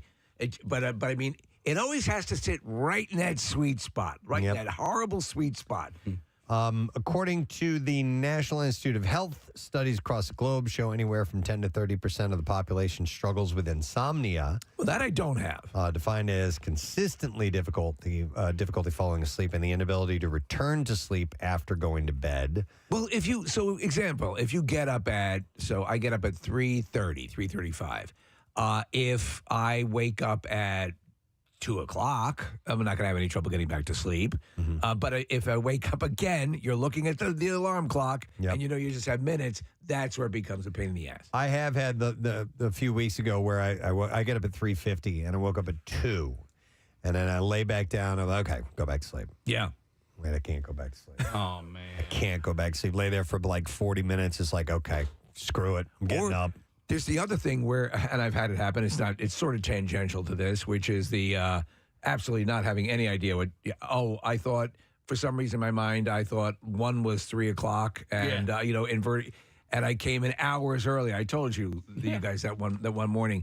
But so do they recommend anything if you're going to have that, that 10 to 15 minute pre-wake up? And by the way, there's I was not familiar with this. It goes into a little bit more of insomnia. It says they can have a combination of nocturnal awakenings and what's categorized as early morning awakenings. Used to have those a lot, So, but I mean, as opposed to just the study finds that some people may experience early awakenings without other insomnia symptoms, such as difficulty initiating sleep. So some people can't get to sleep, but nocturnal awakenings and non-restorative sleep, meaning sleep that is substantial even with the recommended hours. But obviously that isn't substantial. I'm sorry. We sing the praises, the truth. With the Sleep Number bed, I get a full night's sleep. Doesn't mean, though, you won't wake up a few minutes early, and when you do, that is an annoying thing I'd like to find out how to deal with. I have all of these things. Everything you described, I got bad insomnia. I have trouble falling asleep. I have trouble staying asleep. And then the waking up before the alarm, that happens to me too. So I can't remember the last time I got a good night's sleep.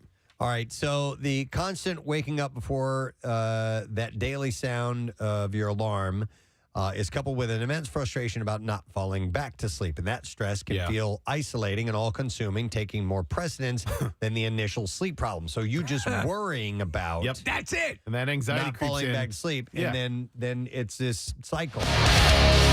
Stones on 93.3 WMMR, Beast Bird. Preston and Steve show at 10:40 on Wednesday morning. Off and on rain. Getting some drops in the Bala-Cynwyd region. Looking out at the WMMR weather app, which means the window. And we got rain pretty steady at this point. And that's kind of the tone of the day. High of about 58 degrees. We do need some rain. We've been a little dry for a little stretch here, so we can use it. Tomorrow's looking nice. High of about 76. Nice. And some rain coming back on Friday. And then maybe on Saturday, too. So sorry to bother you on your weekend there, but it's what happens. Maybe it'll change a little bit. I would like to thank our guests who are on the program this morning. We had Jane and Guy Gaudreau on the program. And so You remember this story? It was terrible. It happened last summer. Their sons, both in the world of hockey, their son John, NHL player for the Blue Jackets, Columbus, and Matthew were killed in this terrible accident involving a drunk driver. They were riding bikes. I'm sure you remember the story. They are having an event. It is this weekend. It's on Saturday, and it is the first annual Gaudreau Family 5K walk and run. And they're building a playground for kids, and they're going to make it for kids with special needs and accessible for those that are handicapped and so on. Yeah, it's wonderful. Disabled. So you can get on board with this either in person or virtually. And you go through runsignup.com/Gaudreau Family 5K. We will have that posted on PrestonandSteve.com. And we'll make sure that it's easy for you to access. But if you'd help out, that'd be great. This family is obviously had an unspeakable tragedy. They lost two of their kids. Yeah, in the same shot. event. Yeah, and they're trying to do something good to honor them. I think they really hit upon the right thing. Yep, but it was nice to talk to them. They were very sweet people, and can't even imagine what it's been like going through that. So if you can help out, that would be great. And thanks to almost having Kevin Bacon on this. Yes, not quite. So close. Yeah, so close. We'll do it another time. Yeah. 7 degrees. We've had Kevin on. Yeah, we were the 7th degree. Oh man. Yeah. And you're SOL. You're not cutting it if you're at the 7th degree. So, all right. We need to do the letter of the day. And I'm your dude. All right, here we go. Preston and Steve on 93.3 WMMR. Now, the Daily Letter. Hi, the Preston and Steve Show is brought to you today by the letter A, as in abracadabra. I now watch that like almost once a week. It makes me so happy. Jackie Bam Bam filling in for Pierre. All right, we're going to give away a pair of tickets to see Stained at the Hard Rock Live at Edis Arena in Atlantic City Friday, September 19th, plus an overnight stay at the Hard Rock Hotel and Casino that night. Tickets for Stained Friday, September 19th at the Hard Rock and AC are on sale now via Ticketmaster. Like to thank our sponsors. The Preston and Steve Show has been brought to you today by United Tire and Service. Make a donation to CHOP at your local United Tire this month and get a special offer. Also, the Preston and Steve Show brought to you by Dunkin', and the Preston and Steve Show runs on Dunkin', and by Acme Markets, fresh foods, local flavors. Tomorrow on our program, Hollis Thomas. Oh, nice. Is going to be in studio. Always nice to see him. We're also going to have comedian Eric D'Alessandro in the studio, and we'll fill the rest with all kinds of goodies for you. That's it. We're done. Rage on, and have a great day. We'll see you tomorrow, friend. Bye-bye.